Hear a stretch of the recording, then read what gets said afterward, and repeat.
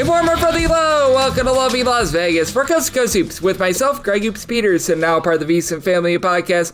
We've got an excellent podcast today as we are going to skip over the recap of everything that we saw on Friday, mainly because we only had 8 games on Friday. If there was anything pressing that happened in something like Texas versus UConn, I will recap that on the podcast tomorrow, but we've got ourselves a full slate of college basketball today as we've got, at last count, 93 games on the betting board. Might be one more or one less, but I'm going to get you guys picks and analysis on all of them as we hit some bank shots. It's going to be very limited with regards to commercials. We're only going to have 2 breaks in between, so that means that we are going to be able to give you guys some relatively free of interruption picks and analysis and winners on all these games. And if you do have a question, comment, segment idea, what have you for this podcast, you have one or two ways to be able to fire those in. First one is my Twitter/X timeline at gunit_81. Keep in mind, letters EM, name does not matter, so as per usual, please do send these into the timeline. And the other way is via an Apple Podcast review.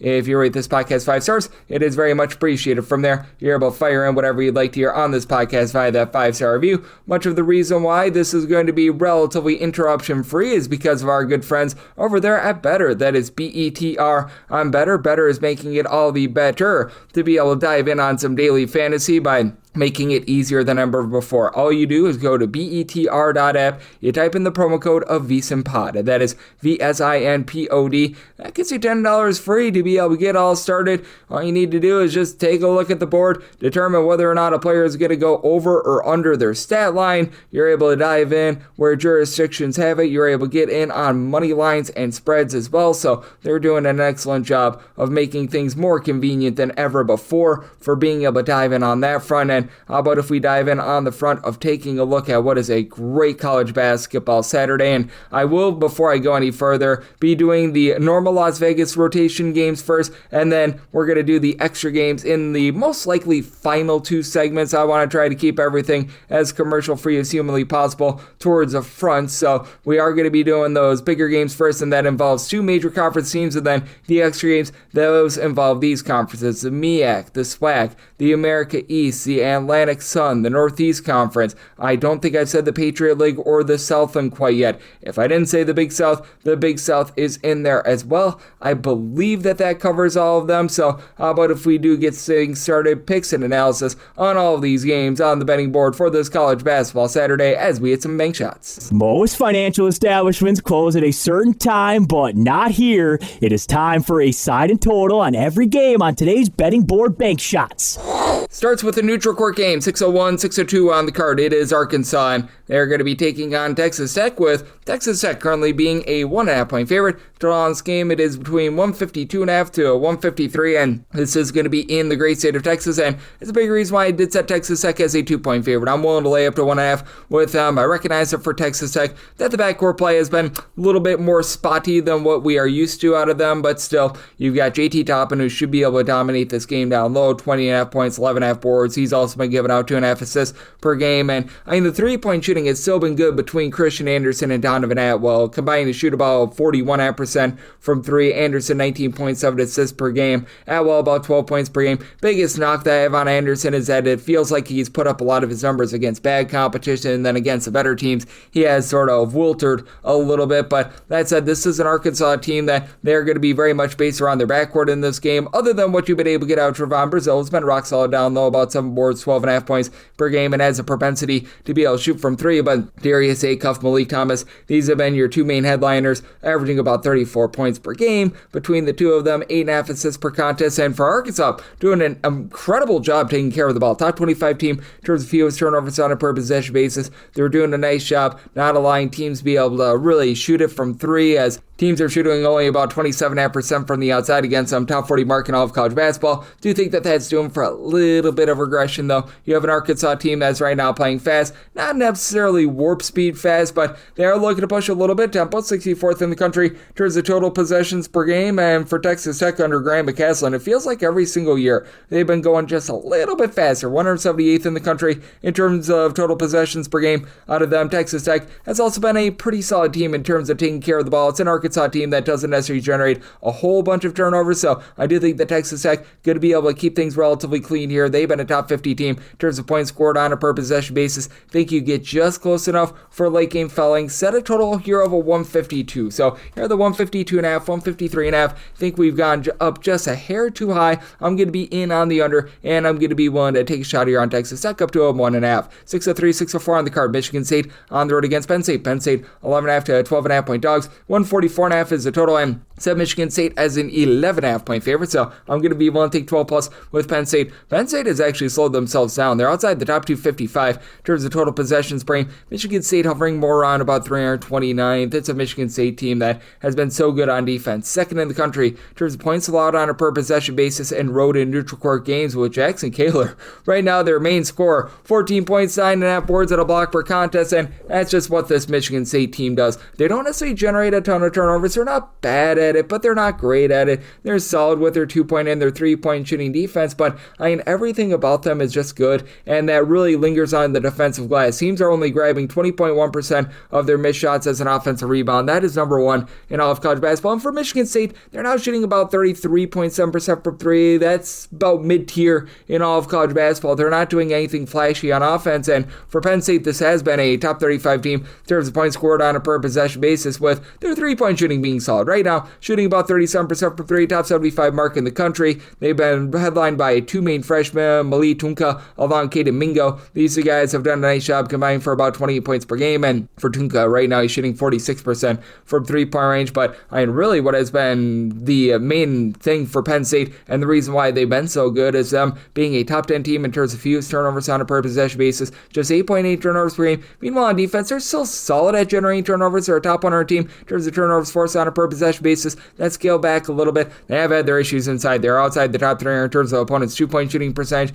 I think that that's going to be a little bit costly to them, but also with this Penn State team, they have been a top 100 team in terms of their defensive rebound percentage. So I do think that this is going to be a relatively controlled game. You're going to need to have someone like an Ivan Juric down low step up for Penn State, as he's right now the lone guy on the team, giving you 4+ rebounds per game. But I do think that this number has went a little bit too far in what I think is going to be a very controlled game. So I'm on line at 11.5, so at 12 plus, we'll take the points with Penn State. So at 12, 139.5. Also like the under. 605, 606 on the card. It is DePaul on the road against Wichita State. Wichita State is a 5 to 5.5 point favorite. 142.5 is the total, and I set the Shockers as an 8.5 point favorite. I'm going to be willing to lay a number. It's just not been great for DePaul. There's not really one true metric where they've been totally getting destroyed, and I will say for the DePaul defense, it's not like it's been bad this far this season. I'm not going to sit here and say that it's been amazing by any stretch of the imagination, but right now for DePaul, they're checking in about 38th in the country in terms of points allowed on a per possession basis, but they're giving up over 21 points more per 100 possessions away from home rather than at home. DePaul's right now shooting about 34% from three, with Landon Blocker right now doing a solid job, giving you about 3.7 assists, 1.5 turnovers per game, 12 points per contest. CJ Gunn has done a good job, giving you about 14 points per game. And then the ancillary guys like Caleb Banks, along with Cruz McClure, are both shooting above 41% from 3-point range, but I do think that Wichita State is really going to be able to eat on the glass. MJ Benson, 7+ rebounds per game for DePaul, but I just don't know how they match up with the Berg, William Berg, who comes over from Purdue at 7'2", 7.5 points, 7.5 rebounds per game. He's been an absolute menace. And then you got Emmanuel Okafor, who comes over from the Power Conference ranks, a little bit over a block per contest. And this Wichita State team last year, they were one of the worst 3-point shooting teams in all of college basketball. Both of their top scorers, Karan Boyd and Keenan Giles, are now shooting 40+% from three. Boyd, he's able to shoot 40% from three, 10.5 points, 6 boards per contest. Giles, who comes over from UNC Greensboro, 17 points per game on 41% 3-point shooting. Wichita State not really going to force the issue outside the top 275 in terms of turnovers forced on a per possession basis, but they're doing a great job taking care of the ball themselves. Top 55 team in terms of ball security, top 35 team in terms of rebound percentage. I think that wins out against a DePaul team that's been a little bit hit or miss on the glass. I did set my total at a 142.5. Right now we are seeing 142 to 142.5. There was an opener of a 139.5, so at a 142 or less in on the over, and with Wichita State willing to lay up to 8 with them. 607, 608 on the card. It is Florida State and UMass swinging battle from Amerant Bank Arena, and right now for Florida State, 10.5 to 11.5 point favorites. So on this game is anywhere between 159.5 to a 160.5, and I did set Florida State as a favorite of 11.5 points. I'm willing to go up to 11 here. It's a neutral court game, but this is being played out there in the state of Florida, so that certainly helps out the Seminoles. And I will say for Massachusetts, once again, a team that is doing a very rock-solid job on the glass. Once again, a team that's leaving something to be desired with their three-point shooting. Now, they're not as bad as last year when they were a bottom 5 team. In terms of their three-point shooting, Marcus Banks, top scorer, 17 points, shooting 37% for 3, comes in from UMBC. He's been able to breathe a little bit of life into this offense, along with Leonardo Batil. He comes over from Abilene Christian, not a guy that's really going to light you up from 3, but 16 points, 8 boards. He's been able to do a nice job on that front, but in this team, they're still built around being able to hit the boards. Batil has been able to give you 8 rebounds per game. Jaden Dungy, along with Daniel Hankins Sanford, 2 main holdovers from a season ago, have been able to give you combined about 12.5 rebounds per game. And for Florida State, what it's all about for them is being able to go bombs away from 3-point range, as this team is right now attempting over 50% of their shots from 3-point range, so they are certainly living and dying by it. Florida State only shooting about 31% for 3, and I do think that goes northward a little bit, as Chancey Wiggins, Robert McCray, Kobe McGee are all shooting between 30 and 30.6% from 3-point range. Between these 3 guys, you've been able to get a combined about 38 points per contest. Lajay Jones, 34.5% 3-point shooter, comes in from St. Bonaventure. He's been able to give you 12.5 points per game, but the kicker with this Florida State team is the turnovers that they're generating on defense. They've been a top 15 team in terms of turnovers forced on a per possession basis, and this has been a UMass squad that has turned the ball over about 14 times per game. They're outside the top 280 in terms of ball security. If they do get fouled, this is a UMass team that also shoots 65.9% of the free throw line. That is outside the top 300 in all of college basketball. And with this Florida State style, they're not really afraid to put you on the free throw line. So I do think that this is a sort of game that is going to be working to Florida State's advantage, even though they have been getting line-based on the glass. They're outside the top 200 with regards to rebound percentage. This despite the fact that you've been able to get about 7 rebounds per game out of Alex Steen, but this is a team that's going to very much sell out for turnovers. They're going to be looking to crank it up tempo, and I think that they're going to have some success in doing so. Now, I do think that this is going to be a sloppy sort of game because you do have 2 teams that are playing very fast. Florida State, right now, in terms of total possessions per game, they are number 10 in all of college basketball. UMass certainly not quite that fast, but still 63rd in the country. But I do think that for Florida State, not a lot of second and third chances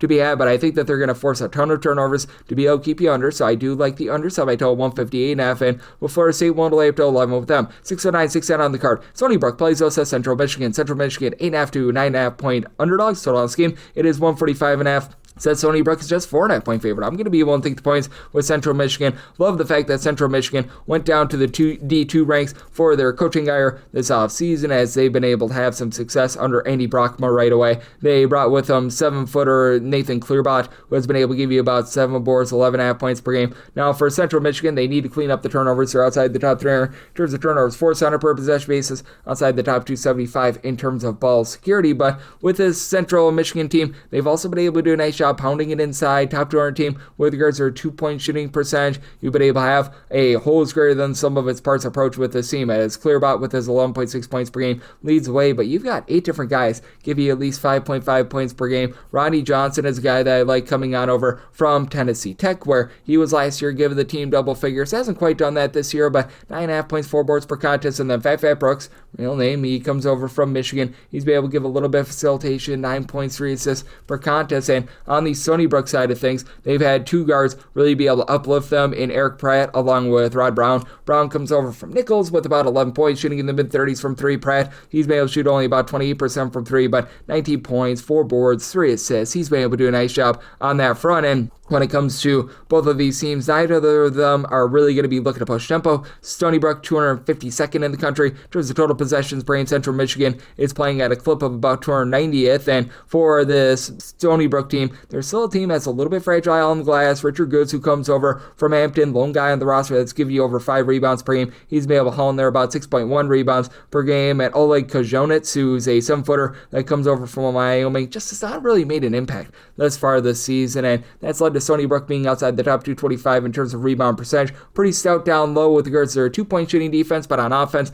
outside the top 300 with that regard. I think that keeps Central Michigan relatively lively, and I think it's going to be a lower scoring game. Semi total at a 146.5. I do think that late game fouling is going to do just enough to be able to push you over, so do like the over on the 145.5. And with Stony Brook, I set them as 4.5 point favorites, so taking those points with Central Michigan. 6-11, 6-12 on the card. It is Iona on the road against St. John's. St. John's a 26.5 to a 27.5 point favorite. 160.5 to 161.5 is the total. And I did set a total of 159.5. I do like the under. Now for Iona, they're starting to see some regression with their three-point shooting defense. There was a time where they were allowing teams to shoot only 20% from three-point range, and you figured that that was going to be coming back to the mean a little bit. Now they're allowing teams to shoot more like 29 to 30% from three, so they're starting to find their bearings there. With this Iona team, they're going to get line-based on the glass or outside the top 275 in terms of rebound percentage, but I do think that they do just enough to hold in their semi-line at a 23.5, so I'm going to take those points as CJ Anthony has been very good for this bunch in Iona. 16 points, 6 assists, shooting 40% from three. Iona has really been pushing a lot of tempo, and this is a St. John's team that is not afraid to run either. Iona, in terms of total possessions per game, 39th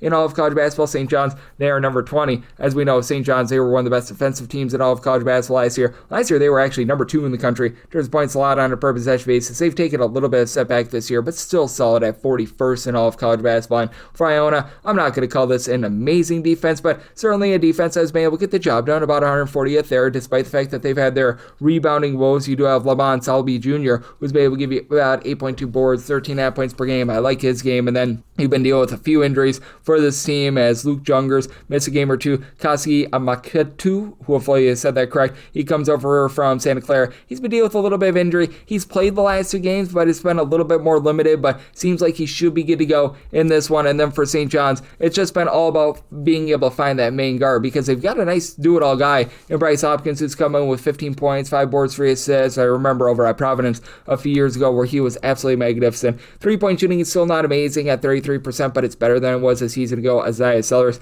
has been the main man, shooting 41% for 3 with 11 points per game, and this team is one of the best in all of college basketball, being above the glass. Zuby Ejiofor, a pair of blocks, 7 rebounds per game. Dylan Mitchell has been able to give you 6.5 boards per contest. Even Kelvin Odie, whenever he's gotten a few minutes, he's only played in like 3 to 4 games because he's just one of those guys that's glued to the bench. He's able to give you some rebounding as well. But that said, with this St. John's team, they have been outside the top 225 in terms of ball security. To their credit, top 50 team in terms of generating turnovers as well. I think that this is going to be a fast game, but it's going to be a little bit of a sloppier game. And St. John's, they themselves are allowing a lot of second and third chances, so I do think that Iona does just enough to hold in there. Semi-total 159.5. So at a 160 plus, I like the under and the points with Iona. 613, 614 on the card. It is Miami. They're playing us Louisiana Monroe. Monroe, a 35.5 to a 36.5 point underdog. 152.5 to a 153.5 is the total. Set a line of a 33.5. I'm going to be willing to take the points with Monroe, and I do recognize that for Louisiana Monroe, things have not been so great here in the year number 1 for Phil Cunningham. Used to be the coach over there at Troy, and for this Louisiana Monroe team right now, 324th in all of college basketball in terms of points allowed on a per possession basis. Well, this Miami team has been very good on the defensive side of things. Not necessarily a team that's going to completely light you up on offense. The offense is good, but I mean, it is outside the top 40 in terms of points scored on a per possession basis, but they just eat you alive on the glass. You've got Malik Renew giving you 20.6 half boards per contest, and for this Miami team, it's been Ernest Uday leading the way on the glass with about 9 rebounds, a block and a half per contest. Has dealt with a little bit of injury, though. He's been missing for a pair of games, so that's something that you want to note. I think they should be good to go in this one, though. I have them marked as in. You've got Chilton Henderson, who's been able to give you about 12 points, 4 boards per contest. He's been rock solid in the backcourt, and for Miami, this is a unit that has been very good at being able to defend down low. Top 30 team in terms of opponents' 2-point shooting percentage. They've also been a little bit lucky, though. Teams are shooting 62.9% at the free throw line against them, so that is certainly something that you should be seeing a little bit of a reversal on. And for Louisiana Monroe, they were able to bring in a Mississippi State transfer, and Montavious Russell has been able to elevate the backcourt, 17.5 points, shooting 37% from 3. Monroe as a whole, they're outside the top 300 with their 3-point shooting percentage at 29.5%. They have been getting line based on the boards. Miami has a big advantage here. Louisiana Monroe outside that top 280 with regards to rebound percentage, but they have been a top 225 team in terms of turnovers forced on a per possession basis. They've been able to do a little bit of something there. You've got Lavelle Bernot, who's dealt with a little bit of injury. He's been a 13-point per game guy that's been able to haul in their 9 boards per contest when he's been out there, and he should be good to go. And in the last 2 games, he has been absolutely magnificent. 45 points and 29 rebounds in those last 2 games, and I think that gives gives Louisiana Monroe just enough punch to be able to hold in there as they've dealt with some injuries, and now they're starting to finally be able to get their full cast of guys out there. And I think that Louisiana Monroe, when it's all said and done, going to be a little bit more of a controlled team for Monroe, about 160th in terms of total possessions per game. So it's not a total year of a 151.5. I do like the points with Monroe, and at the 153.5, I like the under. 615, 616 on the card. It's Old Dominion on the road against George Mason. George Mason, 16.5 to 17.5 point favorites. Total is 144.5 to a 145.5, and I did set a total of a 141. I do like the under. You do have a George Mason team that's looking to play quite slow. Right now, they are outside the top 300 in terms of total possessions per game, and they're back to playing rock solid defense. Currently 48th in all of college basketball in terms of points allowed on a per possession basis. With George Mason, you've had Corey Mincy and Jahari Long do a nice job in terms of headlining the offense. Mincy especially shooting 52% from three, 19 points per game, and I think that there's going to be a bit of regression here. George Mason overall shooting about 40.9% from three against C1 competition, a little bit closer to 39% from the outside. Now this team is going to continue to dominate on the glass, a top 75 team with regards to rebound percentage, with Riley Allen Patch, who comes over from Sanford, give you 11.6 rebounds per game. And Old Dominion last year was really good on the boards, and we have seen quite a bit of regression there. It's an Old Dominion team that they themselves are not really going to be looking to push a ton of tempo. It's not like this is a snail or anything like that, but about 163rd in the country in terms of total possessions per game under Coach Mike Jones. You say who? I say Mike Jones. And right now for Old Dominion, they're looking for who's going to be able to elevate this team in terms of forcing some defensive pressure, as right now they're outside the top 320 in terms of turnovers forced on a per possession basis. And again, they're back outside the top 200 in terms of rebound percentage after they were so good at that last season, and still have quite a few pieces from last year's team on the roster. Caleb Sweaton-Roger, the true 7-footer, has only been able to give you about 5 or so rebounds per game, but he's still chipping in there about a block per contest. They've had some mixing and shaking with the guards. Robert Davis has been dealing with a little bit of injury, so he's been down with his scoring after scoring 15 points per game last season, down to about 10 points per game this season. But you still have a three-headed monster in Casey Shaw, who comes over from Maryland Eastern Shore, LJ Thomas, and Jordan Battle, who will all give you 12.8 to 14.7 points per game. Now, Shaw not at all a three-point shooter, and he's been dealing with a little bit of injury, but did return in that game against Richmond, so he should be good to go in this one. And then LJ Thomas and Battle, they combined to shoot about 33.5% from 3 points for an Old Dominion team that, last year, bottom 10 team in terms of their three-point shooting percentage, up to about 32% this season. But for Old Dominion, they are still outside the top 250 in terms of points allowed on a per possession basis, but I do think that they're going to get back to their roots a little bit more, as speeding themselves up has not really done a lot of good. And I do think that getting Shaw back in the fold, that'll allow them to be a little bit better in terms of generating turnovers. So I did set this line at a 15. I'm going to be willing to take the points with Old Dominion, and I'm in on the under semi-total at a 141. 617, 618 on the card. It's a battle of Oklahoma and Oklahoma State doing battle from the Paycom Center, and with Oklahoma State, there are 2 to 2.5 point underdogs. 167 to 167.5 is the total, and I set Oklahoma, the Sooners, as the 2.5 point favorite. So willing to lay up to 2 with Oklahoma. With this Oklahoma bunch, they have been a little bit hot and cold in terms of their overall play, and same with Oklahoma State, frankly. But that said, I just have a little bit more faith here in the Sooners because you've got the backcourt play. Xavier Johnson along Nigel Pack combining for a little bit over 30 points per contest. Pack is packing it in from 3 points, 48.5% three-point shooter. Now for Oklahoma, it's been a little bit hit or miss on the glass, with Muhammad Wagyu being your main rebounder, 7.5 boards, blocking out per contest. And then you have Tay Davis, a little bit of a do-it-all guy, giving you 13.5 points, 7 boards, 2.5 assists per game for an Oklahoma team that last year, they were a top 25 team in terms of opponents' three-point shooting percentage outside the top 300 this season. And I do think that we're going to see some positivity with that regard. And for the Sooners, they've been really good in terms of taking care of the ball, top 40 team in terms of fewest turnovers on a per possession basis. Meanwhile, for the Cowboys, they're outside the top 225 with regards to ball security. They're playing super duper fast, so the 14 turnovers per game, they're a little bit more efficient than what those numbers would indicate. But still, this is a team that it feels like sometimes they do play a little bit too fast for their own good. 6th in the country in terms of total possessions per game, and getting back Anthony Roy after he missed the first 3 or so games of the season has been big. He's been supplying 15 points, and he shot 40% from 3. Victorious Miller comes over from LSU, has been great. 16 points per contest. He's been able to shoot 50% from 3-point, but don't have a ton of guys that are necessarily dominating the boards. Parsa Falah has been able to give you 6 boards, 14.5 points, and he's got some good versatility. He's able to pop a few threes, but that said, I do think that for Oklahoma, they're going to do a nice job on the glass, even though Oklahoma State has been a top 100 team with regards to their overall rebound percentage. But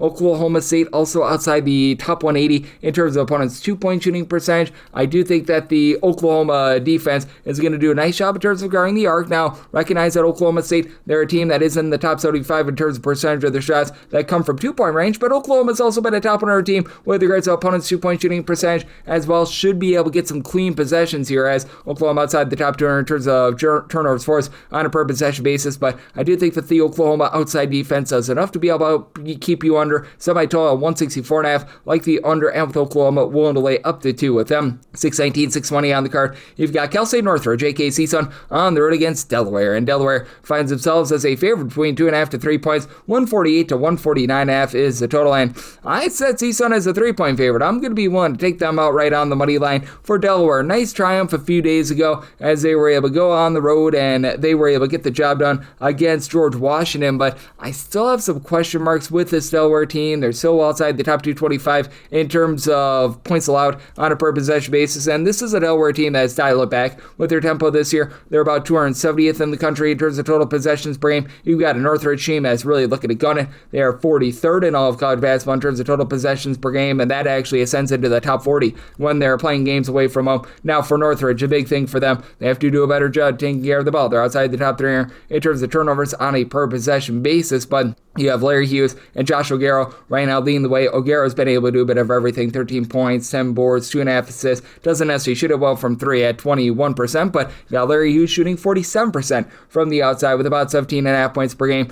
Northridge as a whole, outside the top 3 with regards to their 3-point shooting percentage, as right now they're shooting less than 30% from the outside, but I do think that they're going to be able to excel against a Delaware team that they are about 200th in the country in terms of points allowed on a per possession basis, but if you look at them just in their home games, they actually fall outside the top 250 with this regard, and it's a Delaware team that they leave quite a bit of something to be desired down low, and this is a Northridge team that has really been able to excel on the glass. Currently, they're a top 50 team in terms of percentage of their missed shots that result in an offensive rebound, with Mohamed Fafana being able to give you 5+ rebounds per game, and for Delaware right now, they're outside the top 350 in terms of percentage of their missed shots that result in an offensive rebound, as for Delaware, you have only 2 guys on the roster that have been able to give you over 5.5 rebounds per game. Tyler Hauser has been rock solid, 13.6 boards, and then Macomb Emery has been able to give you 14.5 points, 8 boards, and he does shoot in the mid-30s from 3. Justin Fernandez has really been the X factor. He was missing for 3 games, and that's why they got off to such a rough start. Ever since he's come back, the offense has been more efficient. He's supplying 14.5 points per game, shooting about 40% from the outside, formerly of George Mason and Providence, so that's been a nice booster for them, but it is a Delaware team that's still, it's allowing teams to shoot about 35.5% from 3. They're outside the top 275 with that regard, so there's going to be clean looks there. I do think that CSUN is going to do a nice job grabbing second and third chances, and for Delaware, they just don't find a way to get to the free throw line. They're a bottom 10 team in all of college basketball in terms of free throw attempts per game. I think that CSUN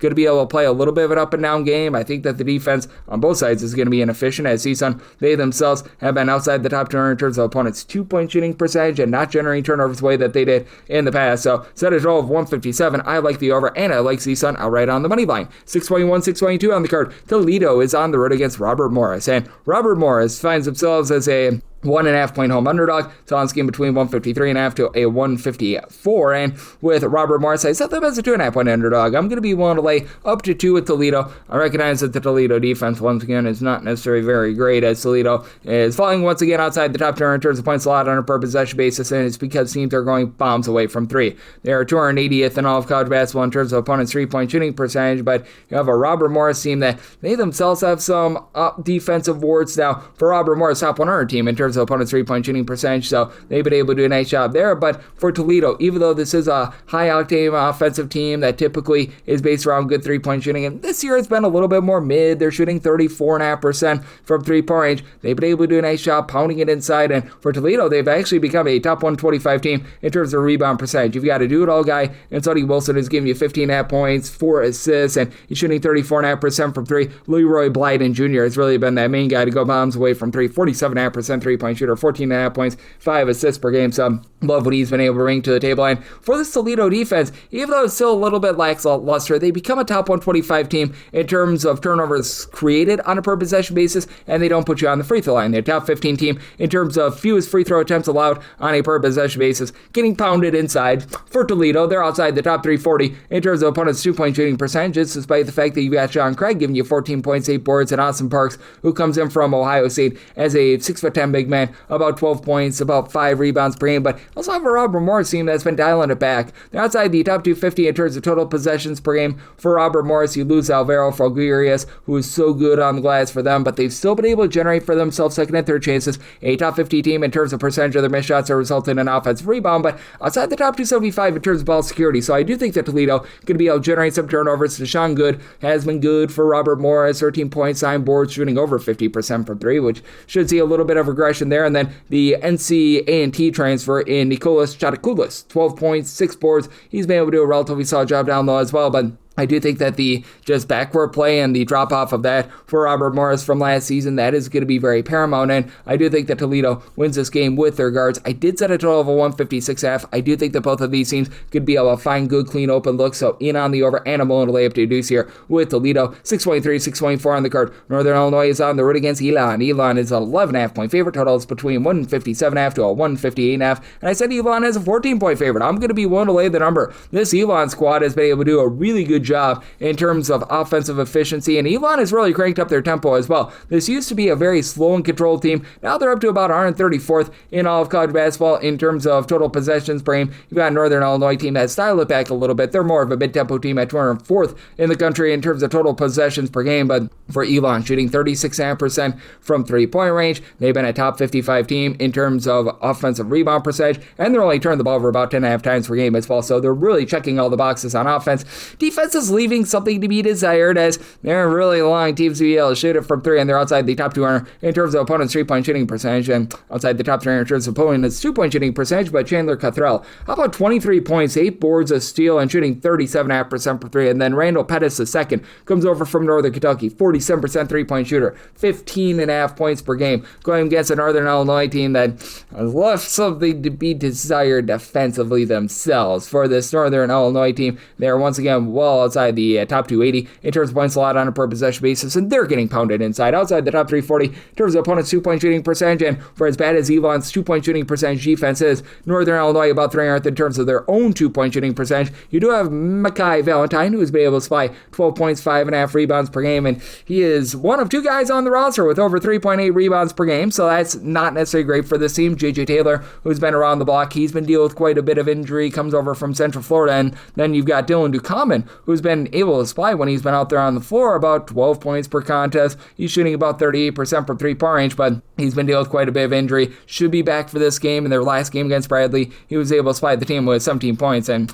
they needed it because they only scored 55 points in that affair. And for Northern Illinois, they're just not keeping things clean. They're outside the top 3 in terms of ball security with about 15 turnovers per game. I do think that Elon is going to be able to allow some open looks from Northern Illinois, but Northern Illinois outside the top 255 once again in opponent's 3-point shooting percentage. I think that you get a high scoring expose here as a result. Set by total 162. I like the over, and I'm willing to lay up to 13.5 here with Elon. 625, 626 on the betting board. It is Purdue. They play also Marquette. Marquette is a 17.5 to an 18.5 point underdog. 153.5 is the total line. With Marquette, I did set them as an underdog of 17.5 points. So 18 does become my buy point, and it has been a rough season for Marquette, to say the least. As for Marquette, their specialty right now is generating turnovers. It's a top 60 team in terms of turnovers forced on a per possession basis, but they're becoming one of those teams that sort of gambles for turnovers, and that allows for some open looks from 3. As opponents right now are shooting over 35.5% from the outside on Marquette. That's outside the top 260 in all of college basketball. That said, this is a Marquette team that's been a top 85 team in terms of percentage of their missed shots that result in an offensive rebound.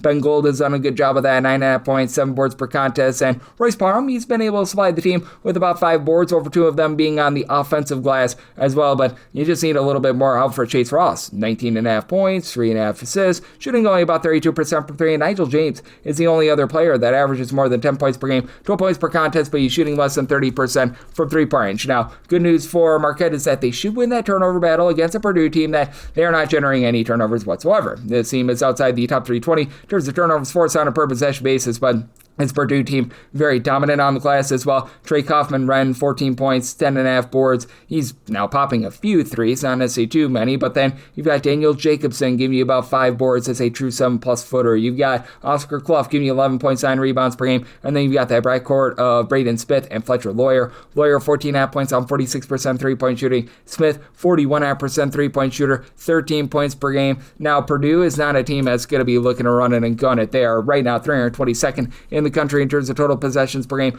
Marquette is looking to play fast, maybe not warp speed, but 44th in the country in terms of total possessions per game. That falls outside the top 50 when they're away from home, but I do think that for Purdue, even though they are going to be able to get some nice looks from three-point range, and they should be able to get the job done here, I think that Marquette generates just enough turnovers and just enough second chances on the glass to be able to hold within this number. Now, I did set my total at a 149.5. I do think that the tempo is going to be dialed back a little bit more here, so I'm in on the under, and we'll take 18 plus with Marquette. 627, 628 on the card. Drake is going to be playing us in North Dakota State. North Dakota State, a 5.5 to 5-point underdog. 140.5 to 141.5 is the total, and I did set the Drake as a 7.5-point favorite. I'm going to be willing to lay the number for North Dakota State, just not the same three-point shooting team that they were a season ago. Last year, they were number one in all of college basketball in terms of three-point shooting percentage, falling outside the top 300 this season, but they made up for it with becoming a top 65 team in terms of turnovers forced on a per possession basis. Here's the issue, though. Drake is a top 10 team in terms of taking care of the ball. This is a Drake team that's doing the little things really well. Top 40 team in terms of fewest free throw attempts allowed per possession to their opponents as well, so they're not fouling a ton.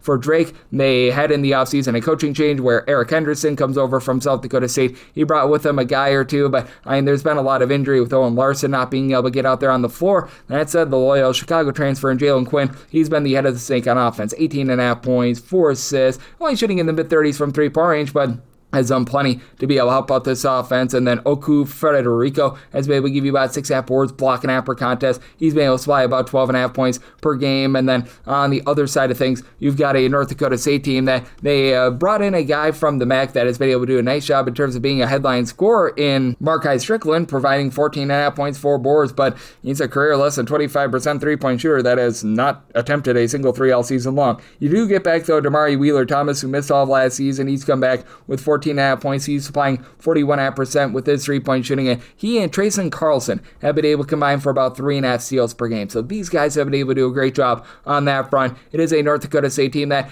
all around is pretty solid with their defense. They're hovering right around about 150th to 175th in terms of both opponents' 2-point and 3-point shooting percentage. And for this North Dakota State team, they're still a top 75 team in terms of defensive rebound percentage. You're not allowing a lot of second and third chances, but with Drake, I do think that they're going to be able to do a nice job of being able to take care of the ball. You're going to have sort of dueling tempos as North Dakota State has really cranked up their tempo. They become a top 125 team in terms of total possessions per game. Drake has really dialed it back, 312th in the country in terms of total possessions per game. I think that just lack of three-point shooting from North Dakota State helps you out with the under, so set it to 139.5. I like the under, and I'm willing to lay up to 70 here with Drake. 629, 630 on the card. Georgia State plays those to Jacksonville St. Jacksonville State, a 6 to 6.5 point road favorite. 136.5 is the total, and I set Jacksonville State as a 7-point favorite, so I'm going to be willing to lay the number. I like the just Jacksonville State style in general. I do think that Ray Harper knows what the heck he's doing as a coach, and for Jacksonville State, they've had a lot of mixing and shaking here this season, but that said, you've got Mustafa El Montequil, who's come over from Louisiana. He's been that dominant scorer, 19 points per game. Not a great three-point shooter. Jacksonville State has taken a little bit of setback there, and Jacksonville State outside the top 225 in terms of ball security, and they need to work on the fact that they are 345th in terms of free throw shooting percentage, but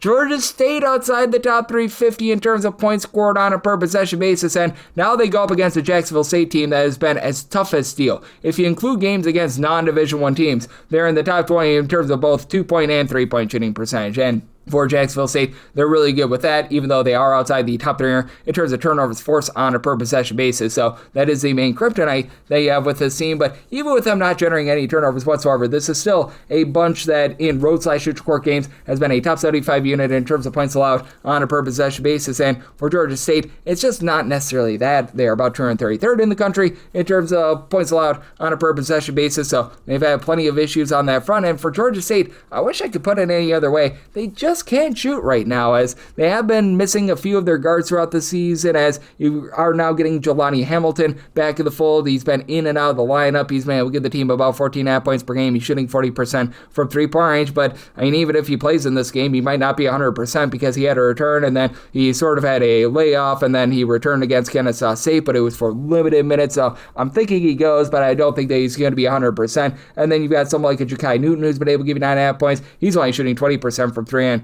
other than Hamilton, he's the only of your guys that are averaging over 8.5 points per game that's shooting above 25.5% from three-point range. Now, for Georgia State, They've been able to do a relatively okay job of being able to give themselves some second chances, top 250 team in terms of defensive rebound percentage, but I do think that Jacksonville St, they're also going to be able to eat on the glass, and for the Georgia State team, they're outside the top 275 in terms of their own ball security as well. For Georgia State, they're about 200th in the country in terms of opponents' two-point shooting percentage, not the world's worst thing against the Jacksonville State team that is very much looking to pile drive the ball inside, and for Jacksonville State, you have been able to have A.C. Bryant along with Jamar Franklin combined for about 21 points per contest. Bryant has been able to shoot 38% from three-point range, but I do think that with Jacksonville State, they're going to be able to manhandle on the glass, currently a top 75 team in terms of rebound percentage, and Georgia State just has not been able to find their offense. So did set a total here of 135. I'm in on the under, and I'm willing to lay up to 6.5 with Jacksonville State. 631, 632 on the card. It is Butler playing us to Providence. Providence is a 5 to a 5.5 point underdog. 168.5 to a 169 is the total. I did set a total of a 165. I'm in on the under. Now Butler is really cranking up the tempo. They're a top 50 team in terms of total possessions per game, and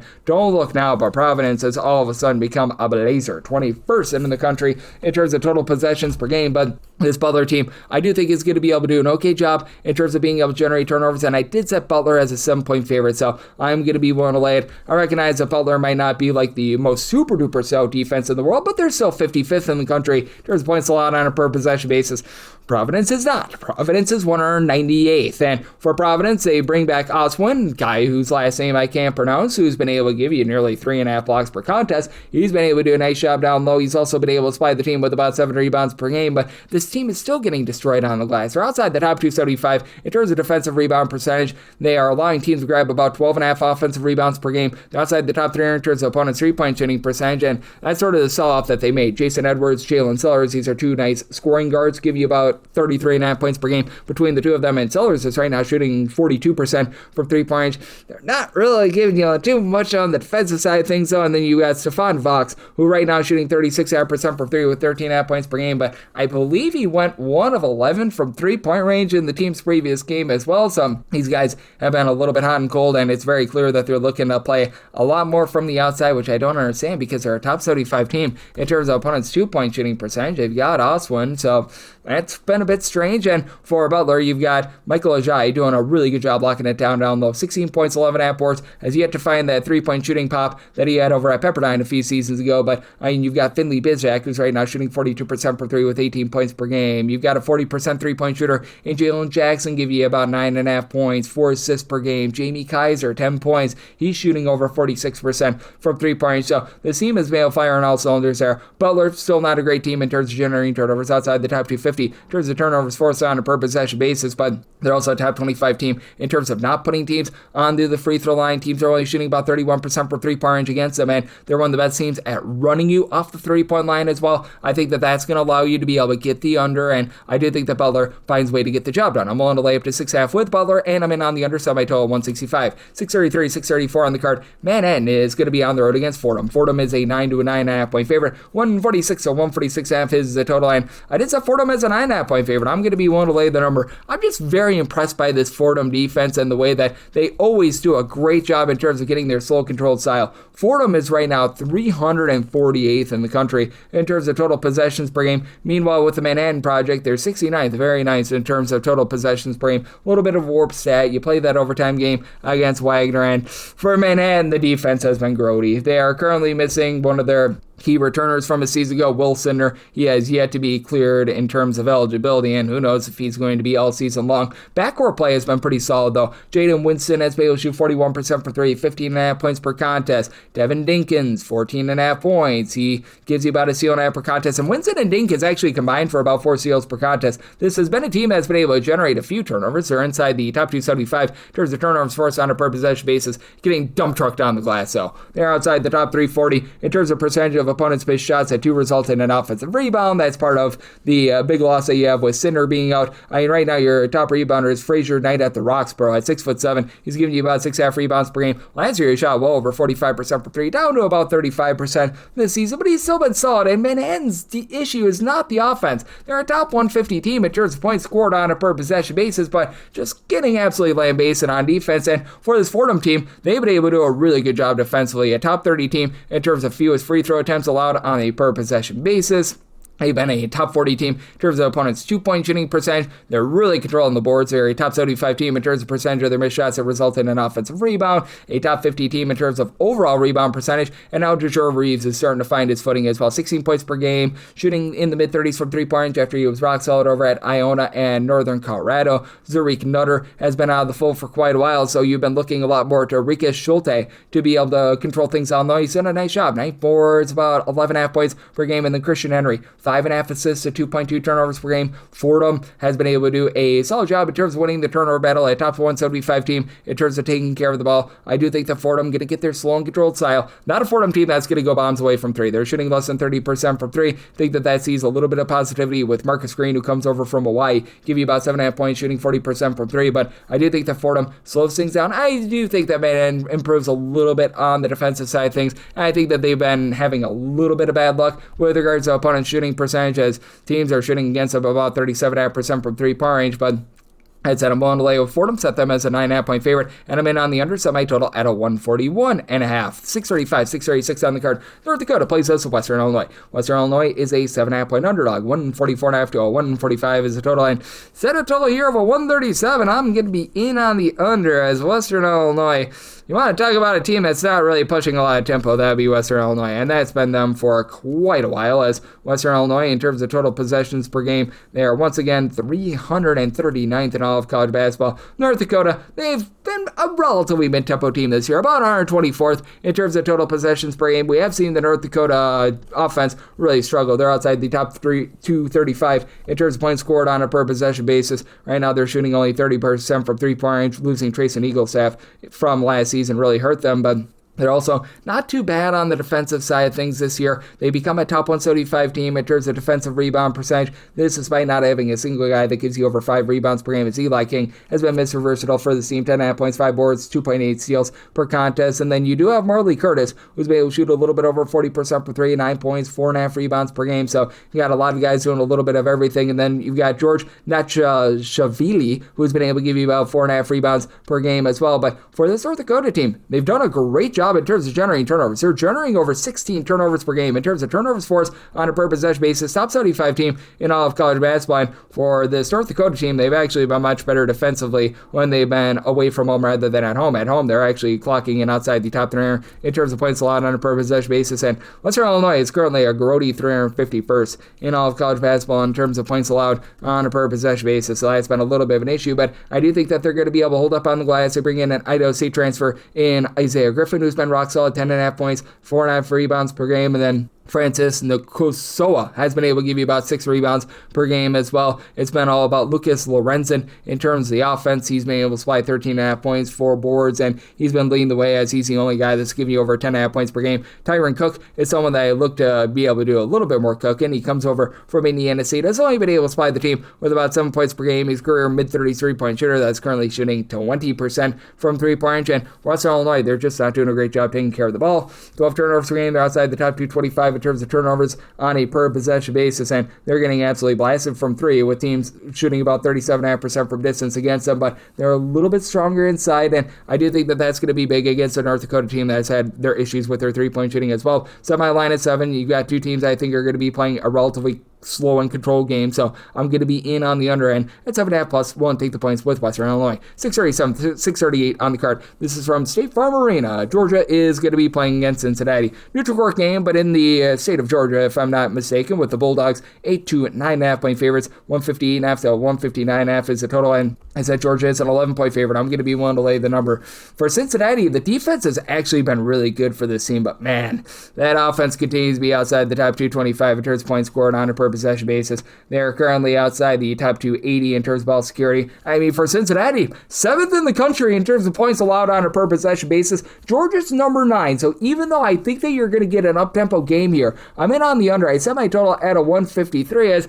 you just have a Cincinnati team that I think is realizing that they're playing too fast for their own good. 51st in the country in terms of total possessions per game, but they've been playing at a rate of about 5 possessions per game fewer over the last 5 games after they were really pushing tempo to begin the season. And And I hate it when coaches say, oh, we're going to play up-tempo in the offseason. They realize it's not working, but they have to stick with it because they realize, oh, I made this guarantee in the offseason. Just win some freaking games, Wes Miller. But that said, with regards to Georgia, they're pushing tempo, and it's working out for them. They are number 4 in the country in terms of total possessions per game. And I do think that there's going to be a little bit of positivity for Georgia here with their three-point shooting, but this is not a team that's going to be some sort of flamethrower from three-point range. As of right now, Georgia is shooting 30.8% from three outside the top 260 in all of college basketball, but the guard play of Blue Kane along with Jeremiah Wilkerson has been very rock solid. They're combining for about 32.5 points per game. Wilkerson is shooting 37% from three, and he's like the only guy other than Justin Bailey on the roster shooting above 33% from three-point range. But this has also been a Georgia team that's done a nice job in terms of both providing second and third chances for themselves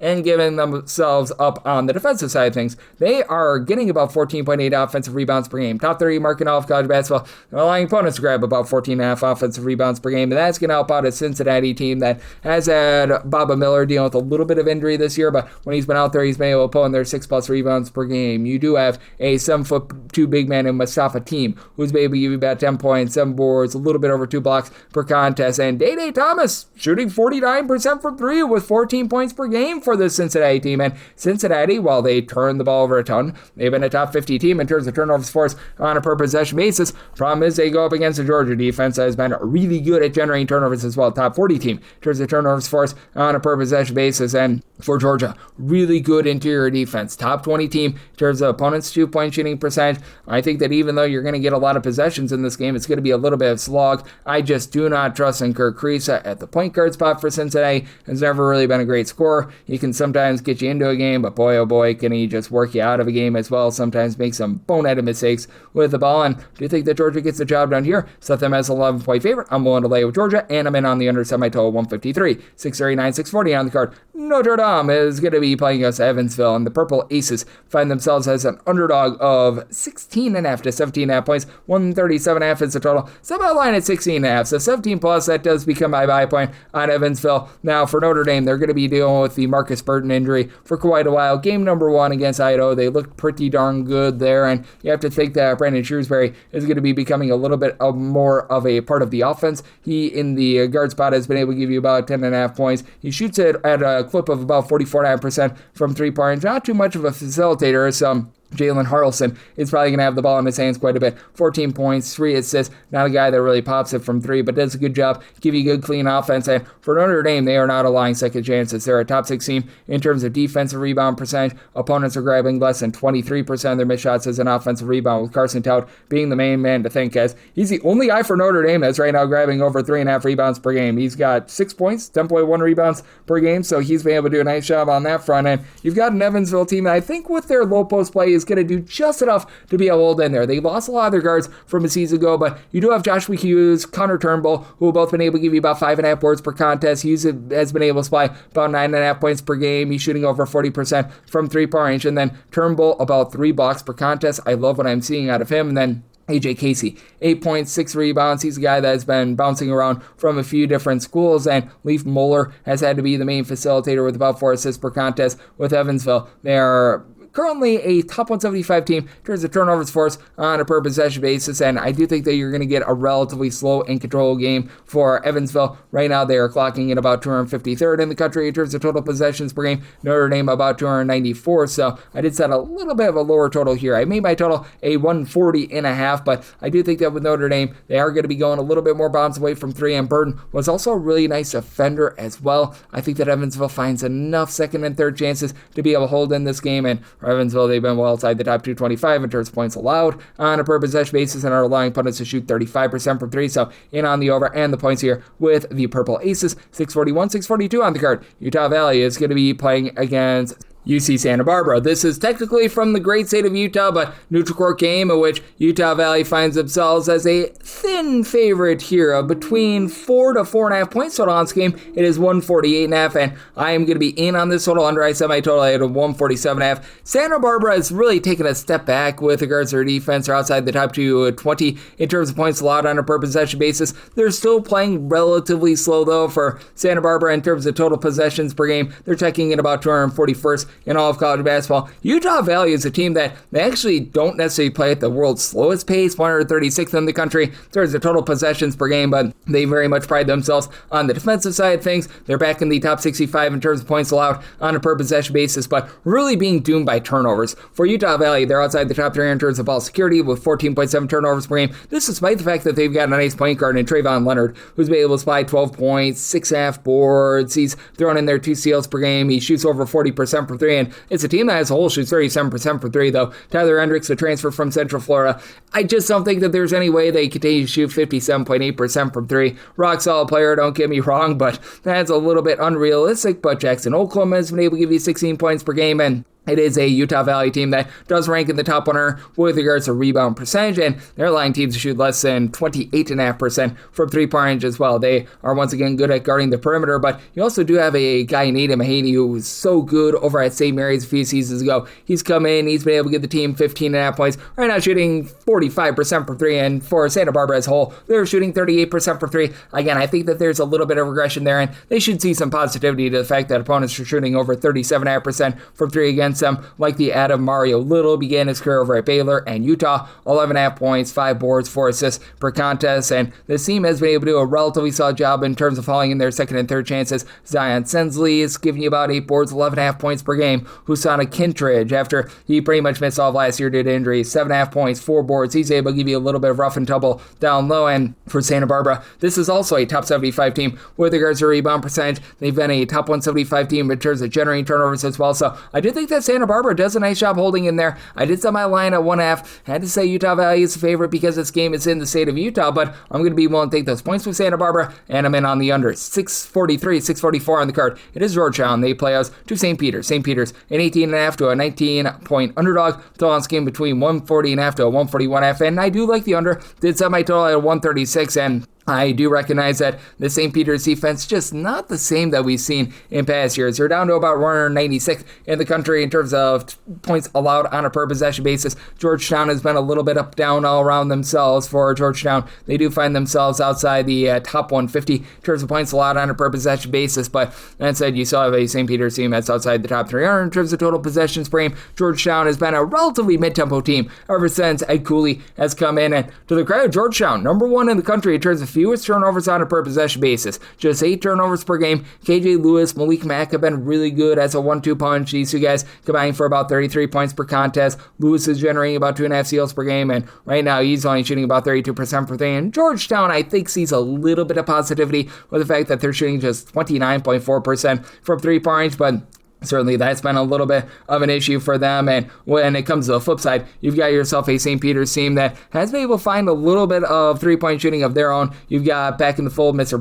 Brett Bland, who's one of their top guys. He's been able to supply about 15 points, 5 boards, and right now he's shooting 39.5% from 3. But for St. Peter's, outside of him, just not a lot of guys that are really supplying 3-point shooting. You've only got actually one other guy that's shooting above 30% from 3-point range. That would be Akantubo Bakare, who's been able to give you about 6 points per contest, and he's shooting about 33% from 3-point range. But as per usual, St. Peter's doing a relatively solid job on the glass. They do rank in the top 175 in terms of percentage of their missed shots that result in an offensive rebound. And when St. Peter's can get to the free throw line, they're shooting 81% the free throw line. One of the best teams in all of college basketball with that regard, but they've been allowing teams to shoot 37% for 3. I think against this Georgetown team that they're going to do a little bit of a better job there. And really the strength for St. Peter's is being a top 75 team in terms of turnovers forced on a per possession basis. I think that Georgetown does a nice job being able to take care of the ball. I think that might slow down this Georgetown team a little bit. So set a total of 136. I'm in on the under, but me and Georgetown, the 22-point favorite, I'm going to be willing to lay the number. 645, 646 on the card. Neutral court game between George Washington and Florida. Now,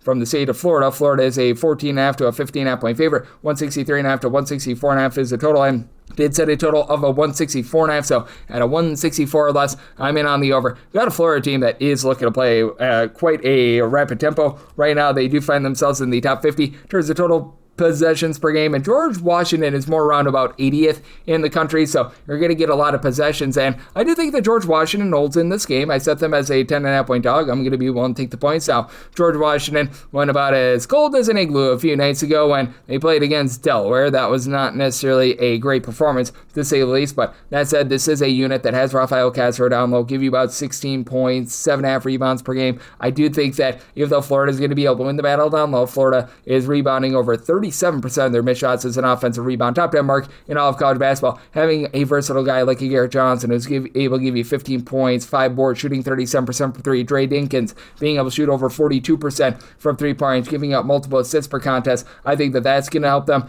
remain relatively lively in this game. And when it comes to George Washington, they've been really good at pounding the ball inside and getting to the free throw line. Top 20 team in terms of free throws in a per possession basis, and then top 30 team in terms of their 2-point shooting percentage as well. And for Florida, they just have not really been able to find a lot along the perimeter. It just has not really worked out with that backcourt of Boogie Flan along with Xavion Lee. Lee is starting to bust out a little bit more, and he's become more of the main facilitator, about 10 points, 5 boards, 4 assists per contest, and you've got Boogie Flan who's able to give you 12 points per game, but Boogie has been boogieing into shooting about 24% from 3, and Lee is shooting just above 20% from 3. If you ask me, Urban Klopsar is probably their best off-ball scorer, about 9 points per game, shooting 37% from 3-point range, but also, the 14 turnovers has been an issue. Florida outside the top 275 in terms of ball security, but they lead the country in terms of offensive rebounds per game. Ruben Chinyelu, 11 boards, 10 points per game. Thomas Haw, 7 boards, 18.5 points per game. Alex Condon, 9 boards, 15 points per game. They're doing a nice job in the glass. Micah Hanlogden, in about 6.5 rebounds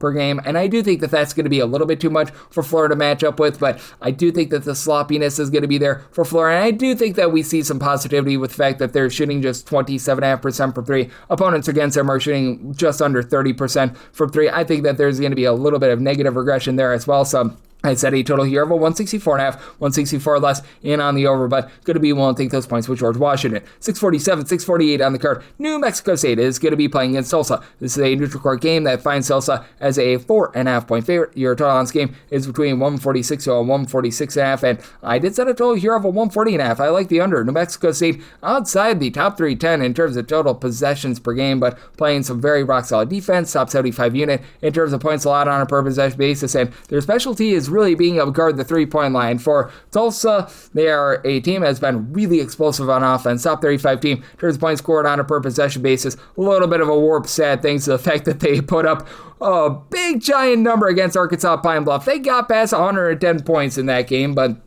that said, you do have a nice trio in Tylen Riley, David Green, and Miles Barnstable. They've all been able to give you between 13 to 15 points per game, and right now for Barnstable, he's been able to shoot 44.5% from 3-point range. Absolutely love what he's able to bring to the table, but do think that we're going to see a little bit of negative regression there, and you do have a Tulsa team that, along with New Mexico State, has been really good on the defensive glass. Both of these teams between 50th and 55th in terms of their defensive rebound percentage, not allowing a lot of second and third chances, and for Tulsa, relatively controlled team, about 230th to 240th in the country in terms of total possessions per game, but I do think that New Mexico State is going to be able to hold in this game. I did set my line at a 2.5 because I do think that they are going to continue to do a nice job guarding from 3. As for New Mexico State, last year they were 6th in the country in terms of opponents' 3-point shooting percentage, back to 21st this season. They've only got one guy that gives you over 9 points per game, Jamel Jones, 16.5 points, 5.5 boards. He was the main guy for the Meet Cal State Bakersfield Roadrunners last season, and New Mexico State leaves something to be desired from 3. They're shooting less than 31.5% from the outside, but Julius Mims is able to give you 7 boards, 8.5 points per game. Jalen Randall, 9 points, 4 boards. You've got a lot of guys. They're just doing a nice job with their versatility. New Mexico State top 150 team in terms of turnovers forced on a per possession basis, and they're also top 125 team in terms of 2-point shooting percentage as well. So I do think that New Mexico State going to do a nice job slowing things down. Do think that in the end Tulsa finds a way to get the job done, but going to set my line at 2.5. So won't take those points with New Mexico State, and I'm going to be in on the under. 649, 650 on the card. Battle Louisiana. Louisiana Tech plays us to Louisiana, the Raging Cajuns. Raging Cajuns, 11.5 to 12.5 point dogs. 126 to 126.5 is the total, and set a total here of a 130.5. I like the over. Do have two teams that are playing very, very slowly. Both of these teams are outside the top 310 in terms of total possessions per game, but for Louisiana, this is a unit that is just not playing great on the defensive side of things. Well, Louisiana Tech is. Louisiana Tech currently 54th in the country in terms of points allowed on a per possession basis. Louisiana is 241st, but you get into a road/neutral court environment environment, that falls well outside the top 275. And for Louisiana, the main crux of their issue is Jumarian Keller, their transfer that comes in from Oklahoma State at 34 points in the first 2 games. He's been out the last 8 games, and that has not been great, to say the least. And for Louisiana, you don't have a single guy that gives you over 5 rebounds per game. Dorian Finster, he comes over from Sam Houston and Kansas State, give you about 4.8 rebounds per game. Jackson Oliveira, the Pepperdine transfer, is able to shoot in the mid-30s from 3-point range, and he's like the only guy that's shooting above 30% from 3 that's currently healthy, other than Mylone Mejia, but he has actually been able to shoot about 42.5% from 3, but on very, very low volume, as he's averaging 4.5 points per game. And Louisiana's whole, well, outside the top 320 in terms of points scored on a per possession basis. They're outside the top 300 in terms of ball security, but they're also outside the top 300 in terms of generating turnovers on a per possession basis on defense as well. So that's going to lead to some good, clean possessions for a Louisiana Tech team that may have been having some issues replacing their main point guard from a season ago, as right now they've had A.J. Bates become a do-it-all sort of guy, 11.5 points, 6 assists per contest. He's right now shooting 44% from 3. Louisiana Tech as a whole, they're only shooting about 29.5% from the outside. Should see some positivity here. Caden Cooper, 10 points. He's been able to shoot about 38.5% from 3, and other than Bates and Cooper, nobody else on the roster shooting above 30.5% from 3-point range, but the offensive rebound rate has been very good for this Louisiana Tech team, and just the overall rebound percentage. Like, this is a Louisiana Tech team that is well within the top 100 with regards to their overall rebound percentage, but they are grabbing about 13 misses per game off the offensive glass. If you look at percentage of missed shots that result in an offensive rebound at home, 43.6% in their home games. That said, I do think that Louisiana sees a little bit of positivity themselves with regards to their own offense. You've got a Louisiana Tech team that has been a top 175 team in terms of turnovers forced on a per possession basis. That said, they're aligned teams that only shoot 26% from 3. I do think that we're going to see some negative regression there, so I'm going to take the points with Louisiana, set them as a 10.5 point dog, and on the over, some I told 130.5, 651, 652 on the card. It is Creighton, and they're going to be playing against Kansas State. This is a game where Creighton is a 3 to a 3.5 point favorite. Total on this game, it is between 156.5 to a 158, and I'm going to be willing to take a shot here on Kansas State. I did set my line at a 1.5 for both of these teams. Things have been very much less than savory thus far this season, as for Creighton, they have found themselves well outside the top 125 in terms of points scored on a per possession basis, as they just don't have that go-to guy anymore. And I do like the fact that Creighton has a little bit more depth than in past seasons, and that's something that I've been complaining about for them for years. But right now, your lone double-figure scorer is Josh Dix with about 11.5 points, 3 assists per game. He's shooting in the mid-30s from 3, but for Creighton, even though they do a nice job in terms of keeping teams off the free throw line, top 15 team in terms of fewest free throw attempts allowed on a per possession basis, they could probably use being a little bit more aggressive on defense outside the top 340 in terms of turnovers forced on a per possession basis. And go up against a Kansas State team that's well outside the top 200 in terms of turnovers on a per possession basis on offense. That's really been their big weakness, as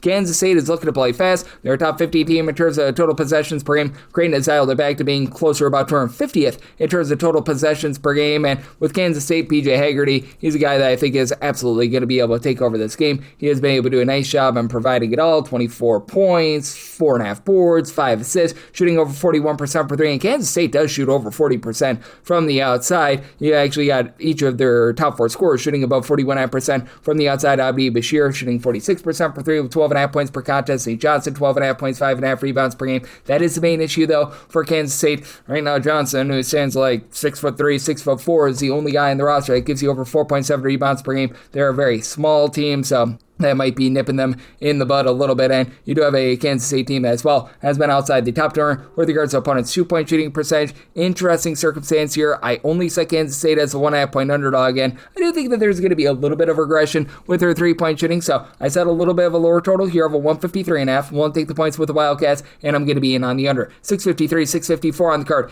Rice, we give our O to Lane Kiffin. Go L's. They play us to Arkansas State. Arkansas State is a 3 to a 3.5 point road favorite. Total on this game is 152.5. And with Rice, I did set them as a underdog of just 1.5 points. So I'm going to be willing to take those points. With Arkansas State, they're just a little bit too sloppy for my liking. Outside the top 275 in terms of ball security, you do have a Rice team that has been pretty solid in terms of giving themselves second and third chances. 31% of their missed shots become an offensive rebound. That does check in the top 125 in all of college basketball. And Arkansas State, they themselves have been very good in terms of generating second and third chances. They are actually 42nd in the country with that regard, but when you have so many turnovers, that really hurts you. And for Rice, you do have a lot of guys that have been in the system for multiple years. Trey Borneau is back from a season ago, 13.5 points, 5 boards, 3 assists per contest. Jalen Smith, he's been with his coach Rob Lanier going all the way back to his SMU days, and he's been able to supply 42% three-point shooting, 12.5 points per game. For Rice, they are still turning the ball over a little bit more than what you'd like outside the top 230 with regards to ball security with about 13.5 turnovers per game, but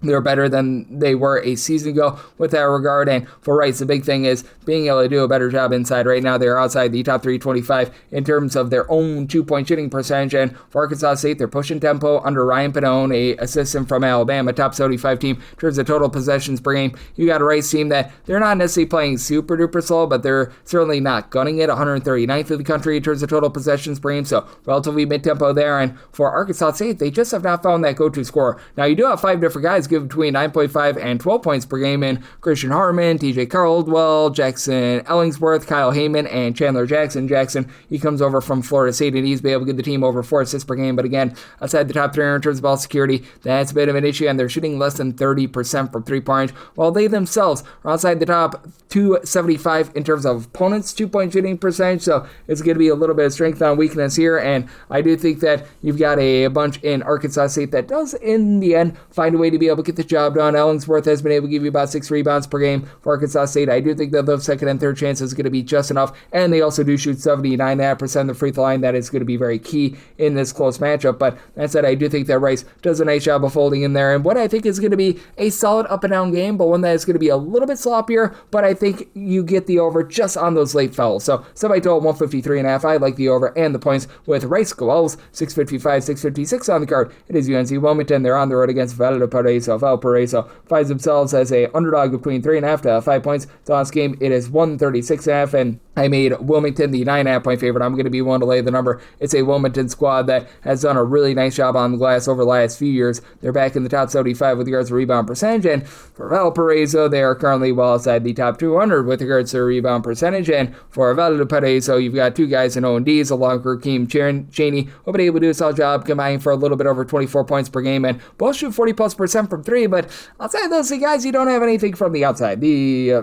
Beacons are now shooting 31% from 3-point range. They do grab quite a few second and third chances. This has been a top 75 unit in terms of percentage of their missed shots that result in an offensive rebound, but they really give up a lot of looks on the defensive end. And with regards to this Valparaiso team, down low, they just have not been strong. They're outside the top 260 in terms of their overall shooting percentage, and they're outside the top 300 in terms of their 2-point shooting percentage. And for UNC Wilmington, they do a nice job being able to play a very slow and controlled style. They're right now about 340th in terms of total possessions per game, and Valparaiso is not a team that's looking to thunder it up and down, 188th in the country in terms of total possessions per game, but for Wilmington, they are not a team that's going to force a lot of turnovers. They're outside the top 275 with that regard, but you've got Madison Durr along with Nolan Hodge, who have done a nice job leading the way with combined about 27.5 points per game. Hodge has been able to shoot 42% from 3. He supplies 8 rebounds per game. Patrick Wessler, true 7-footer that comes over from the ACC, 8.5 rebounds per game with 3.5 offensive rebounds per game as well. This is not a Wilmington team that is necessarily like a complete blister with regards to their shooting. They're outside the top 200 with regards to 2-point shooting percentage. They've done well from 3. They're shooting 37% from the outside, but those second and third chances, being a top 50 team in terms of percentage of their missed shots, are resulting in an offensive rebound. That's really been able to reign supreme, and Wessler has been able to make an impact on the defensive side of things as well. Top 100 team in terms of opponents' 2-point and 3-point shooting percentage, and then Noah Ross has done a nice job supplying 9 points, 4.5 boards. You just have a lot of good versatility with Wilmington, and I think they should take it to a Valparaiso team that just still has not been able to do the world's greatest job with their backcourt quite yet. So semi-line of 9.5, I'm going to be one to lay with Wilmington. Set a total here of a 135.5, as I do think that Wilmington slows this game down, so I'm also in on the under. 657, 658 on the card. Neutral court game between Ole Miss and Southern Miss. Southern Miss is a underdog of 13.5 points. So on scheme between 138.5 to a 139.5, and I did set a total here of a 143. I'm in on the over, and this opener was actually closer to about a 144.5. So when you've seen this get pile driven down, and for Southern Miss, this unit is one that is going to be playing a little bit more of a controlled pace, but they've been able to do a nice job in terms of being a top 50 team in terms of their overall offensive rebound percentage. Southern Miss, mid-tempo team, they're about 212th in the country in terms of total possessions per game. Ole Miss a little bit more slow and controlled at about 254th, and with Southern Miss, I did have to set them as a 15-point favorite because turnovers, even though they do a nice job on the offensive glass, getting those second and third chances. This being headlined by the fact that you've got Isaac Tavares doing it all, 16.5 points, 7 boards, 2.5 steals per contest. They also shoot 30.5% from three-point range, and for Southern Miss, just very sloppy with the ball. They're outside the top 240 in terms of ball security with about 13 turnovers per game for Southern Miss as well. They have been a team that's really given it up from the outside. Teams are shooting over 36% from three-point range, and I do think that Ole Miss is going to take advantage of that, even though you do have a guy in Tyreek Wilkes who's been able to give you about 6 boards, 17.5 points per game, and Dejae Benoit has been able to supply about 6 rebounds per game as well for Southern Miss, but nobody else gives you more than 3.6 rebounds per game, and that's big because for Ole Miss, this is not a team with necessarily a lot of size. You do have the versatility of Malik Dia, 13 points, 6.5 rebounds per game, and then you've been able to get 5.5 points, 5.5 boards. James Scott, lone 2 guys on the roster that really give you over 4.5 rebounds per game, but Ole Miss, once again, top 130 team in terms of their overall ball security. They've been a top 100 team in terms of opponents' 2-point shooting percentage as well. And they do shoot about 35.5% from 3. Elias Carmodine has been able to shoot about 38% from 3, 14 points, 4.5 assists. A little bit of an international do-it-all sort of guy. Kezigifa, who comes over from the Big South, hasn't necessarily flourished quite yet with a steal, about 8 points per game. And for Ole Miss, thought that they'd be a little bit better at generating turnovers. They're not bad, but they're right now outside the top 75 in terms of turnovers for us on a per possession basis, but I do think against the Southern Miss team that has had a little bit of a tough time taking care of the ball, they do find a way to be able to turn that defense into offense, and they carve up a Southern Miss team that hasn't guarded the perimeter well, so set my line here at a 15. I'm willing to lay with Ole Miss, and I like the over, set my total 143. 659, 660 on the card. Clemson plays also Mercer. Mercer is a underdog of 21 to 21.5 points. 152.5 is the total line. I am going to be in on the under. I set my total at a 146.5. You do have a Mercer team that's looking to play quite a bit more up-tempo, and to the credit of Clemson, they've become a top 40 team in terms of points scored on a per possession basis. They didn't look that way against BYU in Madison Square Garden in the second half, but you know what? It is a Mercer team that is certainly going to be looking to play a little bit more up and down, about 123rd in the country in terms of total possessions per game. Clemson, as per usual, not a team that's pushing tempo, 271st in the country in terms of total possessions per game, but with this Clemson unit, I did have to set them here as a 22.5 point favorite. I'm going to be willing to lay the number, mainly because with Mercer, this team has just been getting absolutely lambasted on the glass for Mercer. Right now, they're allowing teams to grab 14.4 offensive rebounds per game. They're a bottom 15 team in terms of their defensive rebound percentage. Now, they themselves a top 125 team in terms of giving themselves second and third chances. Armani Mighty, he has been mighty with his 14.5 points, 9 rebounds per game. Brady Shoulders, main returner from a season ago, 9 points, 8 rebounds per game. And then Bakara Okoji, who comes over from George Mason, about 6 assists, 18 points per game.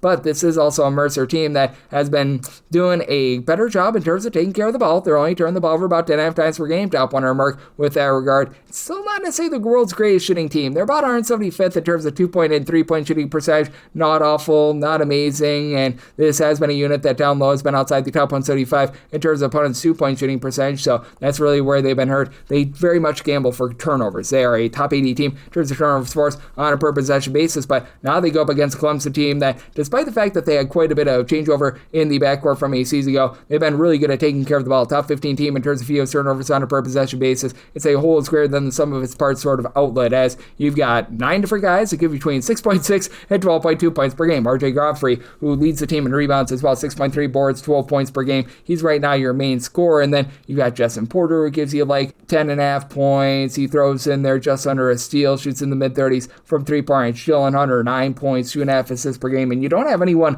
that gives you more than 3 assists per game. You've got one guy that gives you 2.9 assists per game in Zach Foster, but he's only giving you about 7 points on 30% 3-point shooting, but they all just play really well as a collective. They do a nice job guarding the 3-point arc themselves. Teams are shooting only about 27.5% for 3 against them. They've done a nice job dominating the boards, being a top 50 team with that regard. I do think that Clemson finds a way to get the job done in a little bit more of a controlled game, so I might total 146.5, like the under, and a willing to lay up to 22 with Clemson. 681, 682 on the card. It is Memphis, and they're going to be on the road facing off against Louisville. Louisville finds themselves as a pretty good size favorite here of 16 to 16.5 points. Total on this game between 160.5 to a 162, and set my line at 12.5. I'm going to be willing to take the points with Memphis. Now, Memphis has really been struggling on offense. They're well outside the top 100 in terms of points scored on a per possession basis, and it's a Memphis group that has been able to give themselves some second chances. They're 50th in the country in terms of percent of their missed shots that result in an offensive rebound, but this is a very, shall we say, well-rounded Louisville team. They've been a top 50 team with regards to rebound percentage, as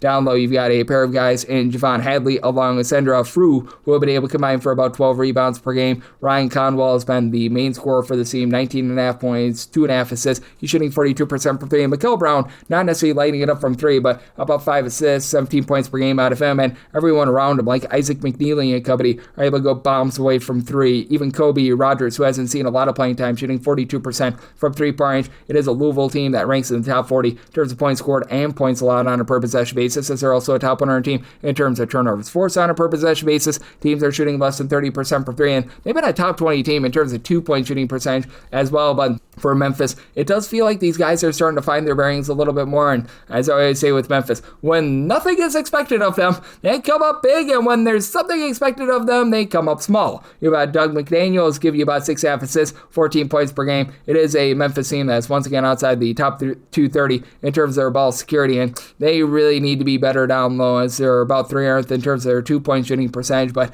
all of a sudden, Aaron Bradshaw is starting to give you a little bit of something. A former top 10 recruit that's just been a big giant flop, but he's been able to come up with a combined 31 points and 4 steals in the last 2 games. So it's a big part of that win over Baylor, and it does feel like this Memphis team is starting to be able to find their bearings on offense after they had a trillion guys transfer into the program. Zachary Davis along Julius Threadford, they've both been able to give you about 9 points, 5 rebounds per game apiece, and Threadford is able to shoot 44% from three. I do think that for Memphis, they still are very much a work in progress, but it does feel like Bradshaw coming on is going to be just enough for them to be able to hold in there. I think that Louisville continues to be quite efficient on the offensive end, and it is a Louisville team that's going to be pushing a little bit of pace. They're about 49th in the country in terms of total possessions per game, set a total of 162.5 at a 162 or less, and on the over, and I'm willing to take the points with Memphis, 663, 664. It is Illinois, Chicago on the road against Belmont, and Belmont does find themselves as a good-sized favorite of 13.5 points, 155.5 is the total, and for Belmont, set them as a 12.5 point favorite. So at 13 plus, I'm going to be willing to take those points.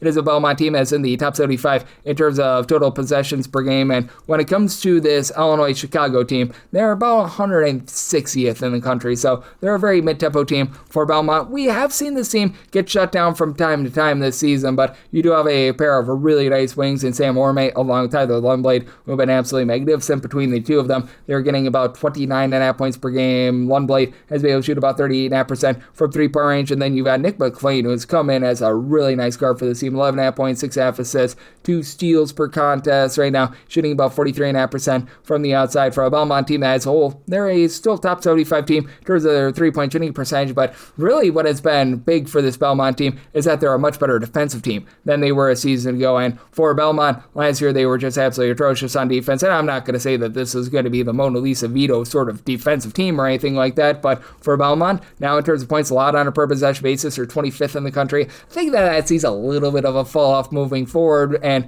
you do go up against an Illinois-Chicago team that has been a top 30 team in terms of percentage of their missed shots that do result in an offensive rebound, so they've been able to do a really nice job in terms of being able to pick up the slack, give themselves some second and third chances, but this is also a Illinois-Chicago team that's outside the top 3 in terms of ball security with about 14 turnovers per game. They've also been a top 75 team in terms of turnovers forced on a per possession basis. Ahmad Henderson, he's the head of the snake in the backcourt, 15.5 points, 2.5 assists, only shoots about 31% from three. He gets them out from Makai Lowry, who comes over from Towson, 9.5 points, 3 assists, nice mixer and shaker, doesn't really pop it from three, but he gives you those 6.5 rebounds per game. And then you've got Jason Nathaniel, who's giving you a 5.5 rebounds per game, 3.2 offensive rebounds per game. I think that that's going to be just enough for this Illinois-Chicago team to be a hold in there. Now, it's an Illinois-Chicago team that has been a little bit hot and cold with regards to their defense, but they're back inside the top 125 in terms of opponents' three-point shooting percentage, and for as good as this Belmont team is, I just don't think that they continue to allow teams to only shoot 27.5% from three-point range. I do think that Belmont is going to be able to make things a little bit sloppier with the way that they generate turnovers, but I did set a total here of a 156.5 here at the 155.5. I think you get just enough efficiency for the over, so like the over, and with Illinois-Chicago, we'll take 13 plus with them. 665, 666, you've got Colorado playing us UT San Antonio. Meet the Roadrunners are at 22.5 to a 23-point underdog. Total on this game, it is 154.5, and with UT San Antonio, set them as a 21.5 point underdog. I'm going to be willing to take the points. I really like Austin Clonch as a coach, and man, it's not been great for UT San Antonio this year. They have gotten blasted time and time again. They become a little bit more of a mid-tempo team, about 153rd in the country in terms of total possessions per game, and then have a Colorado team that's pretty much playing at the same tempo, 148th in the country in terms of total possessions possessions per game. For Colorado, top 30 team in terms of their overall three-point shooting percentage. They do leave something to be desired on the defensive side of things, though, as for this Colorado bunch. Right now, 237th in the country in terms of points allowed on a per possession basis, but misery does have company, as UTSA is about 205th in the country. With UTSA, typically this is a really good team in terms of generating turnovers. That's just the Austin Clonch system, but Colorado has done a very nice job in terms of taking care of the ball. They're only turning the ball over about 9.5 times per game, top 35 team in terms of fewest turnovers on a per possession basis, and you've got versatility. Main scorer right now is Isaiah Johnson coming off the bench for 15 points, right now shooting 54% from three, and I do think that there's going to be regression with that and the team overall shooting 41% from the outside, but you've also been able to have, for this Colorado team, some nice interior play, as well as you've got Bingo Doc, who's been able to give you 11.5 points, 7.5 rebounds per game. You bring in Barrington Argris, who was a 20-point per game scorer over at UC Riverside last season. In a small role, he's been very effective, shooting over 50% from three, 11.5 points, 5 assists per game, but for Colorado, they're also outside the top 280 in terms of turnovers forced on a per possession basis. Colorado, to their credit, not allowing a lot of second and third chances, but teams are also shooting over 38% from three-point range against them. Again, I think that you're going to see some negativity with opponents' three-point shooting percentage, just like negativity should be had for the three-point shooting percentage of their own, and UTSA is right now shooting less than 30% from three, despite the fact that Jameer Simpson has been a nice go-to scorer, 18 points, 5 boards. He's right now shooting 38% from three. Dorian Hayes has been able to shoot 32% from three.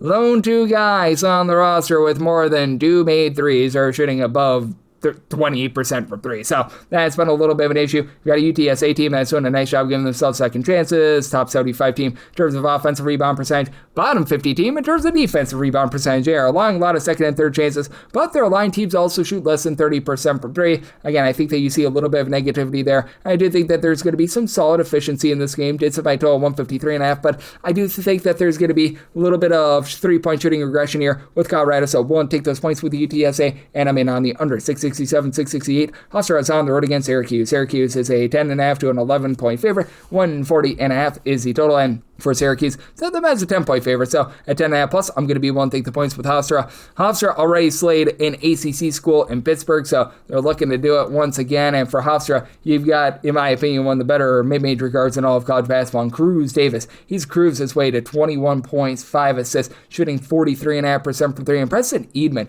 has done a nice job helping out this offense as well. 5 assists, 14.5 points per contest. Love what these two guys are bringing to the table. That said, this is going to be a Hofstra team that's going to have a little bit of a, shall we say, hands-full situation with regards to their low post players. This is a Hofstra team that has been outside the top 175 in terms of defensive rebound percentage. Last year, they were actually number one in terms of opponent's two-point shooting percentage, and they are once again doing a nice job here, top 75 with that regard. Silas Sunday, a true 7-footer, seems to be coming on strong, 5.5 boards out of him, and Victory Otinu has been able to give you about 7.5 boards per game. For Syracuse, they should be without Donnie Freeman once again in this game, but for Syracuse, they become a top 20 team in terms of points allowed on a per possession basis, and teams are only shooting about 30.5% from three against them. They're a top 10 team in terms of opponents' two-point shooting percentage, top 75 team in terms of turnovers forced on a per possession basis. You just need more out of Nick Kingsville. Last year, shot over 40% from three over at Oregon State, shooting just 25% this year with about 9.5 points per contest. You do have Donnie Freeman out of the fold, so that means that William Kyle needs to continue to step up down low. He's been able to do so defensively, 3 blocks, 8 boards, 10 points per game. Just need a little bit more scoring there, and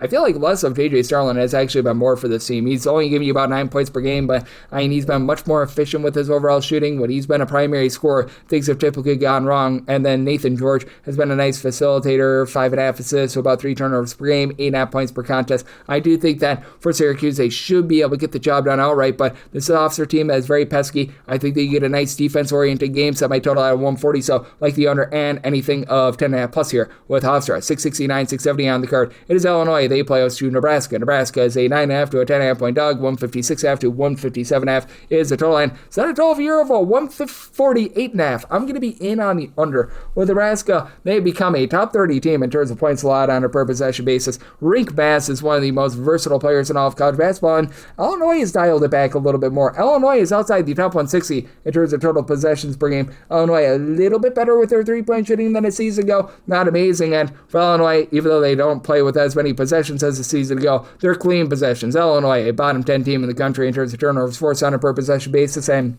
a top 40 team in terms of taking care of the ball. And Illinois, top 50 team in terms of percentage of the missed shots that result in an offensive rebound, as David Barosic is able to give you 14.5 points, 9 boards, 2.5 assists. He's right now shooting 36% from three-point range. Kylan Boswell has become that main scorer with about 15.5 points, 3.5 assists per contest. And you're getting Tomislav Ivisic to look a little bit more like himself. His numbers are down this year, but he's been playing through injury. But in that previous game that he had against Tennessee, he had 16 points, 5 rebounds, took a little bit of step back against Ohio State, but you don't need him to be as dominant as he was a season ago because he's got a little bit more help from his friends. But that said, you're going to need him to be at full force against a Nebraska team that has Mass, who I was mentioning before, 18 points, 6 boards, 3 assists, right now shooting 45% for 3. Should see a little bit of regression there, but I mean, ever since they've really taken Connor Essegian out of the starting lineup, things have been much better with this backcourt. Price Sanford, 37.5% three-point shooter, 16 points, 5.5 rebounds per game. Ricky B. Tiesel, he does a nice job down low with about 7 rebounds per game. Now, Nebraska doesn't pull in there a lot of second and third chances.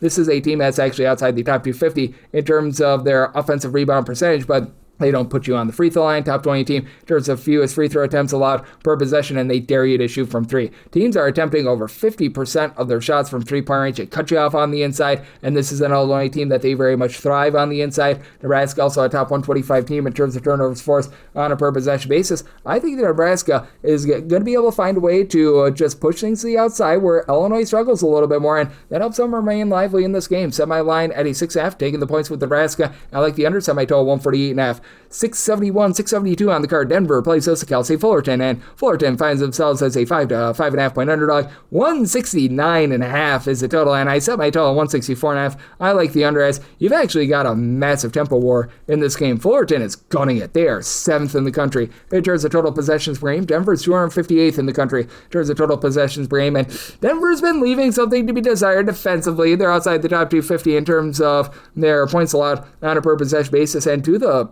credit of Fullerton, they're a top 30 team in terms of defensive rebound percentage. Now, they don't haul in there any offensive rebounds themselves, but they don't allow you to grab second and third chances as well. So I did set Fullerton as a 2.5 point underdog. I'm going to be willing to take the points, and for Denver, I love the hire of Tim Bragstatter, who comes over from MSU, Minnesota St. Moorhead, and he's been able to bring with him a few of his friends, as Carson Johnson is right now leading the way, 18 points per game. He's shooting over 40% from three-point range. He's been able to get things rocking and rolling. He does bring in from North Dakota State Jeremiah Burke, who's been a nice versatile piece, 15 points, 5 boards. He shoots about 35% from 3, and that's much of this style for Denver. Lots of versatility, being able to bomb from 3. They're going to leave something to be desired down low, as Gabe Oldham is right now the only guy that's giving you over 5.5 rebounds per game, 6.5 boards, 5.5 points per contest. But that said, this is a Denver team that they're also not doing a great job in terms of generating turnovers outside the top 3 in terms of ball security. And to the credit of Fullerton, last year they were turning the ball over left and right. They finally have found a little bit more facilitation, and they've become a top 100 team in terms of their ball security. They've been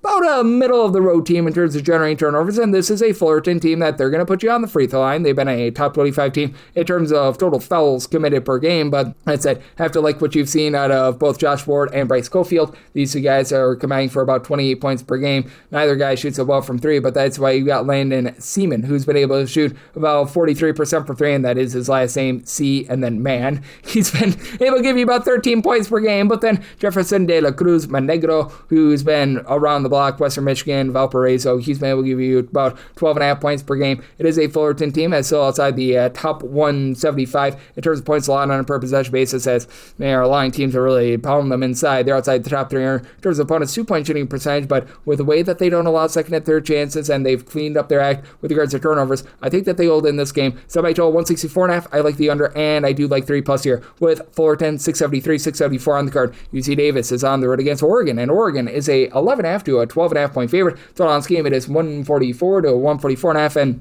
I said Oregon as a 10.5 point underdog, so I'm going to be willing to take those points with UC Davis for the Aggies. They've been a really good team in terms of generating turnovers over the last few seasons, but have left something to be desired on offense with their just inability to be able to take care of the ball, and that's the case once again this year. UC Davis, top 55 team in terms of turnovers forced on a per possession basis, bottom 50 team in terms of taking care of the ball, and for UC Davis, they typically have that one nice go-to scorer, and it's a little bit more than that this year. It's Connor Sevilla, 14.5 points. He's been able to shoot 43.5% from 3. Niles Cooper has been the number 1 guy, 17 points, 5 boards. He shoots 46% from 3-point 3-point range. This is still a UC Davis team that has been struggling quite a bit on the glass, outside the top 275 in terms of percentage of their missed shots that result in an offensive rebound, but they've also been able to do a little bit better job with their interior defense. Top 175 team in terms of opponents' 2-point shooting percentage, and Niko Rokac, who's back from his season ago, 11 points, 6 boards, pair of assists per game. He's been a big reason why Oregon just is not taking care of the ball. They're outside the top 225 in terms of turnovers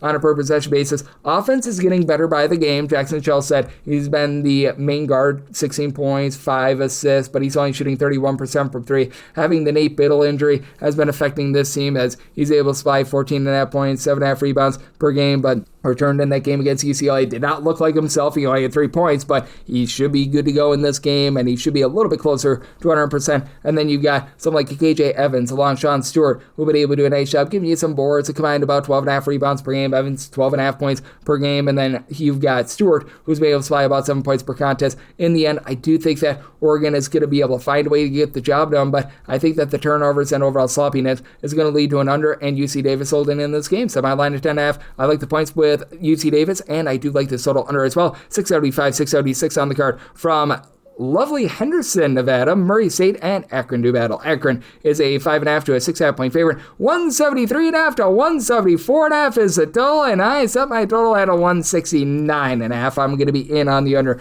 Now, you've got two teams that have just absolutely exploded with regards to their offense. You've got two top 75 teams in terms of points scored on a per possession basis, and Akron, they're not quite as fast as the season ago, but they're playing with some pace. They're 90th in the country in terms of total possessions per game, and Murray State is turning down for absolutely nobody, 51st in the country in terms of total possessions per game. And you look at Murray State in a road/switch court environment, they become a top 25 team with regards to total possessions per game. But Akron's also been a top 125 team in terms of points allowed on a per possession basis. They're generating some nice turnovers, and to the credit of Murray State, this has been a unit that has been able to do a good job with regards to their 3-point shooting defense, as they allow the fewest 3-point attempts of any team in all of college basketball. They are really looking to make things just go to the inside, with Fred King being able to give you 12 points, 8 rebounds at a block and a half per contest. You've got in the backcourt a guy in Javon Jackson who's been able to do it all. 16 points, a steal, shoots 42% from 3-point range. And Murray State as a whole, they shoot 36% from the outside. And teams, when they do hoist it up from 3, they're shooting about 32.5% from 3. So that's about a country average number. Meanwhile, for the Akron team, they've been able to get some really nice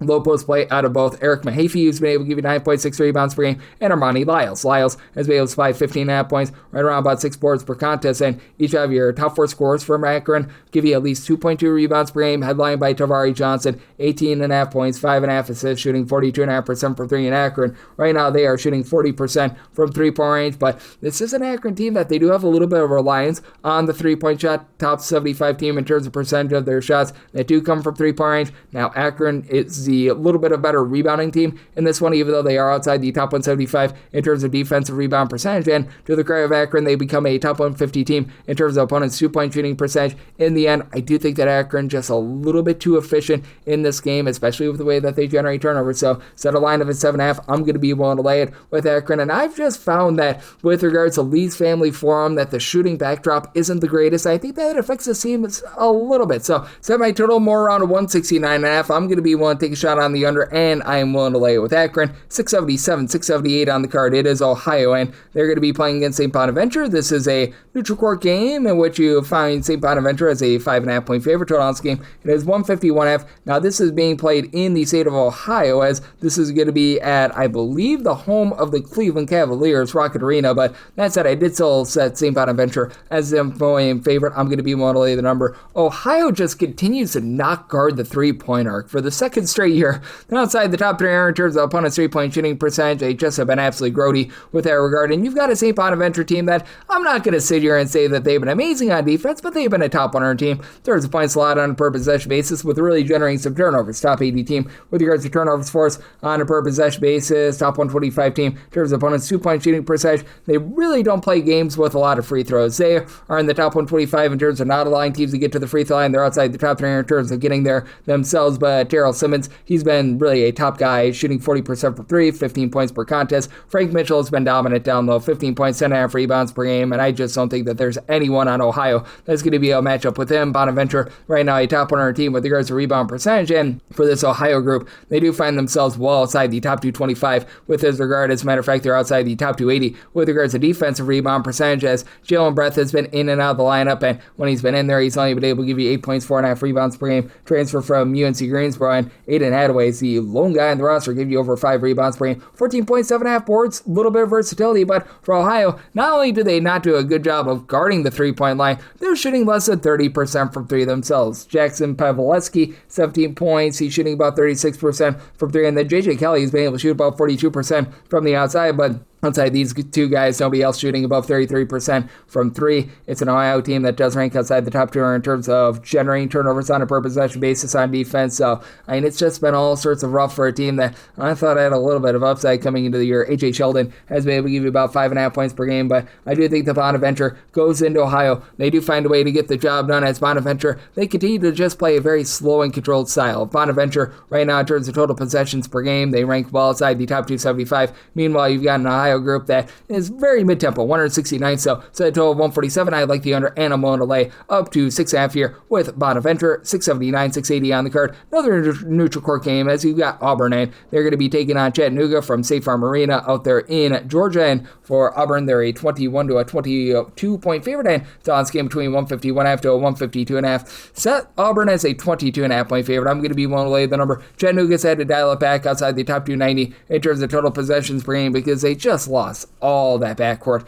that they had from a season ago. And for Chattanooga, they're not the worst shooting team. They're shooting 36% from 3-point range, but it's just not the same as it was a season ago. Still a top 150 team in terms of points scored on a per possession basis. They're only turning the ball over about 10.5 times per game, but this team just needs a little bit of something on the inside as they have one player right now in Josh Bowman who's been able to give you over 5 rebounds per game. But the problem is Bowman's only been able to play in 2 games because he's been dealing with a bunch of injuries. So that's been a problem. You've got Teddy Washington, who's been very versatile, 10.5 points, 4 boards, 2.5 assists. He's not a 3-point shooter, though, that really fits his system. You've had Jordan Fritson come in, be able to give the team 13 points, 4 assists. He's shooting 50% from 3, but on low volume. And for Auburn, I do think that they're going to do a nice job with regards to their size around the perimeter of just really affecting a Chattanooga team that doesn't have much size at all. Keyshawn Hall has been one of the most versatile players in all of college basketball. 21 points, 8.5 boards. He's shooting over 40% from 3. Kashawn Murphy, he's actually been able to pop a few threes as well. 10.5 points, 5.5 boards out of him. Dodge Bedford has yet to really get it going. He's only been able to shoot about 30% from 3-point range, but I do think that for this Auburn group, being one that has been doing a nice job taking care of the ball, top 75 team, towards a few turnovers on a per possession basis, they're also doing a tremendous job on the glass of being a top 50 team with regards to percentage of their missed shots that result in an offensive rebound that they do find a way to persevere here. Auburn has been a little bit, shall we say, suspect on defense outside the top 80 in terms of points allowed on a per possession basis, but with how slowly Chattanooga plays, I think that helps you out to the under, and also playing in a football stadium as well over at State Farm Arena. So I'm going to be in on the under, so my total at a 150.5, and with Auburn willing to lay up to 22 with them. 681, 682 on the card. You've got Villanova, and they are going to be playing close to Pittsburgh, and Pittsburgh does find themselves as a underdog here of 9.5 to 10.5 points. So it's a game between 136.5 to a 137.5, and set Villanova as a 9-point favorite, so I'm going to be one to take the points with Pittsburgh. With Pittsburgh, it's been a little bit wobbly for this team, but I do think that Pittsburgh are going to do a nice job slowing this thing down. They're outside the top 300 in terms of total possessions per game. And Villanova, contrary to popular belief of Kevin Willard, other than last season, his teams are typically slow and controlled. They're outside the top 250 in terms of total possessions per game. Pittsburgh has done a nice job in terms of hitting the glass, top 150 team in terms of rebound percentage with Cam Corrin, give you 14 points, 9 boards, a block per contest. And then you've got DeMarco Minor coming up very major, about 11 points, 4 boards, 3 assists, just doing a little bit of everything while shooting 41% from 3-point range. But it has still been a little bit up down all around for this team. You've got Amari Weatherspoon, who's been able to fly about 7.5 points, but his 3-point shooting is down below 30%. But for Villanova, you've got some, shall we say, suspect play with regards to perimeter as well. So you've got one of the best rebounders in all of college basketball, Duke Brandon, 10.5 points, 12 boards per contest, and then our Caden Lewis has been able to come Coleman, give you about 4.5 assists, 12.5 points per game. Bryce Lindsey has been that main scorer, shooting about 47.5% for three, but outside of Lindsey, not necessarily a lot of reliability. Villanova has also been a very fortunate team with teams shooting 64% the free throw line against them. That's a top 10 mark, and that should be going northward. And for this Villanova group, they've been allowing teams to shoot darn near 40% from three-point range. So even though Duke Brandon has been able to give them a lot of second and third chances,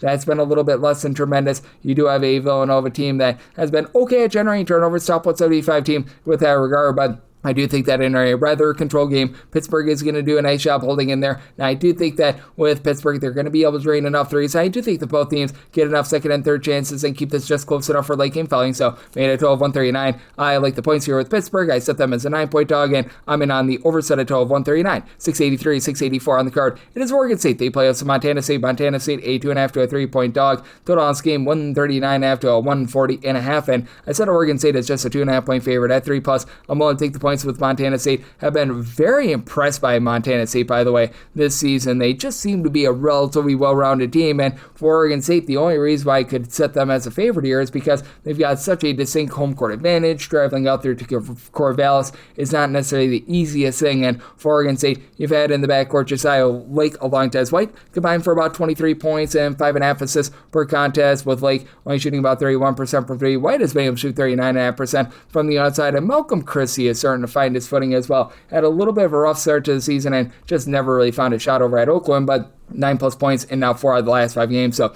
he's been able to give the team a little bit of a boost. But for Oregon State, even though they brought in a lot of size, 7-footer Noah Ammonhouse, or you bring in a guy that saw good minutes over at Pittsburgh and Ore Diaz-Graham, Stephen Olawani, they just have not been able to find any sort of rebounding whatsoever. And for Oregon State, they're not taking great care of the ball. They're outside the top 275 in terms of turnovers on a per possession basis, outside the top 300 with regards to rebound percentage. And for this Montana State team, it's not necessarily going to be the most physically imposing team. You really don't have anyone that's above 6'8", other than, I would say, Chris Hodges, who comes over from Wisconsin. He's only been able to give you about 3.5 rebounds per game, but even though this team is outside the top 275 in terms of their offensive rebound percentage, they're not allowing a lot of second and third chances. Top 80 team in terms of defensive rebound percentage, and teams are shooting less than 31% for three against them, with Davion Brown, Patrick McMahon headlining things in terms of the offense, combining for about 20.5 points per game. Brown is shooting 49% for three. Should see a little bit of regression there, but McMahon, a pair of assists, 4.5 rebounds per game. Jed Miller shooting over 40% from three with 13 points per game. And for Montana State, top 130 team in terms of their ball security, turn the ball over only about 11 times per game, and they're pushing teams off the three-point line.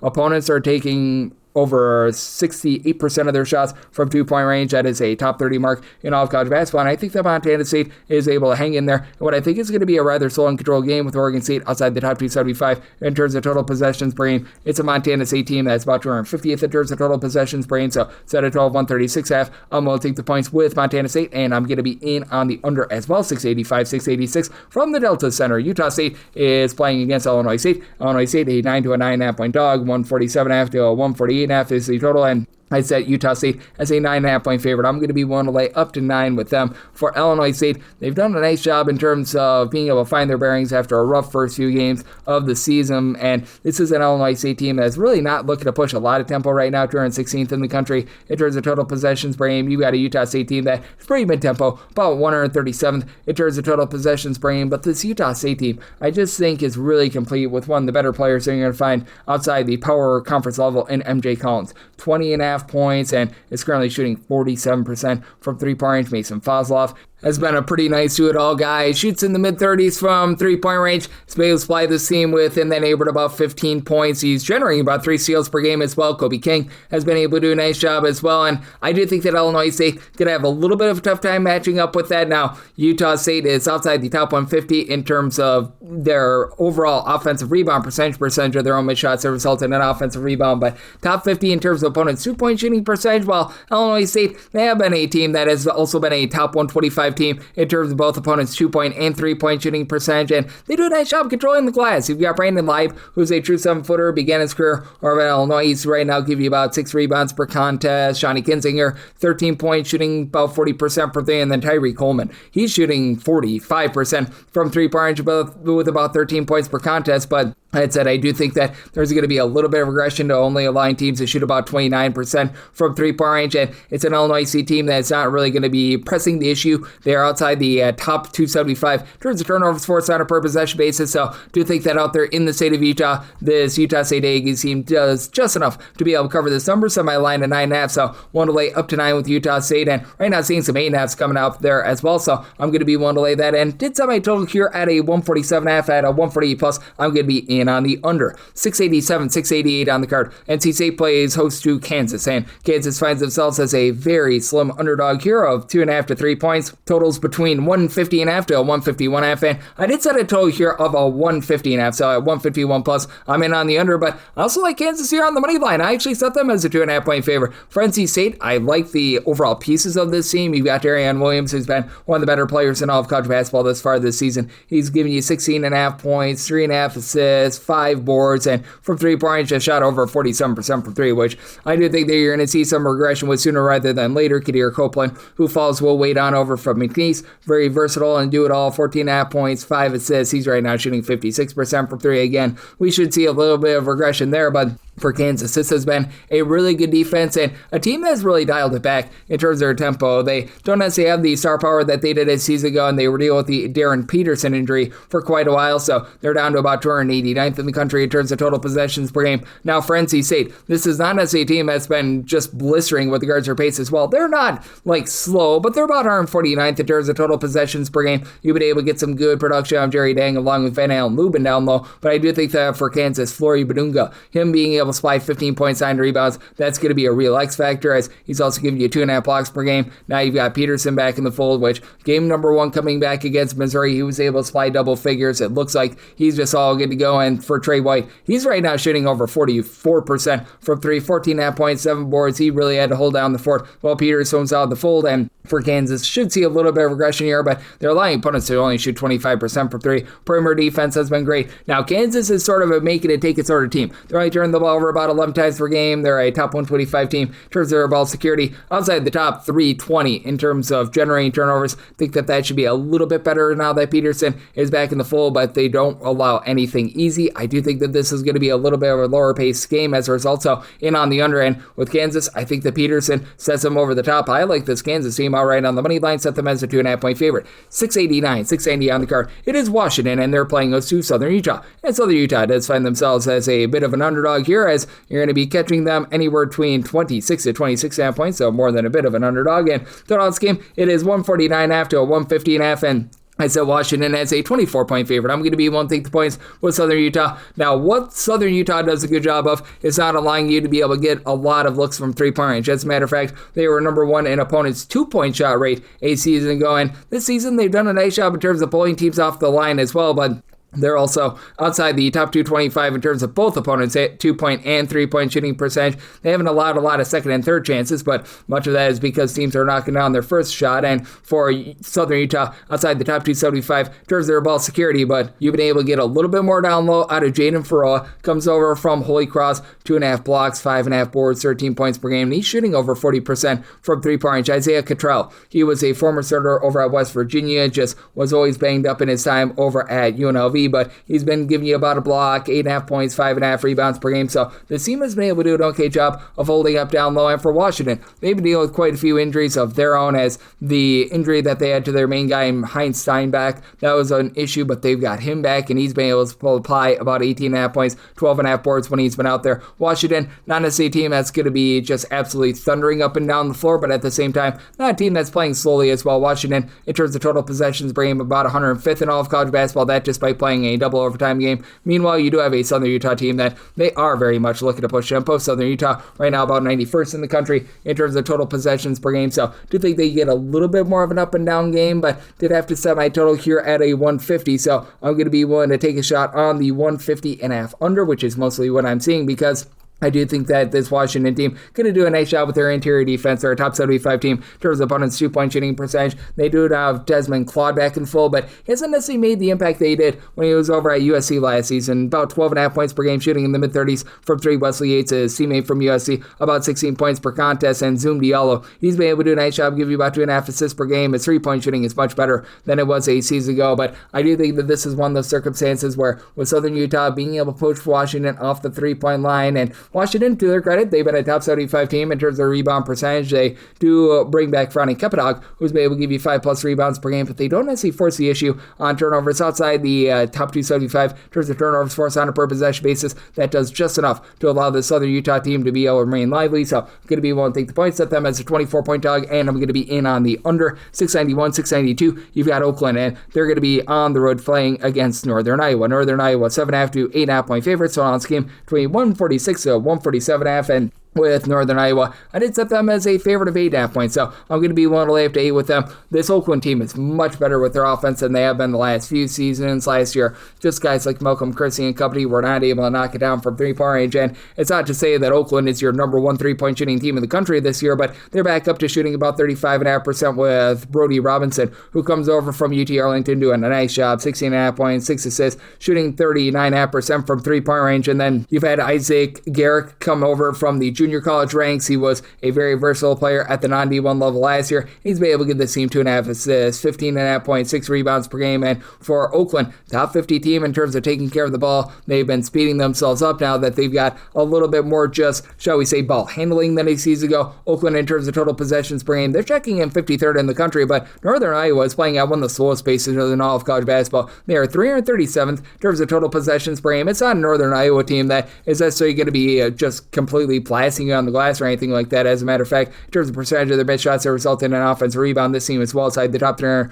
with that regard, but they've also been a top 125 team with regards to their defensive rebound percentage. You've got Tristan Smith giving you 11 points, 5 boards, not shooting well from 3, but you've got Leon Bond, who comes over from Virginia, 5 boards, 13 points. He shoots 45.5% from 3. It's a team that just does a great job of taking care of the ball. Top 25 team in terms of fewest turnovers on a per possession basis. They've been able to shoot about 36% from 3-point range, and they're doing a great job on the interior. A top 45 team in terms of opponents' 2-point shooting percentage, and teams that are shooting only about 27.5% from 3-point range against them as well, even though this is not a Northern Iowa team that is necessarily going to be grabbing a lot of second and third chances. With the way that they generate turnovers, being a top 75 team with that regard, I do think that that lifts them to victory against an Oakland team that they've been a little bit better with regards to their backcourt, but I think that they get slowed down in this game, especially in that environment. Willing to lay up to 8 with Northern Iowa, and I'm in on the under semi-total 144.5. 693, 694 on the card. You've got Northern Arizona on the road against San Diego, and San Diego is a 3.5 point favorite. Total on this game, it is 150.5 to a 151, and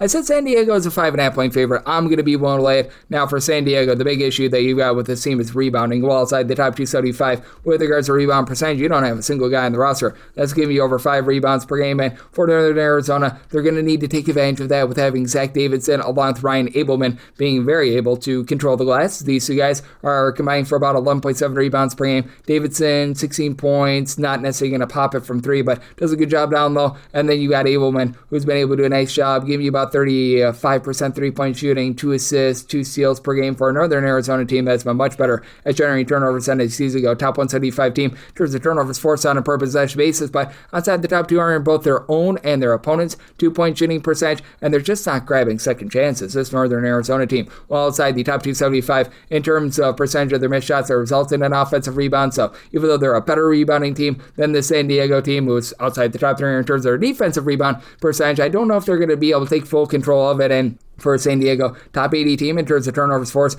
on a per possession basis, with Tyler Johnson leading the way, 2 steals, 4 assists, 11 points per game, and it is very much a whole is greater than the sum of its parts sort of effort for this San Diego team. You've got 6 different guys give between 6.8 and 11.1 points per contest. I like what Tunari Lane and Juan Sebastian Gorosito have been able to bring to the table. They're combining for about 21 points per game on 36% 3-point shooting. It is a San Diego team that they themselves are outside the top 250 in terms of ball security parity. They're turning the ball over about 13 times per game, but I do think that for this San Diego team, they're going to do a nice job with regards to their overall shot blocking, top 125 team with that regard. Down low, you've had Tim Moore, even though he's not giving you a lot of rebounding with about 3 boards per contest, supply a block, give you 8 points. He's got the ability to be able to shoot from 3, and Dominique Ford, I think, starts to give you a little bit more. He's only been averaging 5.5 points per game after he really led the way for Southern Utah a season ago with 14.5 points per game, and do think that with Northern Arizona just having a little bit of issue in terms of grabbing second and third chances themselves, I do think that San Diego finds a way to get the job done, and a game that involves a pair of teams that are relatively mid-tempo but well outside the top 200 in terms of points allowed on a per possession basis, so I set a total of a 151.5. I like the over, and I'm willing to lay up to 5 here with San Diego. 695, 696 on the card. Richmond plays those to Southern Illinois. Southern Illinois is an underdog of 4.5 to 5.5 points, and it's a last game between 153.5 to a 154.5, and with Southern Illinois,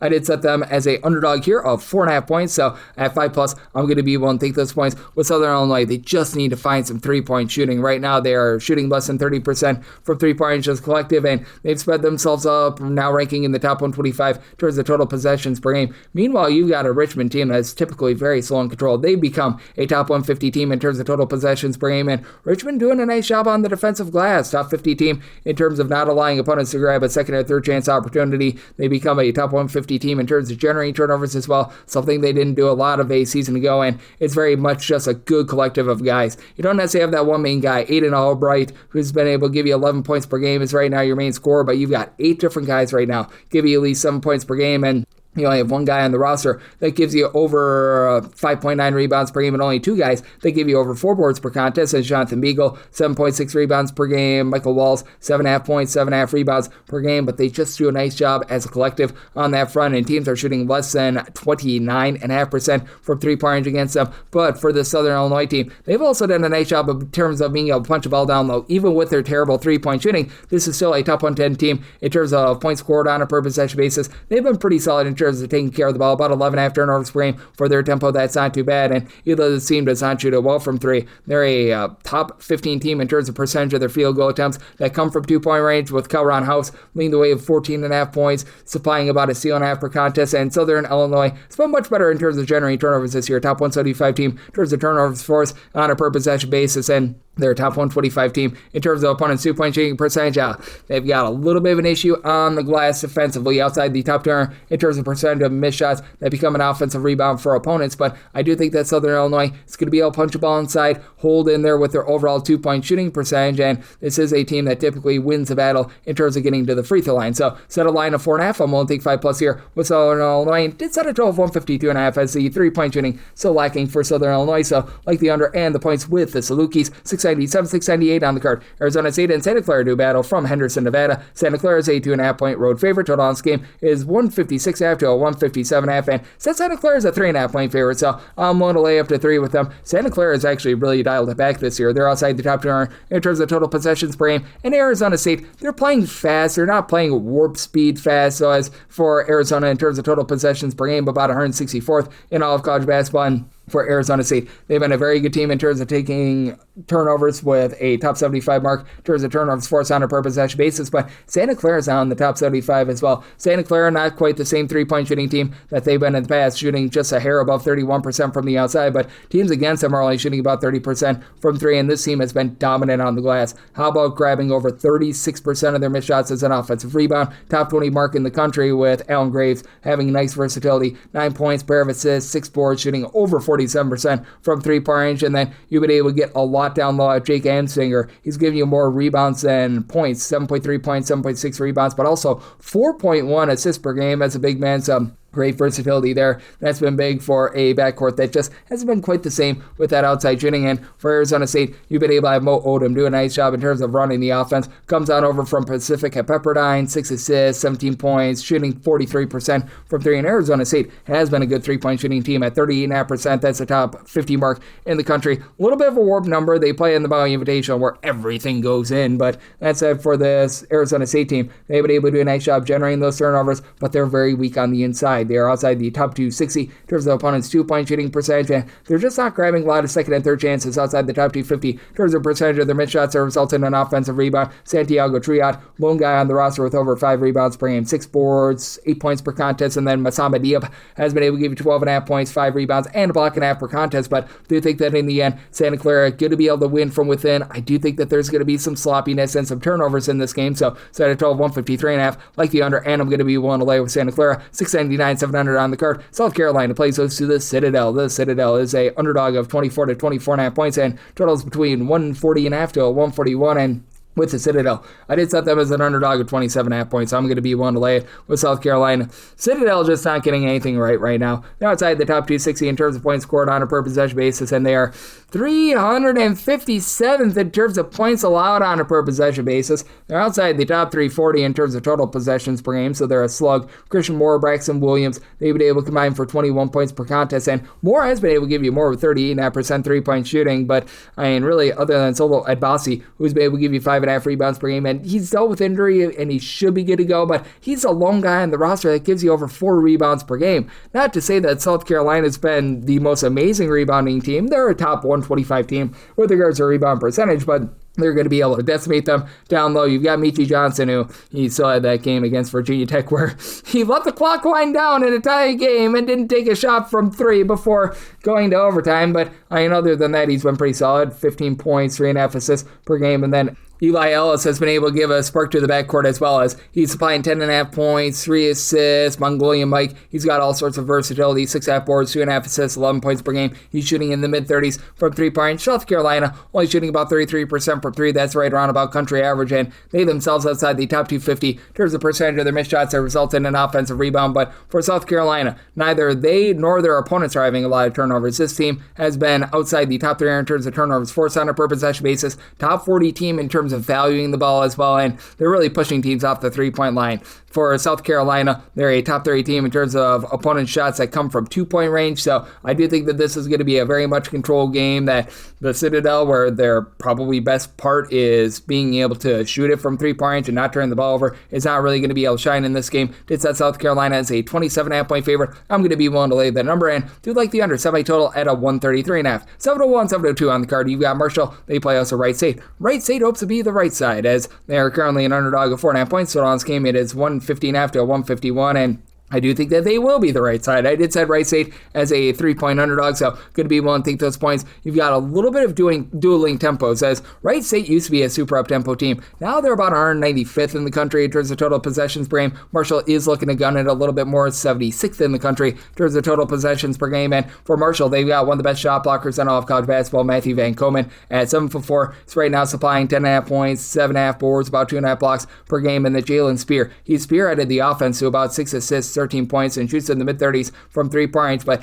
issue that you've got with him is the turnovers. As Marshall outside the top 3 in terms of ball security, nearly 15 turnovers per game. They have been able to do a relatively solid job in terms of being able to defend down low, though, as they're a top 185 team in terms of opponents' 2-point shooting percentage. They've got all the blocks, but they also, strangely, for having a 7'4" big man, give up a lot of second and third chances. They are outside the top 275 in terms of defensive rebound percentage, and you've got a Wright State team that has been able to do a pretty solid job on the glass. Top 175 team with regards to rebound percentage with Michael Emerberge Bay. He's been able to give you about 11.5 points, 6 rebounds per game, and I really tried to pronounce that name, and I think I got it wrong, but you've got Andre Holden, that's a little bit easier, with a block and a half per contest, 5.5 boards, 8 points per game. Michael Cooper is coming as a freshman, and he's been amazing, 14.5 points, shooting 40% from 3 points for a Wright State team that does a really good job around the outside. Right now, their line teams only shoot about 28% from 3 points, top 50 mark in all of college basketball, and they're generating the turnovers. So that kryptonite that you got with Marshall of turning the ball over, that's going to be very much exploited. Top 75 mark in terms of total turnovers forced on a per possession basis, and I do think that they turn that defense into offense. I set my total at a 151. I think that this is going to be close enough for late game felling, and Wright State, they themselves have been pretty efficient on the offensive side of things. Top 75 mark in terms of their own 2-point shooting percentage, so I do like the over at a 150.5 or less,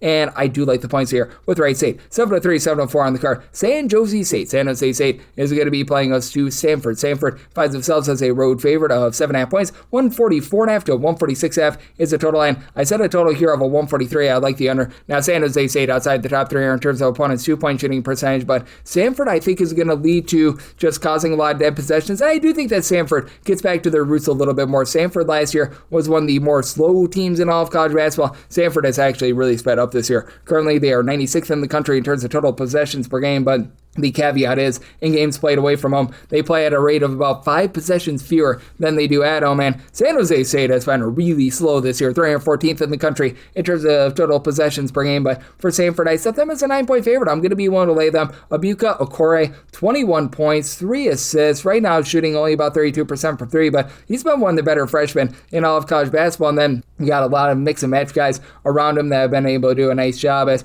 you got a trio of guys in Jeremy Dent-Smith, along with Ryan Archibald, Aiden Kamen, who have been able to give you between 6 and 7.5 points per game. You've been able to have Benny Gieler shoot 45% from three-point range, and this is a Samford squad that is currently a top 55 team in terms of turnovers forced on a per possession basis, and the San Jose State team cannot expect to get a lot of second and third chances. Samford, top 10 team in terms of defensive rebound percentage, are only allowing opponents to grab 7.7 offensive rebounds per game, and for San Jose State, that's a bit of an issue considering they are outside the top 225 in terms of ball security, and they've been relying upon those second and third chances. Top 150 team in terms of percentage of missed shots that result in an offensive rebound, which you have Fat Mundi, who comes over from Iona, give you a steal, 8.5 boards, 12.5 points per game, and then Kobe Garland, he's been that main scorer with 18 points, 4 boards, 4 assists, but he only shoots in the mid-30s from 3. San Jose State as a whole, they do shoot about 36% from 3. Jermaine Washington, Ben Rosenberger, both have been able to combine for about 23 points, both shooting about 41% from 3-point range, and you've had Sadariq Nananana down low, give you about 5 rebounds per game, but I do think that Samford going to do a nice job in terms of being able to generate those turnovers. I think that there's going to be no second chances whatsoever for the San Jose State team to be had, and I do think that that allows Samford to be able to control this game and get the job done. Set by line at 9, 1 to lay with Samford, and I like the under, set by total of 143, 705, 706 on the card. You got Indiana, and they're going to be on the road against Kentucky. Kentucky finds themselves as 3.5-point favorites, 157.5 is the total line. I said Kentucky is just a 1.5-point favorite. I'm going to be one take the points. You've got a Kentucky team that's really had to slow themselves down this season as well. They just don't have the same guard play that they've had in past seasons. Now, Jalen Lowe coming back into the lineup should be able to help out a little bit, but as of right now, it hasn't yielded a lot of dividends right now for Kentucky. They're about 150th in the country in terms of total possessions per game, and Indiana's not necessarily a fast team. They're not necessarily a slow team. They're about 140th in the country in terms of total possessions per game, but Indiana has been a top 40 unit in terms of points scored on a per possession basis. You've got Tucker DeVries, who's one of the most versatile players that you're going to find in the country, and he's not even the guy that's right now leading the team in scoring, as that would be Lamar Wilkerson, who's been supplying 18 points on 43% three-point shooting. DeVries, 40% three-point shooter, 17 points, 4.5 boards, 3.5 assists, steal per contest, and for Indiana, this is not necessarily the most out team in terms of grabbing second and third chances. As a matter of fact, they're outside the top 275 in terms of percentage of their missed shots that result in an offensive rebound, but they make up for it in the turnover margins as they're a top 35 team in terms of taking care of the ball and a top 100 team in terms of turnovers forced on a per possession basis. Sam Alexis down low. Right now, the lone guy in the roster giving you over 5 rebounds per game with about 5.5 boards per game. And I think that, along with this great home court environment, is going to be just enough for Kentucky to pull this one out, as you've got Malachi Moreno who's been able to supply 10 points, 7 boards, and he's got the versatility to be able to give you a little bit from the outside, but really doesn't pop it from 3. Denzel Aberdeen along with Otega Owe, they've been able to combine for about 27 points per game, and Owe shoots 37.5% from 3. They combine for 6 assists per game. For Kentucky, they still don't really turn the ball over. They're a top 50 team in terms of fewest turnovers on a per possession basis, so they keep it relatively clean there. That said, this has just been a squad that just has not been able to shoot it from 3 the way that they have in the past, shooting less than 33% from 3, though Jasper Johnson is starting to come on strong. He's been, overall for the season, averaging about 8.5 points per game, but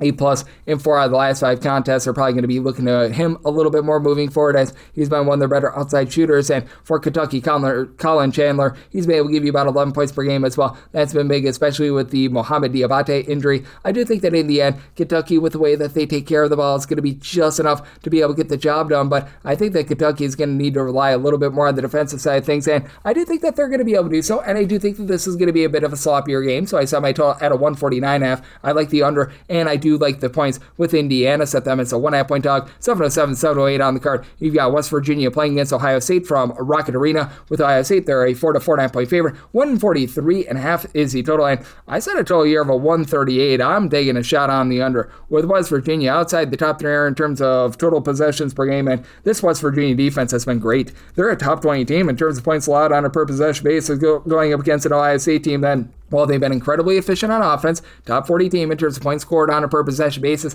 Ohio State is not like rocketing up and down the floor for Ohio State in terms of total possessions per game. They find themselves hovering right in that neighborhood, about 152nd with West Virginia. I do think that they're going to do a nice job on the glass against an Ohio State team that is outside the top 225 in terms of percentage of their missed shots that result in an offensive rebound. Now, for Ohio State, you've been able to get a lot of production out of Devin Royal down low. He's been able to give you over 5 rebounds per game, but they're going to have a tough time with the 7-footer and Harlan Obiana, who's been able to give about 6.5 points, 5.5 boards, and additionally, Brenton Lorient has been very versatile. How about 6 rebounds, pair of assists, block and a half, 10.5 points per game, and then on or off, he puffs, and he shoots 42% from 3 with 17.5 points per game. It's a West Virginia unit that has been a top 75 team as well in terms of turnovers forced on a per possession basis with West Virginia. Their kryptonite has been giving it up from 3. They're outside the top 275 in terms of opponents' 3-point shooting percentage, and that's big for an Ohio State team that they've got a pair of really good guards that have played together for quite a while. John Mobley, about 13.5 points, 2.5 assists per game. He's shooting about 35% from 3, and Bruce Thornton shoots 55% from 3 with 21.5 points per game. I think that should regress a little bit, but I mean, for Ohio State, they're a line team to shoot less than 30% from 3, so they're making do for the fact that they don't really grab those second and third chances, and Ohio State has been a top 15 team with regards to their 2-point shooting percentage as well, but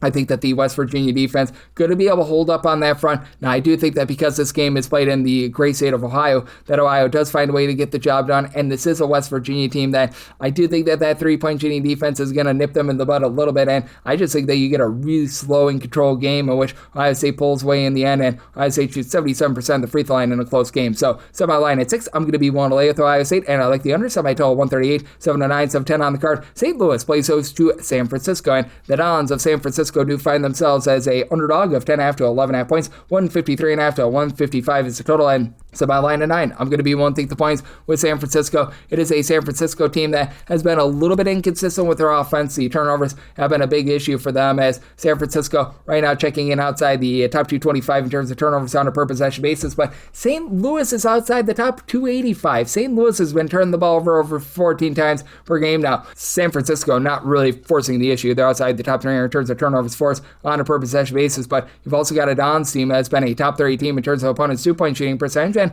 I think that keeps them lively. I set my line at 9. I'm going to be willing to take the points. Ryan Beasley has been a little bit inconsistent with his 3-point shot, but 13 points, 3 assists per game, and then Mookie Cook, a former top 50 recruit of Oregon. How about him supplying 6 boards, 12 points, a block, a steal per game while shooting 47% from 3-point range. David Fuchs has been able to give you about 10.5 points, 6.5 rebounds per game. Now, for San Francisco, they've had a little bit of tough time on the defensive glass outside the top 180 in terms of percentage of opponents' missed shots that result in an offensive rebound, but on the flip side, for St. Louis, those turnovers for 1 are going to be very costly, and for 2, you do have a team in St. Louis that is also outside the top 100 in terms of defensive rebound percentage as well. For the St. Louis team, they've been very good on the inside. Top 25 team in terms of both their own 2-point shooting percentage and opponents' 2-point shooting percentage. Well, they shoot about 35.5% from 3, and it's not even because Robbie Avila has been amazing or anything like that. Avila's right now give you 12.5 points, 5 boards. They're not bad numbers, but you would expect them to be a little bit higher, but he's much more efficient this year with help around him, shooting 47% from 3. Trey Green shoots 45% from 3 with 12 points per game. Deion Brown, 12.5 points, 6.5 boards, shooting 38.5% from 3-point range, but Brown is really the lone guy on the roster that gives you over 5.5 rebounds per game. And Amari McCautry, who got off to a really nice start to begin the season, he's regressing a little bit, 8 points or fewer in 4 of the last 5 games, but facilitation has been there. He's been able to give the team 4+ assists in 4 of the last 5 games. He's also had 3+ turnovers in 3 of the last 5, and I think that those turnovers are going to be a little bit costly on the total. Set my total at a 151.5. I do like the under, and for San Francisco, they are outside the top 275 in terms of total possessions per game. I think that they hold in there. I'm willing to take anything of double figures with with them, made them a 9-point dog. 7-11, 7-12 on the card. It is Grand Canyon playing out to Coastal Carolina. Coastal Carolina is a underdog of 16 to 16.5 points. 140 to 141 is the total. Somehow line at 13. I'm going to be willing to take the points with Coastal Carolina.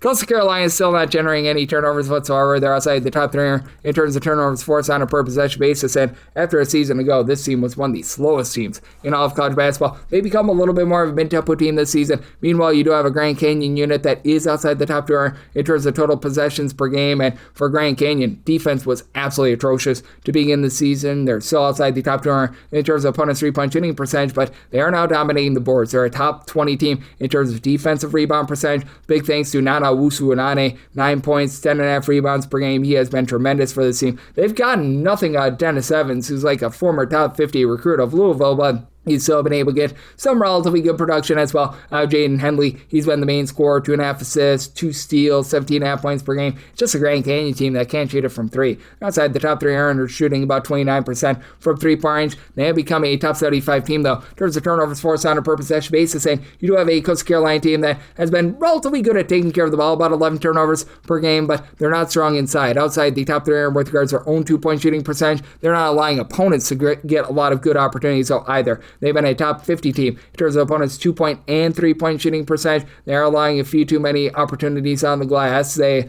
are going to have a little bit of an issue there, but that's it. You've got Rasheed Jones along with AJ Dantzler, both being able to combine for about 30 points per game, and between the two of them, shoot about 38.5% from 3. Joshua Beadle, who comes in from Boston College, 14.5 points, shooting in the mid-30s from 3, about 3 assists per game. Nobody outside those 3 give you more than 6.2 points per game, so they are a very top-heavy team. They actually use quite a few guys in their rotation, like Jerry Nogogpod and company have been pretty rock-solid pieces, but I do think that for Coastal Carolina, a team that's really not going to put Grand Canyon under duress, I do think that you get a lot of clean possessions in this game, but I do think that Coastal Carolina, with the way that they've been able to do a nice job down low, they do enough to be able to hold in there. Set my line at a 141 with regards to total, so at a 140.5, my max buy point on the over, but regardless of buy point on the over, to go along with the points with Coastal Carolina, 7-13, 7-14 on the card. Maryland plays those to Michigan. Michigan is a 19 to a 20.5 point road favorite. The last game between 153.5 to 154.5. I do think that Michigan should be a sizable favorite. Went 18.5 here. I'm going to be willing to take 19 plus with Maryland, and I recognize that Maryland has some warts, and this is just not necessarily the same team that you expect to see under Buzz Williams. Buzz Williams typically has his teams a little bit more slow and controlled. This Maryland team currently in the top 80 in terms of total possessions per game, but they're starting to find their seed legs after a lot of injuries to begin the season. Miles Rice has been all sorts of banged up, and even when he's been out there on the court, hasn't necessarily been himself. 7.5 points per contest. He only played 10 minutes in that game against Iowa, but you've been able to have Farrell Payne, one of the main guys that follow Buzz Williams on over from Texas A&M, really be able to flourish. 18.5 points, 7.5 rebounds per game, and for this Maryland squad, they have been outside the top 150 in terms of defensive rebound percentage, but that's where Solomon Washington coming back is big. He's only played in 2 games, but 9.7.5 boards when he has been out there. Darius Adams, as a freshman, 13.5 points per game, not shooting well from 3. This Maryland team only shoots about 31.5% from the outside, and they have been getting just barbecued from the outside. They're allowing teams to shoot 37% from 3. That's well outside the top 3 in all of college basketball, but they've been solid in terms of generating turnovers. Top 100 team in terms of turnovers forced on a per possession basis, and that does continue to be the biggest weak point for Michigan. It's not as bad as it was a season ago, but they are outside the top 200 with regards to ball security. They make up for it with being one of the best rebounding teams in all of college basketball, though. Yaxel Lendeborg, Morris Johnson combined for 14 rebounds and 28.5 points per game, and they're both shooting above 36% from 3, and for this Michigan team, you take a look at anyone that has made a 3-point shot among their top 6 scorers with at least one made 3, all but one of them, Roddy Gale, are shooting at least 36.4% from 3-point range, including Elliot Cadu, who's been able to give you 5.7 assists, 9.5 points per contest. Ade Mara, 9.5 points, 9 boards, 3 blocks per game. So these guys have all been rock solid, and Michigan is right now looking so impressive. They are number 1 in the country in terms of opponents' 2-point shooting percentage. So even though this Michigan team plays really fast, they are a top 75 team in terms of total possessions per game. It's not like they're playing bad defense or anything like that. I did set a total here of a 154.5, so at the 153.5, that's my max buy point on the over, and I think Michigan gets the job done. I just think we've went a hair too far. Set my line at 18.5, so going to be able to take 19 plus here with Maryland. 7-15, 7-16 on the card. Seton Hall is playing us at Rutgers. Rutgers is an underdog of 10.5 to 11.5 points. So on this game, it is 131.5 to 132, and with Rutgers. I did set them as an underdog of 11.5 points, so 11 is my max lay on Seton, but I'm going to be willing to lay both of these teams well outside the top 275 in terms of total possessions per game, so not very much of an up and down game, but for Seton, they're just doing such a great job on the turnover front. Top 75 team in terms of taking care of the ball, in terms of fewest turnovers on a per possession basis, top 40 team in terms of turnovers generated on a per possession basis, and they've been really rock solid down low. Top 25 team in terms of opponents' 2-point shooting percentage, while AJ St. McCrea along DJ Simpkins in the backcourt, a combined 25 points per game. And Simpkins is shooting 48% from three. We'll see that regress a little bit, but this team is doing a nice job on the glass as a collective. Stephon Payne, Najai Hines have been able to combine for about 11 rebounds per game. And for Rutgers, this is a much better team than they were a season ago in terms of just a collective. Maybe you don't have the star power of 2 NBA lottery picks, but Dylan Grant has done a nice job with about 15 points, 6 boards. He's been able to shoot 43.5% from three, but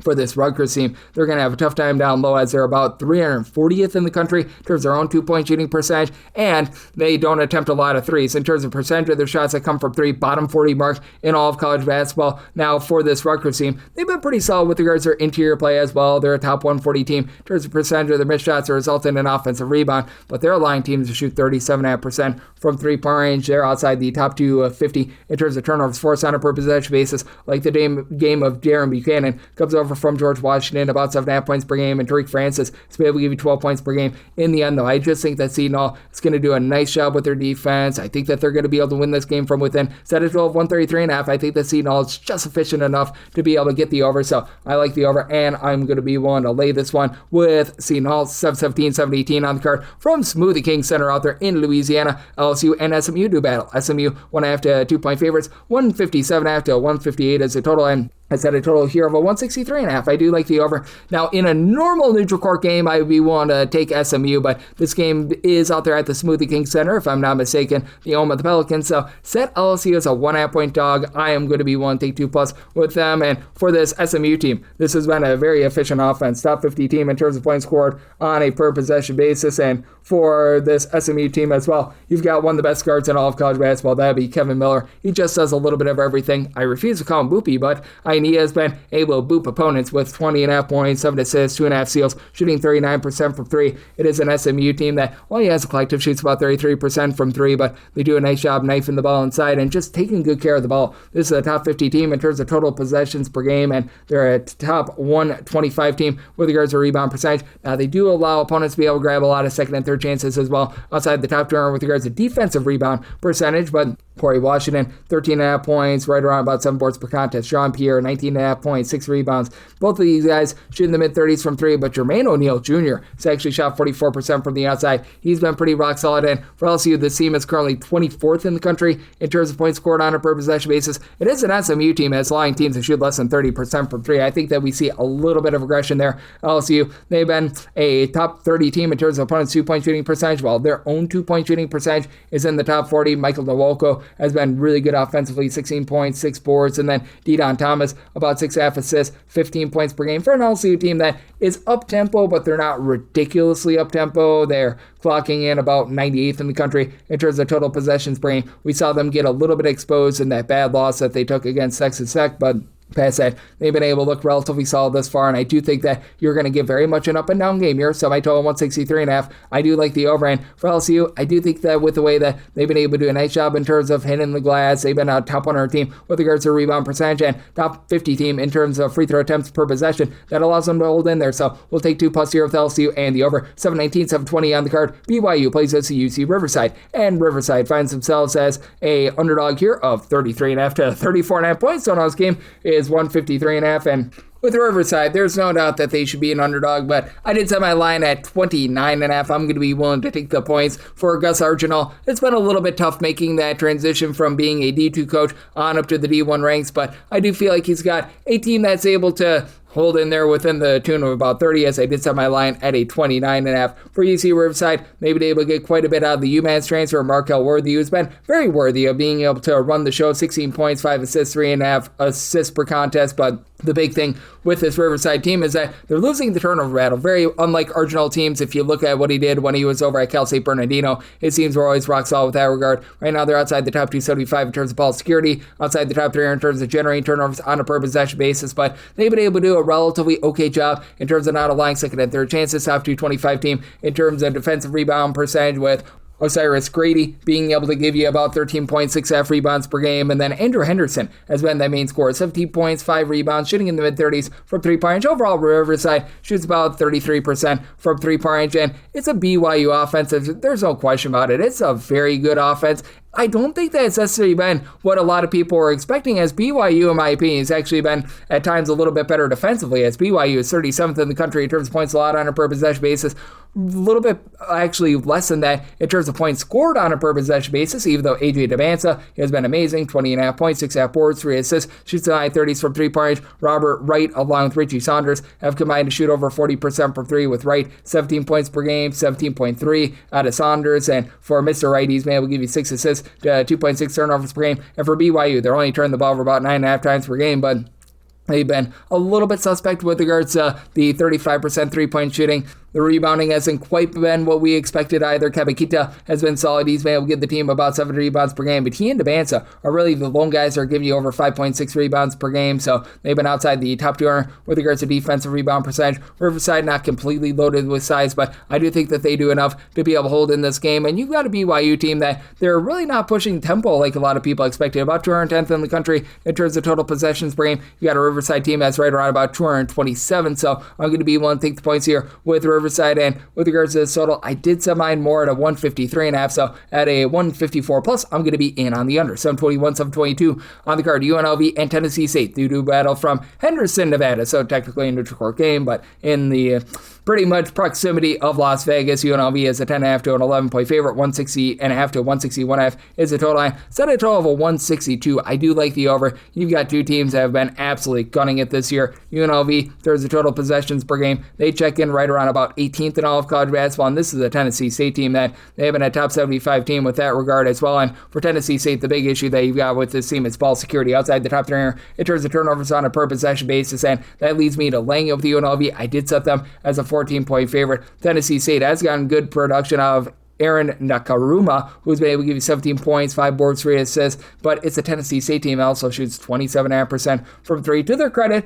top 125 team in terms of opponents' 3-point shooting percentage, and Tennessee State really doesn't attempt a lot of threes. They're a top 25 team in terms of percentage of their shots that come from 2-point range, mainly because they've been dominating the glass. Top 75 team in terms of rebound percentage, but again, the 15 turnovers per game are not great, even with having Travis Harper give you 15 points. He's only shooting about 31% for 3. Dante Harris, who's bounced around from power conference school to power conference school, 13 points, 3.5 assists. He's been rock solid, but all those turnovers, and it's not even necessarily one guy, it's just everyone as collective, is going to be really costly. And for UNLV, this has been a very banged up team to begin the season, but now you've got the 7-footer back in Emmanuel Stephen, who he began his career over at Arizona. He has played just one game, and in that one game, he gave the team 18 points and 10 rebounds. He should be able to help out down low. Dre Gibbs-Lawhorn has been solid in the backcourt with about 16.5 points, 3 assists per game, and he's not necessarily shooting it well from 3 either. And for UNLV, we should see positivity with them shooting 28.5% from 3, even with Miles Shea still dealing with the injury. You've got guys that are a little bit better than that from the outside. Kamani Hamilton, he's not an amazing 3-point shooter, but he's better than 23.5% from 3. 13.5 points out of him. You've been able to get 2 blocks down low. I had Tyron Jones. He's been able to give you about 10 points per game. He's not going to shoot it from 3. But that said, this is a UNLV squad that has also been able to do a quality job of generating turnovers. Top 150 team in terms of turnovers force on a per possession basis. Now they are allowing the most free throw attempts per game of any team out there in all of college basketball, pretty much. So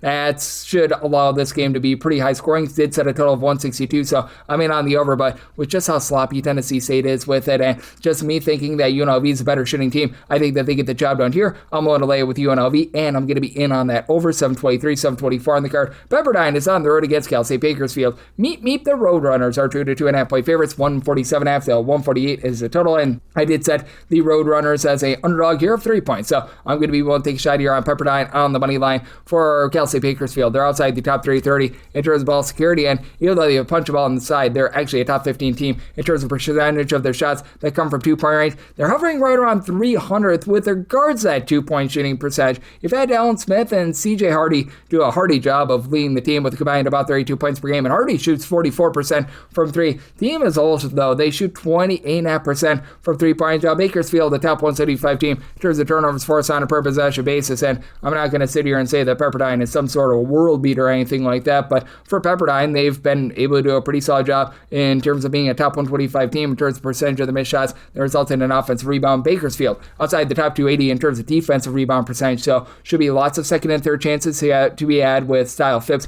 doing a bit of everything. 6.5 boards, 5.5 assists, 11.5 points per game. Only shoots about 30% from three. Pepperdine is only shooting about 29% from three-point range as well. And I looked at Yantan Levy, who began his career over at UW Green Bay. As a matter of fact, he played professionally in Turkey prior to coming over. Only giving you about 4.5 points per game. They're going to need to get a little bit more out of him, but in the interim, you've got Javon Cooley, Aaron Clark, both give you 13.2 points per contest. With Cooley, he's been able to give you a little bit over a steal per contest, and then Clark throws in their 3 assists per game as well. It is a Pepperdine team that they're turning the ball over about 12.5 times per game. They're about country average with regards to taking care of the ball, but in the end, I do think that Bakersfield, with how sloppy they are and just playing too fast for their own good now, top 80 team in terms of total possessions per game, that allows Pepperdine to get the job done. I like Pepperdine here. I'll ride on the money line. Set a total of a 145. I do think that the turnovers cost you an over. So in on the under and on Pepperdine on the money line. So 25, so 26 on the card. Arizona and Alabama do battle from Legacy Arena. So neutral court game, but let's call it. It is good for Alabama. They're a 1.5 point underdog. Total on this game between 178 to 178.5. And I do like Arizona here. I did set them as a 3.5 point favorite.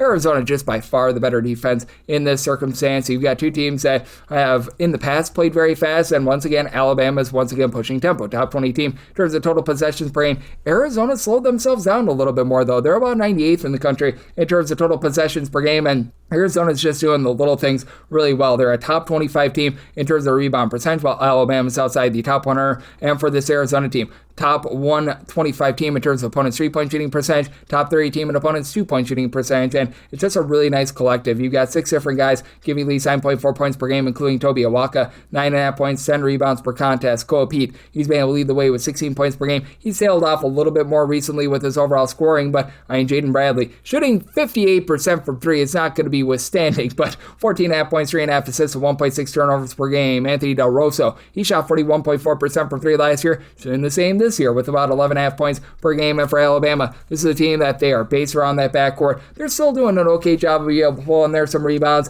They've been able to get a little bit more ever since they got back from injury. The gentleman that comes over from Tarleton State in Kenton Baristo at 6'10", about 6.5 points, 7.5 rebounds per game. So I do think that they're better than their rebound numbers indicate. They're right now outside the top 250 in terms of percentage of missed shots to become an offensive rebound for opponents, but they've also been a top 20 team with regards to their 2-point shooting percentage. LeBaron Filan, 21.5 points, 5.5 assists. He's been rock solid. In Alabama, they're a top 20 team in terms of taking care of the ball, fewer than 10 turnovers per game, and also outside the top 320 in terms of generating turnovers. So lots of clean possessions to be had. Jaleel Bethea, after he was dealing with an injury, he's come back in the last 2 games and he's given you a combined 23 points. So that's a nice little shot in the arm for a backcourt that was already locked and loaded. But I mean, for this team, how they're going to be able to match up down low is a big question mark, because you've got about 7.5 rebounds per game out of Mari Allen. He's got some versatility, shooting about 36% from 3, but I think that Arizona's just going to be able to pound it inside, even with Aiden Terrell giving you 2.5 blocks per game, and I think that Arizona wins from within. I think that this will be a fast game, but I think that the Arizona defense is enough to keep it under. So my total 173.5, like the under, and I'm going to lay it with Arizona. 727, 728 on the card. Utah and Mississippi State do battle on the neutral court, and for Utah, they do find themselves as 1.5 point underdogs at the Delta Center. Total is between 152.5 to 154, and for Mississippi State, I set them as a 6.5 point favorite. I'm going to be willing to lay the number.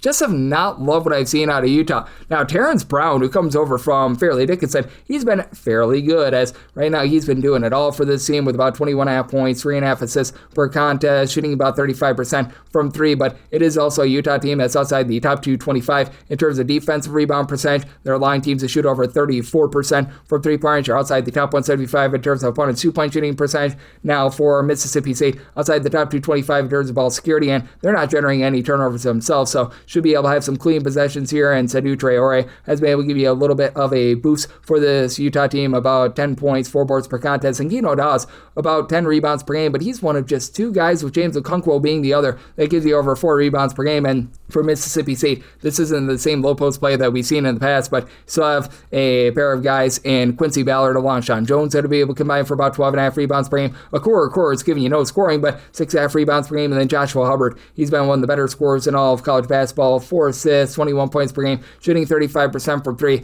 Now, Mississippi State under Chris Jans have never been above 270th with regards to their opponents, their own 3-point shooting percentage. This year, they're on pace to be a little bit better than that, but I do think that they're going to be able to slam the ball inside. They themselves outside the top 250 in terms of defensive rebound percentage, so I do think that you're going to get enough second and third chances to be able to get an over, but this has also been a top 125 team in terms of guarding the three-point line. I think that that's enough for Mississippi State to get the job done. Semi-total 154.5, like the over, and I'm willing to lay with Mississippi State. 729, 730 on the card. Nevada plays host to Duquesne. Duquesne is a 7.5 to an 8.5 point underdog. 152.5 to 153.5 is the total, and for Duquesne, I set them as a 9-point underdog, so at an 8.5, that's my max lay with Nevada, but I'm going to be willing to lay. Duquesne just has been having a difficult time taking care of the ball, well outside the top 3 in terms of turnovers on a per possession basis, and they just went too fast for their own good. For Duquesne last year, they were outside the top 3 in terms of total possessions per game. They're up to 29th this season, and for Nevada, this is not a team that's playing as slowly as the season ago, but they're still relatively controlled, 236th in the country in terms of total possessions per game, and for this Duquesne bunch,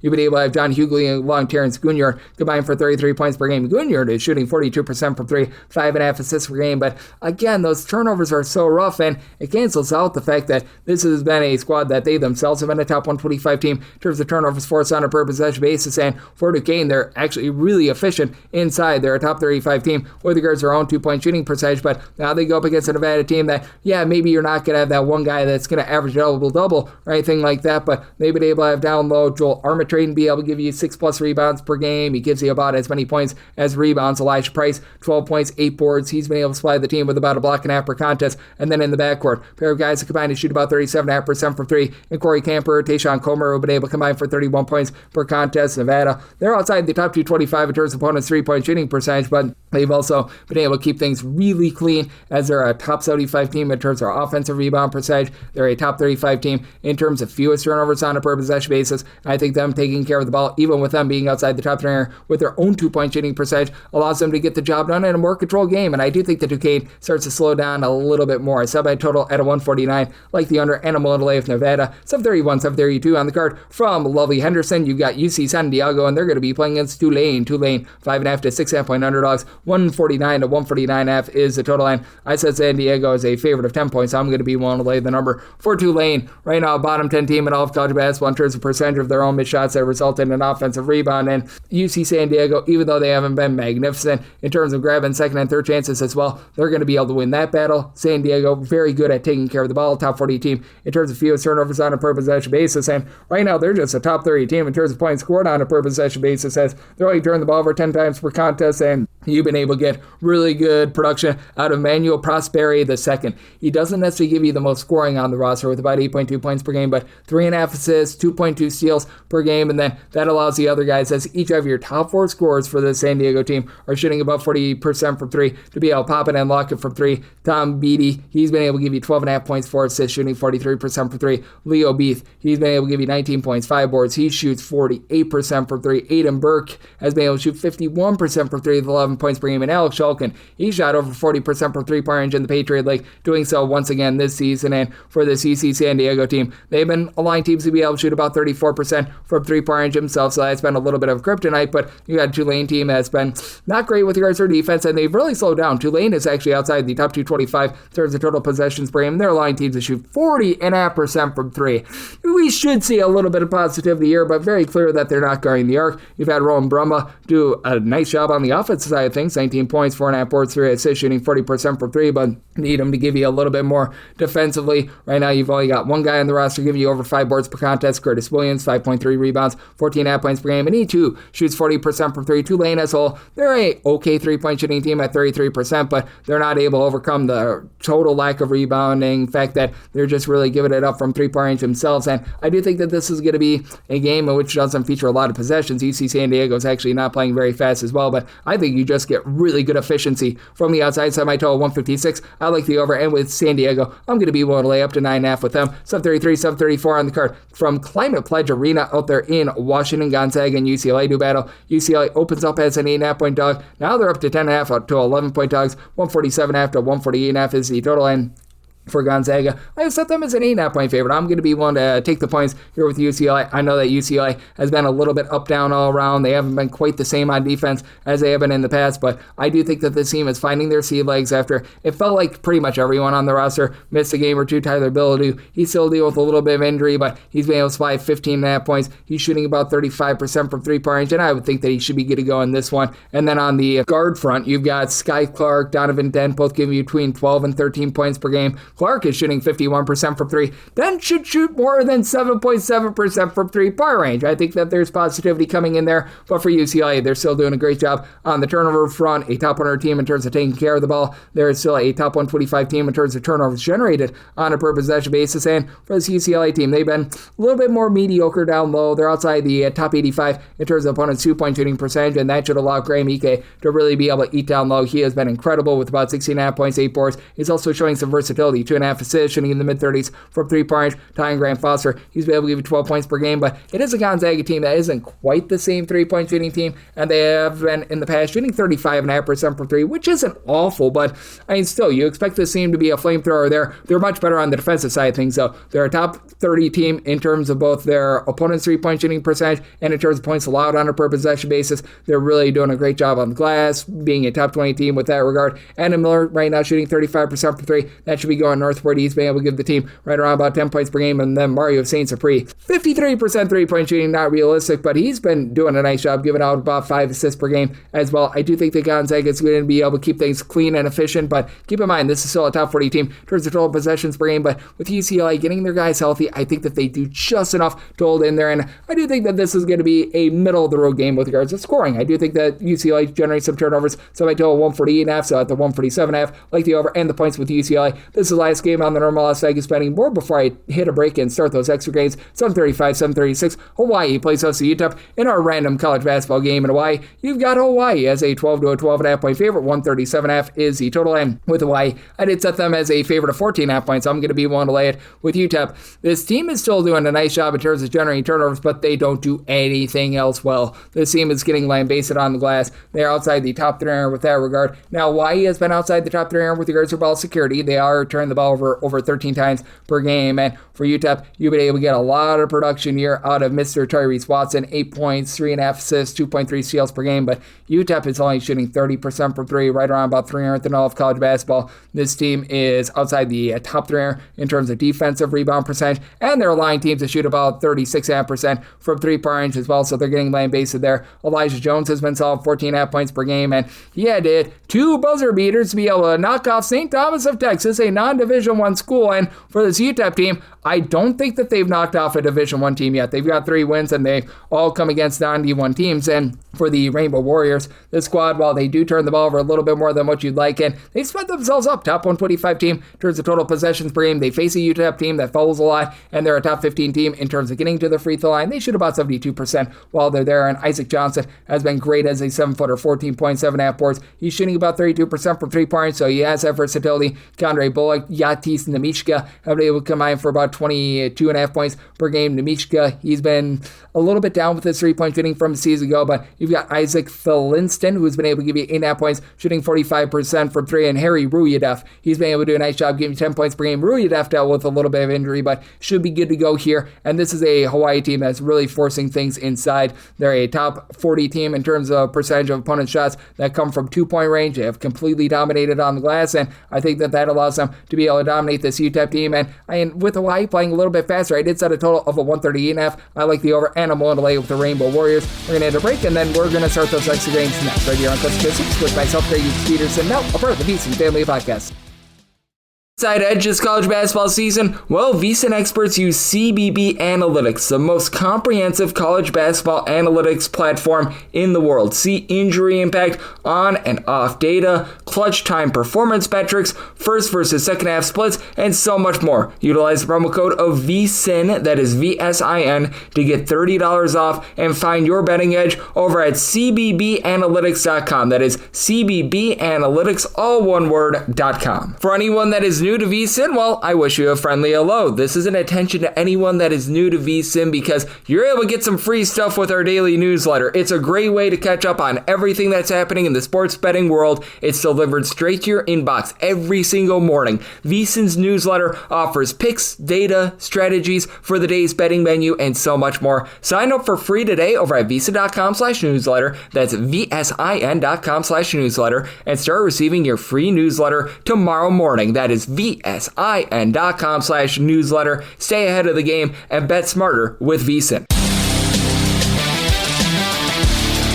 And we're back here in lovely Las Vegas for Coast to Coast Hoops with myself, Greg Peterson, now part of the VSiN Family Podcast. We've went through the games on the normal Las Vegas betting board. Now let's start up those extra games and head to the bonus. The normal betting board picks are complete, but there are some extra games today, so we go into the bonus. 306-619, 306-620. Albany is on the road against Florida Atlantic. Florida Atlantic, we give our O to Lane Kiffin. Go Owls are a 15.5 point favorite. Total on scheme between 149.5 to a 151.5. Set a total of a 149. I like the under mainly because I just don't think that you get enough possessions for the over, as Florida Atlantic is actually 286th in the country in terms of total possessions per game. You've got an Albany team that is right around about 221st, but with Albany, they've had a little bit of a tough time on the turnover front, as this is a unit that is right now turning the ball over about 13 times per game outside the top 250 in terms of ball security, and they only shoot about 30% from three-point range outside the top 275 with that regard. I like Amir Lindsey, what he's been able to provide: 15 points, 4.5 assists, shoots 36% from three, and then Zach Matulu along with Nasir Muhammad, they've both been able to give you about 10.5 points per game. They both shoot between about 36 to 37% from three-point range, but not a lot of help outside of that. Now, you have had Jaden Kempson be able to come in, give you about 2 steals, 4 assists per game, so he's doing some nice mixing and shaking there, but this is also an Albany group that has been really giving it up on the inside. They're outside the top 225 in terms of opponents' 2-point shooting percentage, and for Albany, outside the top 320 with regards to their free throw shooting percentage. So I set Florida Atlantic as a 17-point favorite. I'm going to be willing to lay the number. Florida Atlantic's main kryptonite is their 3-point shooting defense. They're much like last year, outside the top 320 in terms of opponents' 3-point shooting percentage, but you've got Devin Vanterpool, who's got great versatility, 3 assists, 7 boards, 17 points per game, shoots in the mid-30s from 3, and Florida Atlantic, not necessarily a flamethrower from 3, they're shooting 33.5% from 3, that's right around country average, but they've been able to do a nice job being able to pile up the second and third chances. Top 45 team in terms of percentage of their missed shots are resulting in offensive rebound, as Devin Williams and Xander Pendleton have both been able to give you 4.7 rebounds per game, but both give you 2+ offensive rebounds per game, with having Williams also supply 3 blocks per contest as well, and Pendleton has been able to shoot 38% from 3-point range. Cannon Carlisle, just not an efficient scorer, 15.5 points, but he only shoots 26.5% from 3-point range, 2.6 turnovers per game. I honestly don't necessarily love his game, but that said, this has been a unit that has been a top 150 team in terms of opponents' 2-point shooting percentage. I do think that this team wins from within, and their kryptonite of not being a great 3-point shooting defense, I think that is going to be masked by Albany not necessarily shooting a ball from 3. So, and on the underside, I told 149, and I'm willing to lay up to 16.5 with Florida Atlantic. Go Owls, 306-621, 306-622. St. Thomas on the road against UNC Asheville. Asheville is a underdog here of 2.5 to 3.5 points. 115.5 to 151.5 is the total, and with St. Thomas, set them as a 2-point favorite. So you're at 3+. I'm going to be willing to take the points with Asheville. Asheville's had a tough time taking care of the ball. They're outside the top 3 in terms of turnovers on a per possession basis, but St. Thomas is right now last in the country in terms of percentage of their missed shots that result in an offensive rebound. So an Asheville team that's outside the top 280 with this regard, they're actually going to be able to win that battle. And for Asheville, they've done a nice job in terms of guarding the 3. Their line teams only shoot about 30% from 3-point range, and Justin Wright has been Mr. Wright. He shoots 45% from 3, 17.5 points, 3 boards, 2.5 assists per game. It is a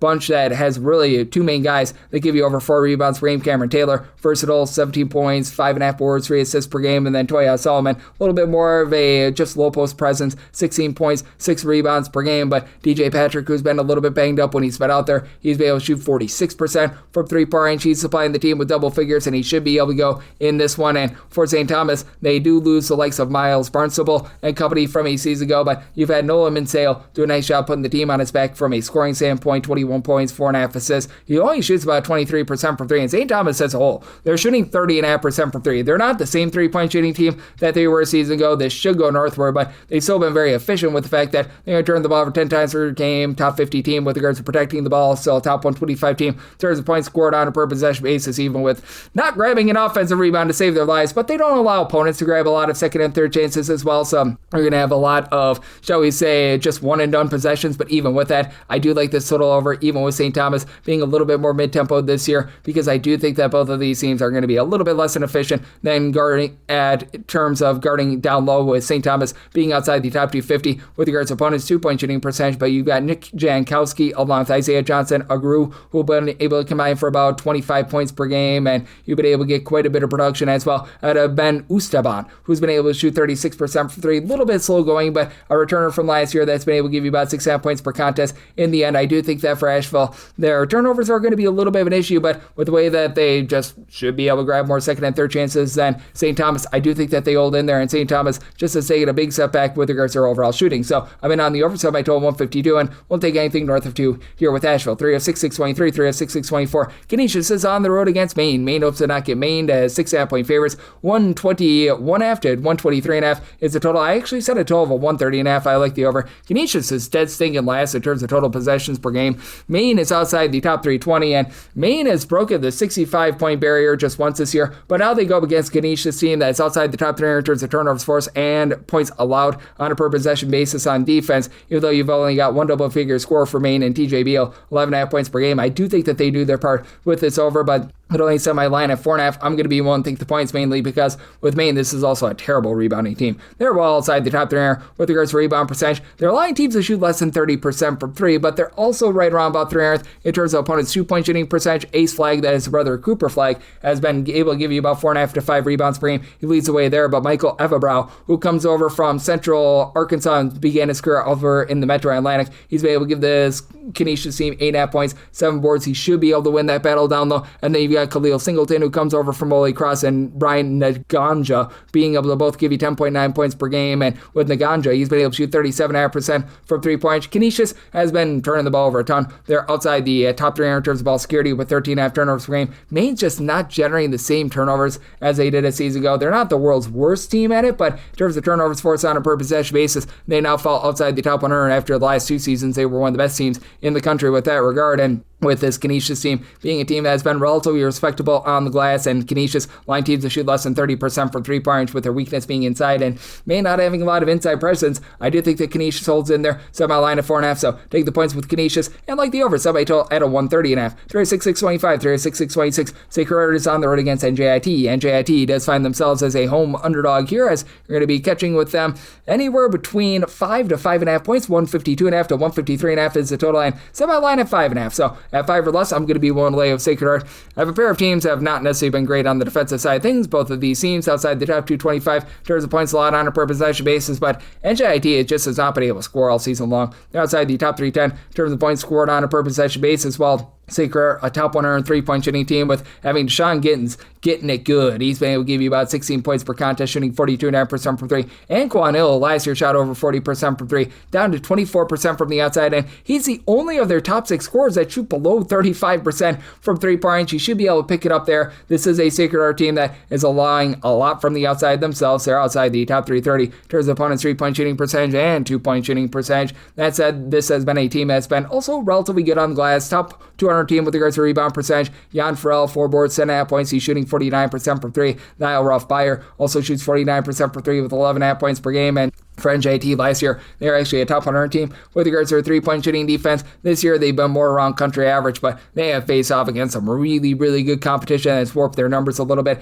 And now they're getting back their top returning scorer in Sebastian Robinson. He missed 3 games with injury. He just hasn't been 100% this year with about 7.5 points per game, but David Bolden, as a freshman, has stepped up with about 2.5 assists, 12.5 points per game, shooting 38% from 3.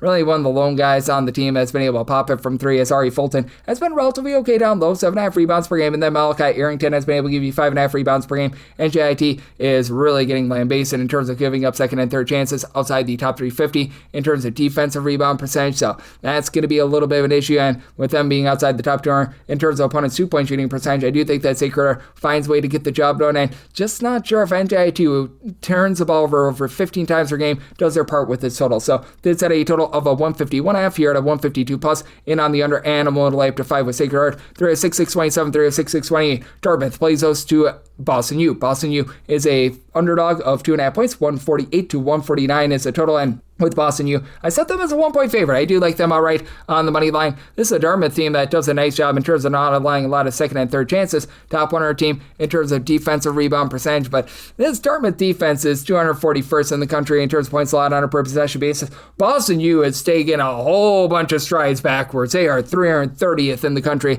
in terms of points allowed on a per possession basis, but even with Otto Landrum dealing with an injury, they should be able to do a nice job in terms of winning the battle down low. Now, Brandon Mitchell-Day for Dartmouth has been able to give you 13 plus points, 7 plus rebounds per game, but you do have a true 7-footer in Ben Defty, who is right now supplying 6 rebounds, 2 blocks, 12 points per game, and Michael McNair, 56% three-point shooter. Boston U is right now shooting 41.5% per three. That should be going downward, but you're going to have a little bit of tempo clash as well. Boston U is 351st in the country in terms of total possessions per game. Dartmouth, they're up to about 207th in the country in terms of total possessions per game. It is a Boston U team that is allowing teams to shoot over 37% from three, but with Dartmouth, even though they take quite a few threes, they're not necessarily the most efficient team at being able to knock them down. They do lose their top scorer from a season ago in Ryan Cornish, so Kareem Thomas has come in, and he's been able to give the team 19 points per game, and he shoots 50+% from three, but for Dartmouth, they've been a little bit all over the place with regards to taking care of the ball. 14.5 turnovers per game, outside the top three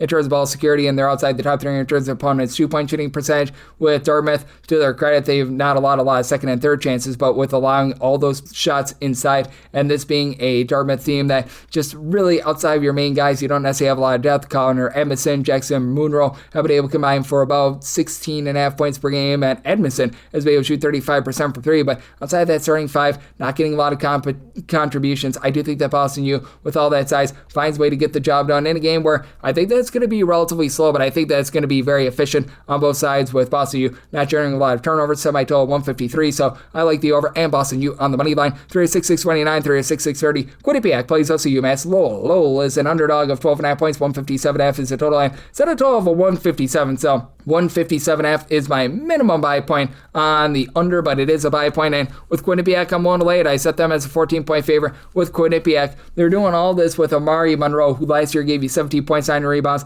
Not even quite doing that this year. 15 points, 6.5 rebounds, but they've been able to have Jaden Zimmerman really step up. 17 points per game for Monroe and Zimmerman. They're not shooting it well from three, but the ancillary guys are Samson Riley, 61% three-point shooter with 8 points per game. Again, should see a little bit of regression with some of these guys. Asim Jones, who comes over from Florida International, 50% three-point shooting, 9 points, 4.5 rebounds per game, but Quinnipiac doing a good job of winning the turnover battle. Unlike a season ago, they're now a top 175 team in terms of taking care of the ball. Big issue that you've had with Quinnipiac is on the glass, as they are outside the top 250 in terms of defensive rebound percentage, but UMass Lowell has taken a whole bunch of strides backward with regards to their rebounding, as they're outside the top 270 with regards to rebound percentage. You've been able to have JJ Massaquoi be able to supply 13.5 points, 3.5 boards, and he's been a guy that's been able to do an okay job in terms of leading the offense there, but 15 turnovers per game for this bunch. You've been able to have Austin Green come over from Texas State, supply 6.5 rebounds per game. Lone guy on the roster right now, give you over 4.7 rebounds per game for UMass Lowell. They're outside the top 270 in terms of opponents' three-point shooting percentage, outside the top 300 with regards to their own three-point shooting percentage. This is just a mess of a team that has been outside the top 275 in terms of points scored on a per possession basis, so at the 157.5,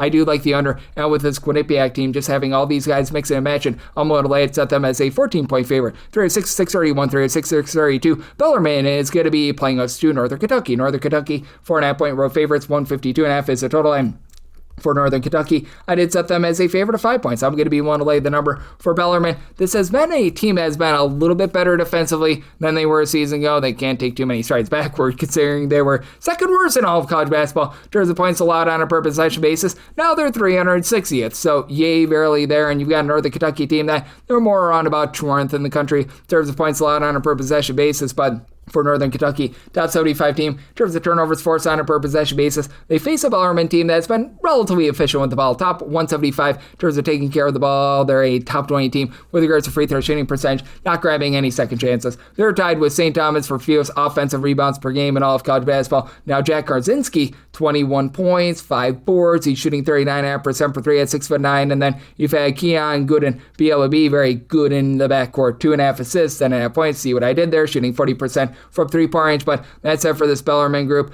They are outside the top 340 in terms of opponents' 2-point shooting percentage, outside the top 3 in terms of opponents' 3-point shooting percentage. Not really generating a lot of turnovers. And Northern Kentucky, even though they're not going to have a ton of size and they're not going to be really like out-muscling a lot of teams, they're going to be able to out-muscle in this game because you've been able to get relatively good production down low out of LJ Wells, 12.5 points, 8 rebounds per game. And for Northern Kentucky, even though they're outside the top 150 in terms of defensive rebound percentage, top 150 team with regards to offensive rebound percentage, top 30 team in terms of generating turnovers, and then Dan Grenzinger, he's going to be the top scorer of the backcourt pieces for this Northern Kentucky team, 17 points, pair of assists, shooting 39% from 3. Northern Kentucky has been outside the top 250 in terms of opponents' 3-point shooting percentage, but they should be able to win that battle inside. I think that they're going to be able to generate some turnovers and get the job done in a game where it's not really going to be up-tempo. Bellarmine outside the top 2 with regards to total possessions per game, and I do think that the dead possessions that Northern Kentucky generates is going to be able to keep this total under. Set my line at a 149 and a line of 5 with Northern Kentucky, so on the under, and I'm going to be willing to lay it with Northern Kentucky. 306-633, 306-634. South Dakota plays us Prairie View. Prairie View does find themselves as a underdog here of 8.5 points.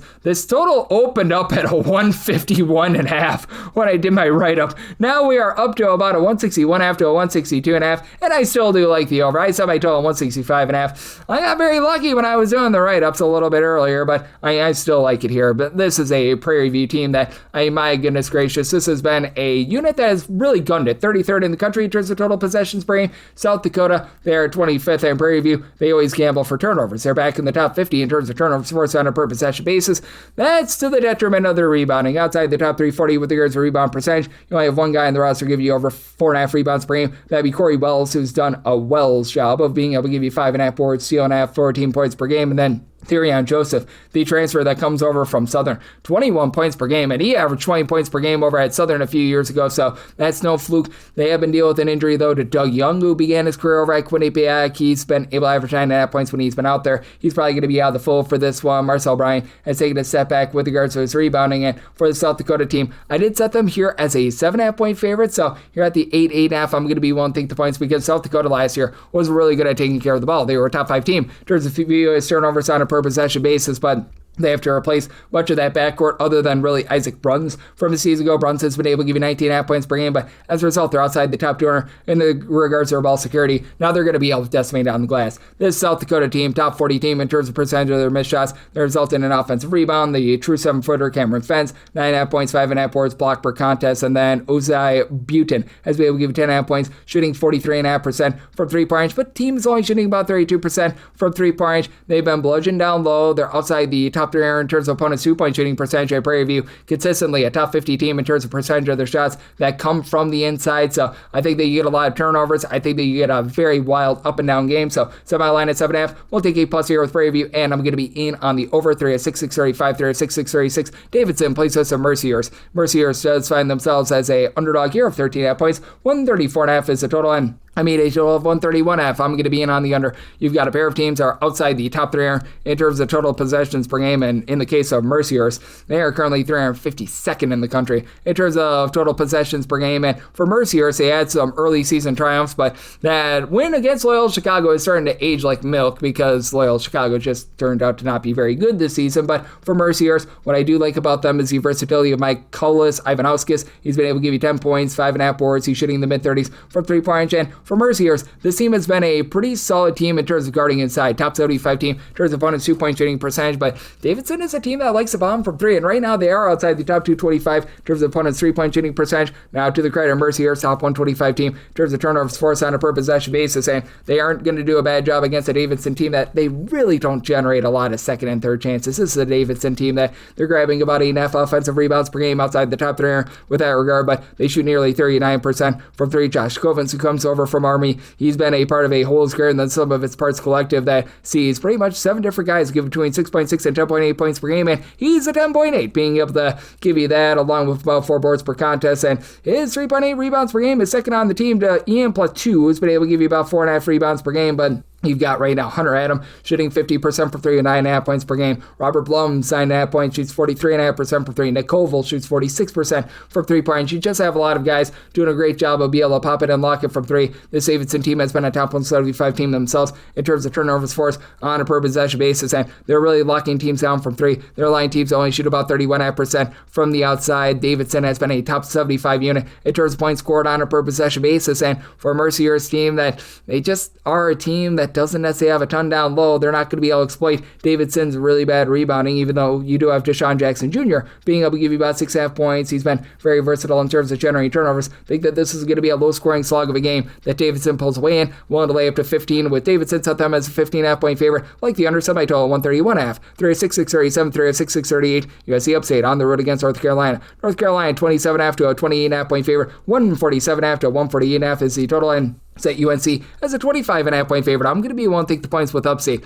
Upstate last year was just a completely atrocious defense, and I'm not saying that these guys are absolutely excellent this year, but for Upstate, they certainly have taken some massive strides forward. They're now about 129th in the country in terms of points allowed on a per possession basis, and for North Carolina, not necessarily the world's worst defense either. As a matter of fact, they're currently 12th in the country in terms of points allowed on a per possession basis. I don't think that they're going to finish the season there, but for North Carolina, with Seth Trimble on the fold, they've had to rely a lot on their big men, and I mean, these guys have been very good, as you've had Caleb Wilson as a freshman, 19.5 points, 10.5 boards, 2.5 assists per game, not necessarily popping well from 3, but Henry Vassar at 7 feet tall, he shoots 44% from 3, 16 points, 9 boards per game, and for North Carolina, they're having their defensive success with generating no turnovers whatsoever. Bottom 20 team in terms of turnovers forced on a per possession basis, but they've been a top 60 team in terms of opponents' 2-point and 3-point shooting percentage. But for Upstate, I do think that they're going to be able to hold in there because you do have an Upstate group that has just a lot of guards that have played together for multiple years. Carmelo Adkins and Kamari Gregory, they've been able to come on in and give you a combined about 30 points per contest, with Adkins shooting 42% from 3-point. It's a Upstate team that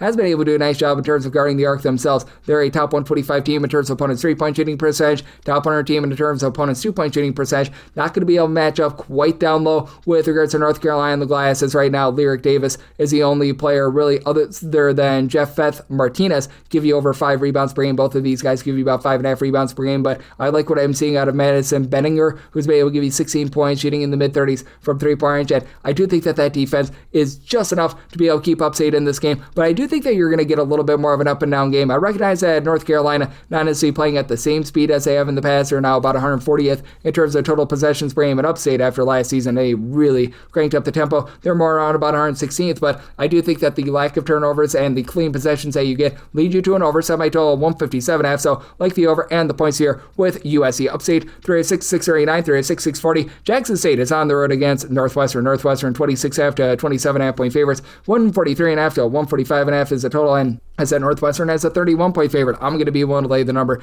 This Jackson State team just getting absolutely lambasted in so many different ways. They're in the bottom 5 in all of college basketball in terms of points allowed on a per possession basis, rebound percentage, in terms of just a lot of things. And for Northwestern, they should be able to exploit that. Northwestern doing a great job taking care of the ball. Top 45 team in terms of fewest turnovers on a per possession basis. They have by far the best player out there on the floor, Nick Martinelli, 21.5 points, 7 boards. He's right now shooting 70% from 3. That'll go a little bit downward, but I don't know if that's going to be in this game, as Jackson State has also been outside the top 225 in terms of opponents' 3-point shooting percentage. A Northwestern team that's getting obliterated on glass, they're outside the top 250 in terms of defensive rebound percentage. They don't have to worry about that because Jackson State does not have a single guy that gives you over 5 rebounds per game. So Arrington Page, with him being able to supply 7 rebounds, 15.5 points per game, he should be able to dominate down low. Jaden Reed has been able to dole out about 6 assists per game, and I mean, Jackson State has talent in the backcourt. You have a guy in Deshaun Ruffin, who was a starter over at Ole Miss a few seasons ago. He has been able to supply about 15.5 points per game, but he only shoots about 20% from 3. Jamie Mitchell does shoot 43% for 3 with 13.5 points per game, but his 4.1 rebounds per game right now leads the way, and for Jackson State, outside the top 320 in terms of turnovers forced on a per possession basis, outside the top 300 in terms of ball security as well. They're outside the top 350 in terms of their own 2-point shooting percentage and opponents' 2-point shooting percentage.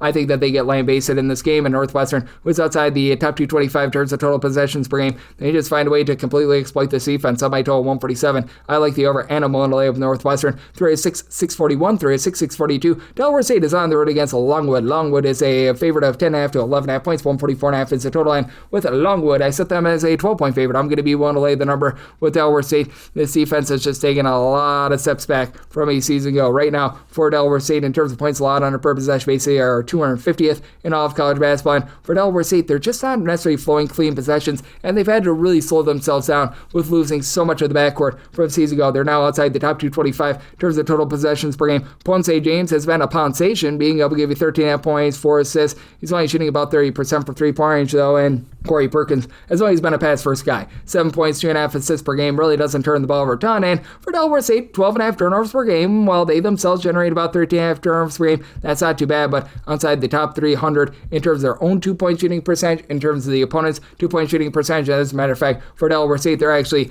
outside the top 325 in terms of their own two-point shooting percentage. And for this Longwood team, they've been having a very rough time in terms of taking care of the ball outside the top 300 in terms of turnovers on a per possession basis on offense, but top 40 team in terms of generating turnovers as well. So you should have a lot of fast break layup opportunities in this game. As a result, I did set a total of a 150. I do like the over. Longwood has been a top 175 team in terms of total possessions per game, with Jonah Nazemi along with Jaquay Hutchinson combining for about 26.5 points per game. And Nazemi has been able to shoot 43% from three-point range. And Longwood, who's right now shooting 20.5% from three, should see some positivity there. And the team is incredible at getting to the free throw line, top 20 team in terms of free throw attempts on a per possession basis with Longwood. They've also been solid on the glass, top 125 team with regards to rebound percentage, as you've been able to get some good production out of some of the ancillary guys like Jalen Bernard, Elijah Jones. These guys have been able to give you about 4.5 rebounds per game. Elijah Tucker's throwing in their 4.5 boards per game as well. So I do think that Longwood wins from within. I do think that even though you're going to have quite a few turnovers in this game, they turn into fast break layups as well. So I like the over, so by total 150 and one to lay up to 11.5 with Longwood. 306-643, 306-644. You've got Houston. They play us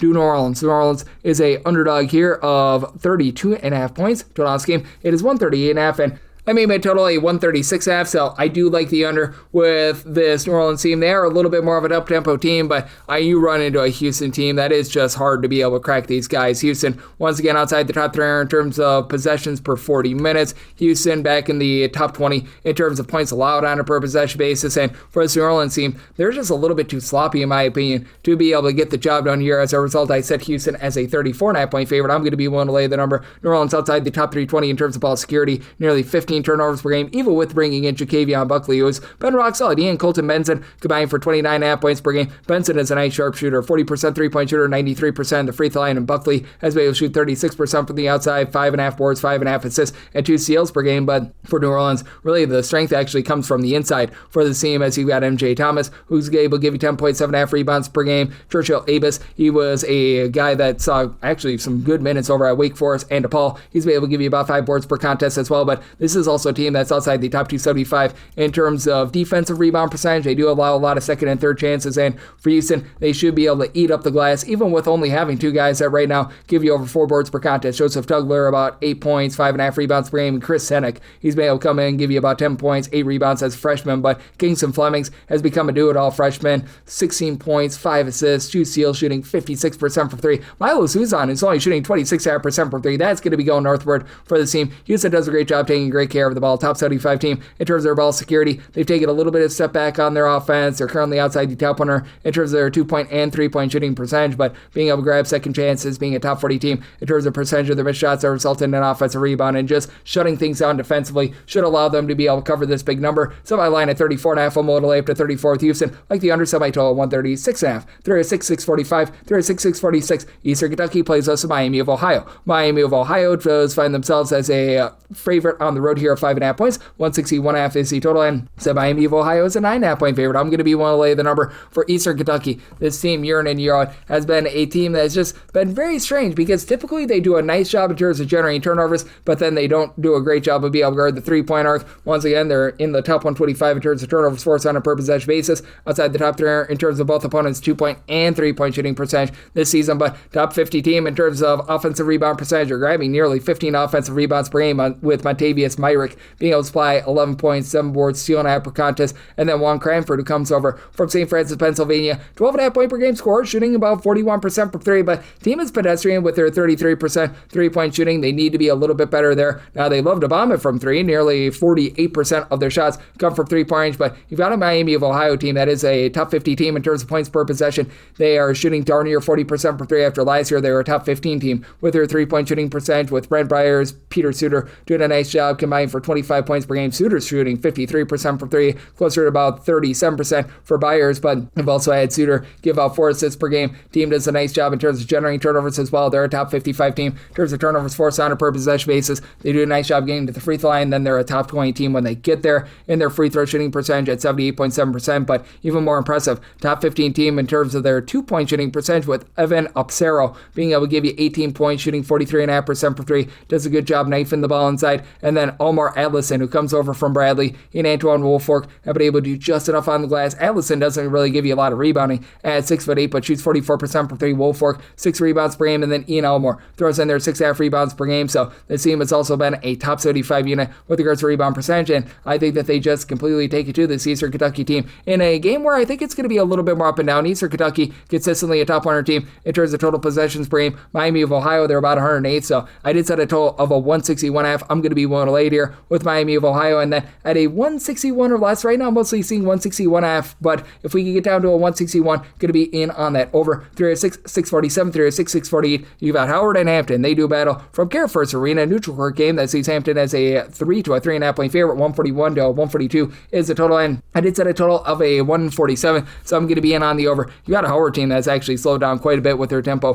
from past seasons. Currently, they're about 208th in the country in terms of total possessions per game. In Hampton, want to talk about slowing down, they are a team that is currently 327th in the country in terms of total possessions per game, but both of these teams well outside the top 150 in terms of points allowed on a per possession basis. But Howard, I do believe, is going to be able to hold in there with having one of the, shall we say, better players in all of college basketball. Bryce Harris, 21 points, 6.5 boards, 3 assists, and he shoots 38.5% from three-point range. Now, Howard, very vulnerable down low. Right now, with Harris, he's the lone guy at the roster that gives you over 4.5 rebounds per game. But Cam Gillis, he comes over from the Patriot League, 10 points, 4.5 assists. He shoots 36.5% from three-point range. And for Howard, they're not allowing a lot of second and third chances. Top 150 team in terms of defensive rebound percentage, and they've been really getting just carved up on the inside with regards to opponents' two-point shooting percentage, that being right around about 300th. But you've got a Hampton team that they're very much reliant upon the versatility they get out of Xavier Long, 10 points, 10.5 boards, 2.5 assists per game, and last year shot it actually quite well from three, down to about 29%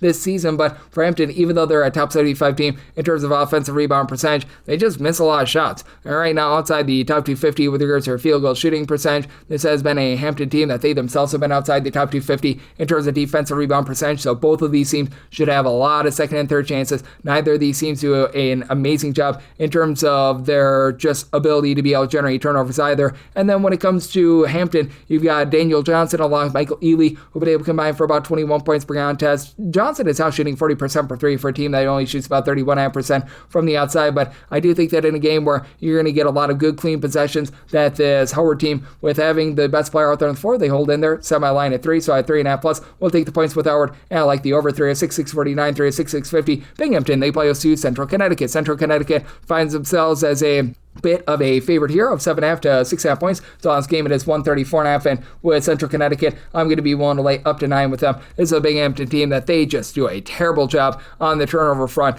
Not only do they have a tough time being able to hold on to the ball, as Binghamton is outside the top 300 in terms of ball security with 14 turnovers per game, they're a bottom 15 team in terms of generating turnovers, and that does not help when you're shooting 27% from three-point range, which is a bottom 15 mark in all of college basketball. I like Demetrius Lilly, 16.5 points, 10.5 boards, was rock solid in the Atlantic 10 last season, and you have Jeremiah Quigley, who was very good over at Iona a few seasons ago, 12.6 assists per game.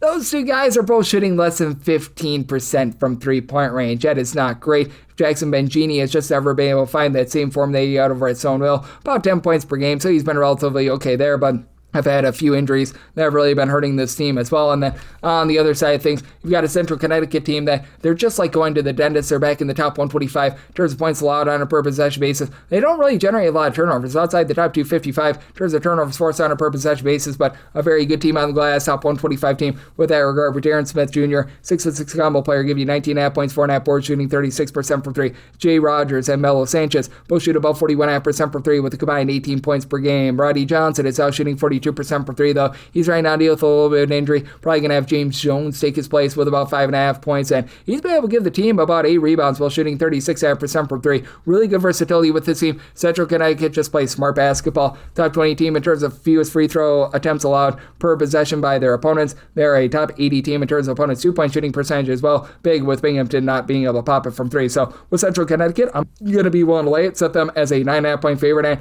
here with this total, I did set mine at a 137.5, as I do think that Central Connecticut going to get a lot of good clean possessions here. I'm in on the over. 3-6-6-51, 3-6-6-52. You've got LaSalle, and they're going to be on the road against Long Island. Long Island's a 2.5 point favorite. 140 to 141 is the total, and set at a total of a 141.5. So right now, seeing the 140.5, I'm going to be in on the over. You have a LaSalle group that is outside the top 3 in terms of total possessions per game, and LIU last year was one of the slowest teams in all of college basketball. They've really sped themselves up. I don't know if it's because they lost Gerald Gilliard, the associate coach from a season ago, but right now they're about 87th in the country in terms of total possessions per game. And for LIU, they were very much a defense-oriented team last season that had their issues on offense. The offense has been a little bit better this season, but they're still having a little bit of a tough time holding on to the ball. And then in terms of points allowed on a per possession basis, they have taken quite a bit of a step back. They're 266th in the country with this regard. Meanwhile, you've got a LaSalle team that they're about 150th in the country in terms of points allowed on a per possession basis. So semi-line at 1, I'm going to be willing to take anything more than a point here with LaSalle. I was pretty much going to land on the underdog anyway, but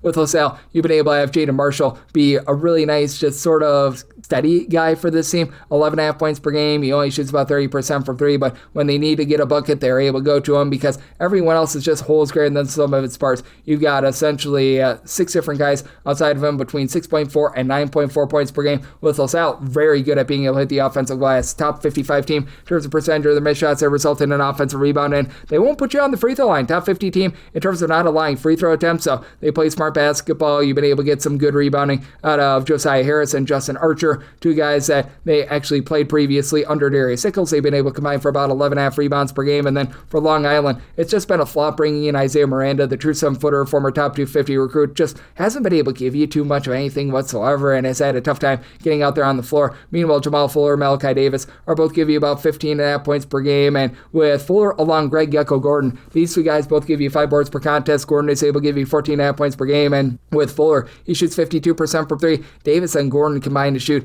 less than 29% from 3-point range. So this is a Long Island team that's still pretty solid in terms of generating turnovers, top 150 team with that regard, but the 15 turnovers per game that they're having on offense, just absolutely killer, and they're outside the top 3 in terms of opponents' 2-point shooting percentage. So you're at the 140.5. I think that you get just enough possessions and some late game fouling for the over, so like the over, and anything more than a point, take the points with LaSalle. 3-6-6-53, 3-6-6-54. Brian plays Osa Maris. Maris is a road favorite of 3.5 points. Total on this game, we're seeing it come up a little bit. Open up at a 125, we're up to a 127.5, and with Maris, I'm going to be willing to lay it. I did set them as a 7.5 point favorite. Bryant has just been a dysfunctional mess, just in pretty much every respect of basketball. They're outside the top 320 in terms of taking care of the ball. They're outside the top 3 in terms of generating turnovers. Bryant has been outside the top 275 in terms of total possessions per game. Maris back outside the top 3 with that regard as well. But for Bryant, they're outside the top 3 in terms of 2-point and 3-point shooting percentage, and they're a team that's outside the top 275 with regards to rebound percentage. Now, Quincy Allen has been able to give some nice versatility, pair of blocks, 11 points, 4.5 rebounds per game, but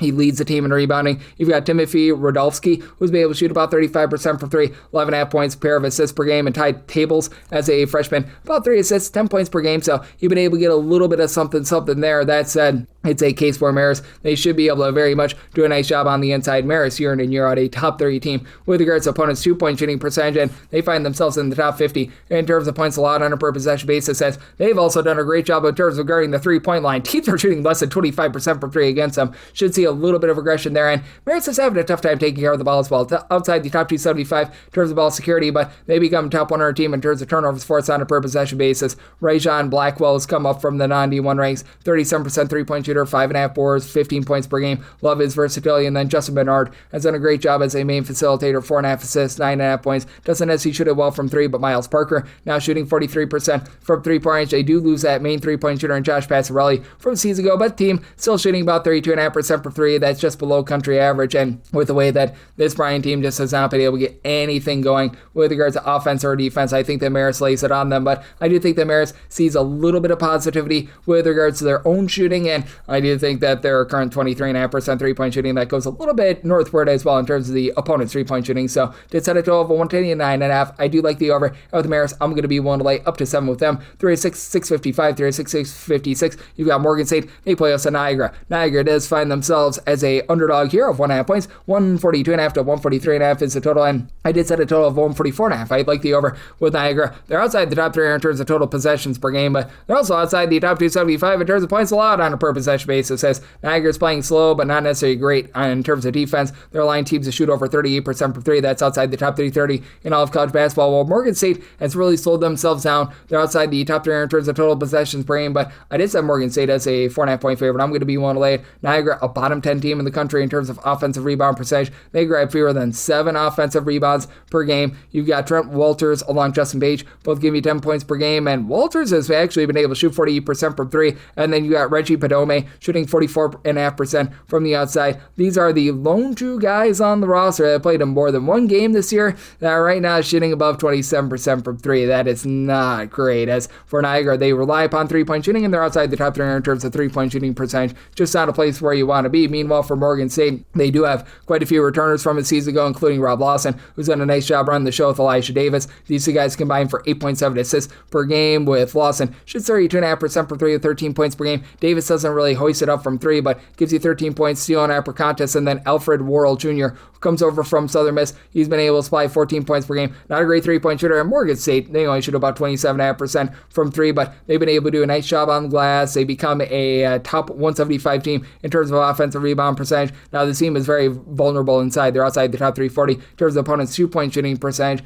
That said, I do think that with Morgan State, they're still going to be able to win the battle down low with Christian Oliver, a true 7-footer, give you about 5.5 points, 3.5 rebounds per game. Christian Meeks has thrown in there about 5 boards at about 6'6" as well. Niagara just having no size down low. I think it's going to allow Morgan State to be able to knife through them, and both of these teams guard the three-point line very, very poorly. So I do think that even though this is going to be a slower and more controlled game, that you get a lot of open looks for both teams. I like the over, so my total 144.5, and with Morgan State, I'm willing to lay up to 4 with them. 306-657, 306-658. You've got Houston Christian playing us at Southeast Louisiana. Southeast Louisiana is a underdog of 2.5 points. 134.5 is the total line. With Southeast Louisiana, set them as a 5.5 point underdog. I'm going to be willing to lay up to 5 with Houston Christian. Houston Christian playing at a bottom 30 pace in all of college basketball, well outside the top 350 in terms of total possessions per game. And then for Southeast Louisiana, this is certainly not a team that's going to be pushing a whole heck of a lot of tempo themselves. Southeast Louisiana currently 304th in the country in terms of total possessions per game, and for Southeast Louisiana, they just don't have any sort of three-point shooting. Right now, they're shooting less than 30% from three-point range, and losing Brody Woodbury, their main post presence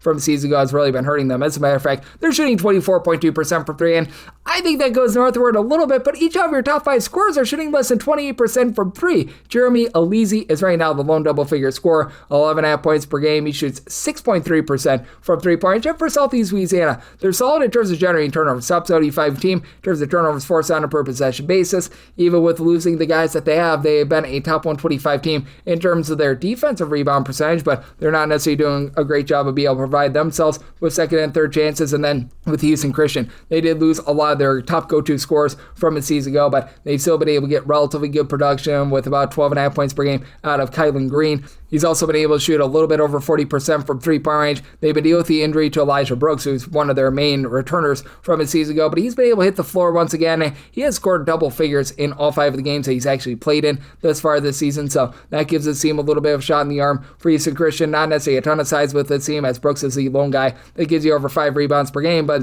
Southeast Louisiana, not necessarily giving themselves a lot of second and third chances. And to the credit of Houston Christian, top 185 team in terms of their own defensive rebound percentage. They've actually been very bad in terms of guarding the three-point line. They're outside the top 3 in terms of opponents' three-point shooting percentage. So Southeast Louisiana should be able to get some better looks, but with both of these teams playing as slowly as they are, both of these teams being pretty good in terms of generating turnovers and just being bad on offense, I think that you get a slog of a game. I did set Houston Christian here as a favorite of 5.5 points, so I'm going to be willing to lay it in. I'm in on that total under as well. Semi-total 131.5, 306, 659, 306, 660. You've got California playing us to Northwestern State. Northwestern State, a 19.5 to a 20.5 point dog. 145.5 to 147.5 is the total line. Set Cal is a 23.5 point favorite. I'm going to be willing to lay the number. Now, Northwestern State, they've been a bottom 10 team in all of college basketball in terms of rebound percentage. That should be getting better. Willie Williams, their top returning rebounder, he was out for like the first 8 or 9 games of the season. Ever since he's been able to return, the rebounding has been much better for this team. He's only been able to appear in 3 games, but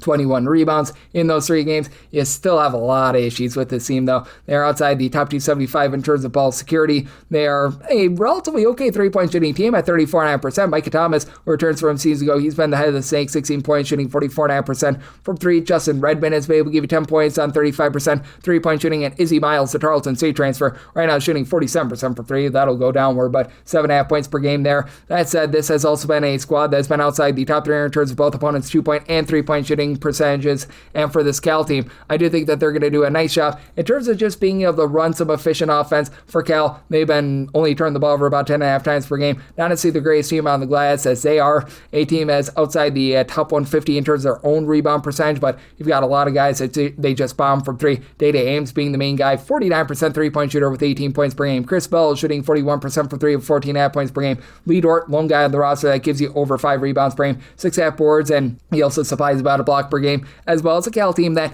has been good with their 2-point shooting defense. They're a top 75 team with that regard. They're not necessarily a team that's going to force the issue too much, but they're middle of the road in terms of generating turnovers. Cal, in terms of total possessions per game, they're about 155th, so they're a relatively mid-tempo team. And for Northwestern State, this has been a team that in the few years that they've had their new coaching regime, they've been about 268th in the country with that regard. But I do think that Cal does a really nice job in terms of holding it down. I do think that for Northwestern State, the overall sloppiness with them not being able to take care of the ball is going to be an issue with regards to total. So semi at a 143.5. I like the under, and with Cal, I'm going to be willing to lay up to 23 with them. This will be the last game that I hit before we go to our final break. 306-661, 306-662. Loyola Maryland plays us to Mount St. Mary's. Mount St. Mary's, a 1 to 1.5 point road favorite. 149 to 149.5 is the total. And I said Loyola Maryland as a 6-point favorite. I'm going to be willing to take a shot on them on the money line. This Mount St. Mary's team just is doing a terrible job in terms of turnover battle. They're outside the top 330 in terms of both generating turnovers on a per possession basis on defense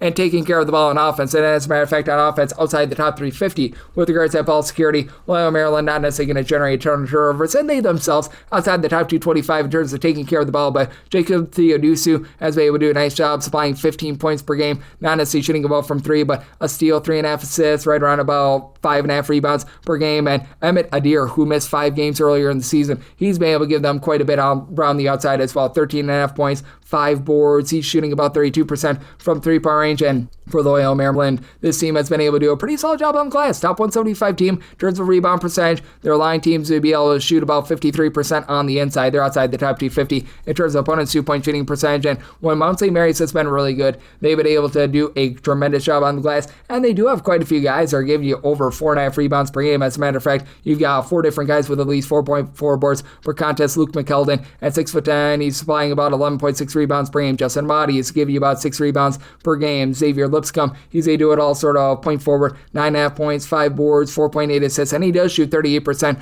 from 3, but I mean, he's one of the lone guys that is really able to give you any sort of a spark from the outside, and just all those dead possessions that this team has while not being able to generate any of their own. I think that that's going to reign supreme, and this has also been a Mount St. Mary's team outside the top 200 in terms of both opponents' 2-point and 3-point shooting percentage. I just don't know if you're going to get enough clean possessions for the over in this game. Mount St. Mary's is clocking in well outside the top 125 in terms of total possessions per game, and Loyola Maryland, they're starting to play a little bit faster, but they're not super up-tempo, 202nd in terms of total possessions per game, so made a total of a 142. I like the under, and with Loyola Maryland, them being the underdog, I'm going to take them outright on the money line, and when we come back, we're going to get you guys the final 3 games on the betting board here on the flip side right here on Coast to Coast Hoops with myself, Greg Peters, and now a part of the Houston Family Podcast.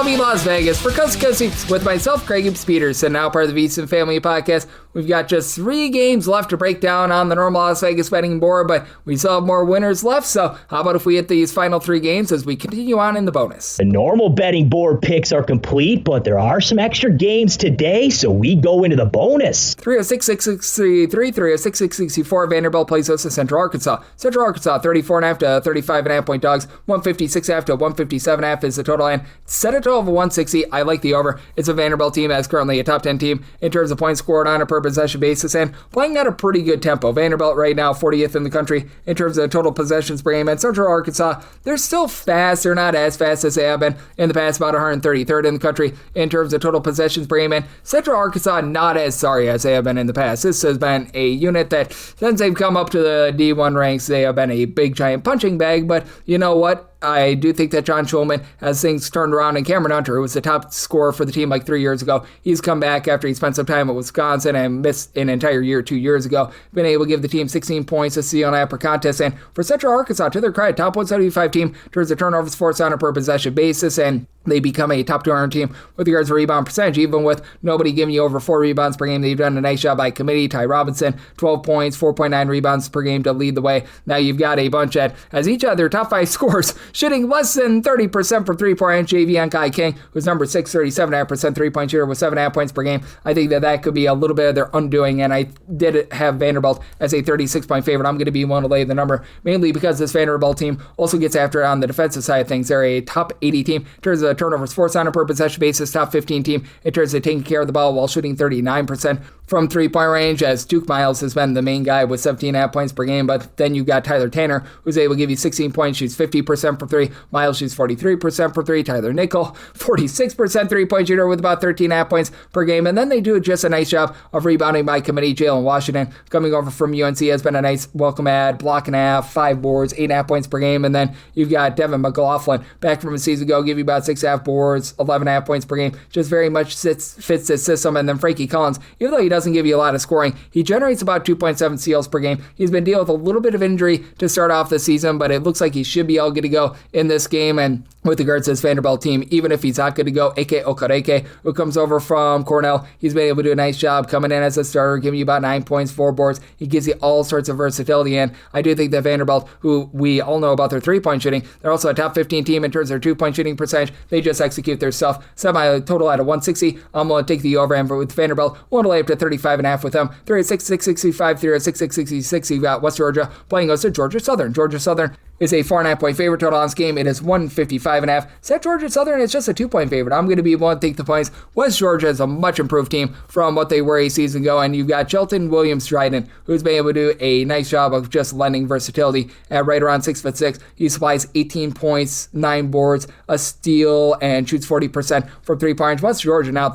shooting 37% from 3 after they were atrocious a season ago. Still need to work on that 65.5% free throw shooting percentage, but still this has also been a little bit a better team on the glass. They're a top 275 team now in terms of rebound percentage after they were way down there a season ago. Teams are only shooting about 31% from 3-point range now. For West Georgia, the key is going to be taking care of the ball. Georgia Southern has become a top 100 team in terms of turnovers forced on a per possession basis, while they themselves are a top 150 team in terms of taking care of the ball. Now Georgia Southern, they're right around country average in terms of both their 2-point and 3-point shooting percentages. You've got Tyron Moore giving you more. He was the team's top scorer 2 years ago, goes to UAB. He's been more of a number 3 guy this year with about 11 points, shoots 39% for 3. As Spud Webb, he gives you 16 points, 3 assists. He's become that top guy, and for Georgia Southern, while they do a nice job in terms of being able to generate turnovers, they're very fragile on the inside. They're outside the top 275 in terms of opponents' 2-point shooting percentage, and they're giving up a lot of second and third chances. Outside the top 3 in terms of defensive rebound percentage, opponents are grabbing about 13 offensive rebounds per game. For West Georgia, they've been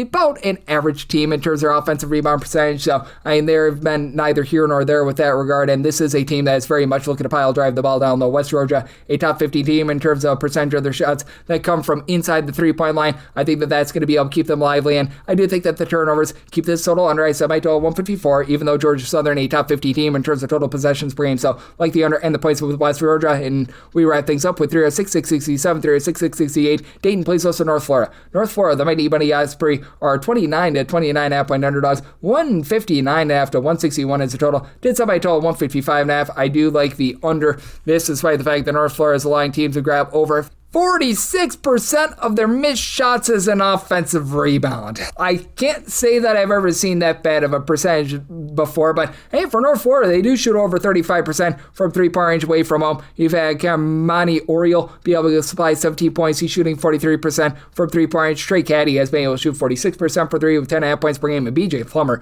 52% three-point shooter with 9 points per game.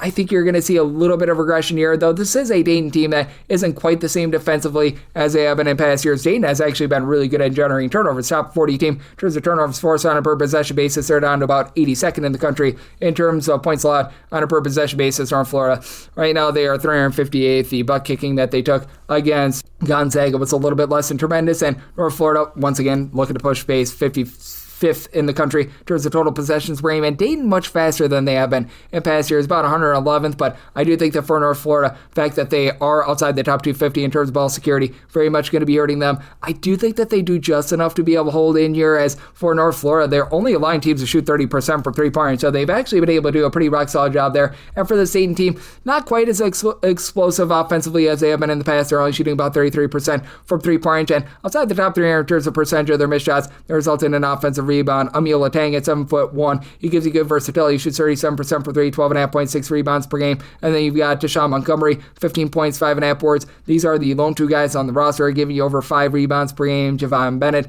has been able to give you 16 points. He's giving you about 3.5 assists per game as well. So that's been pretty solid. But with the reduction in three-point shooting and team just not grabbing a lot of second and third chances, I do think that you get an under semi-total 155.5, and I'm going to be willing to take the points with North Florida. And that'll wrap things up for the Saturday edition of Coast to Coast Hoops, now part of the VSiN Family Podcast. If you do like hearing from this fine podcast, Coast to Coast Hoops, you're able to subscribe wherever your podcasts, Apple Podcasts, Google Play, Spotify, Stitcher, and TuneIn. If you have a question, comment, segment idea, what have you for this podcast, you have one of two ways we offer those in. First one is my Twitter/X timeline at gunit_81. Keep in mind, Larsium, the name does not matter, so as per usual, please do send these into the timeline. Other ways, find an Apple Podcast review. If you rate this podcast 5 stars, it's very much appreciated. From there, you're able to fire in whatever you'd like to hear on this podcast via that 5-star review. And I am with you guys every single day on this podcast, giving you picks and analysis on every game, every day. So I'll be back with you once again tomorrow. Thank you.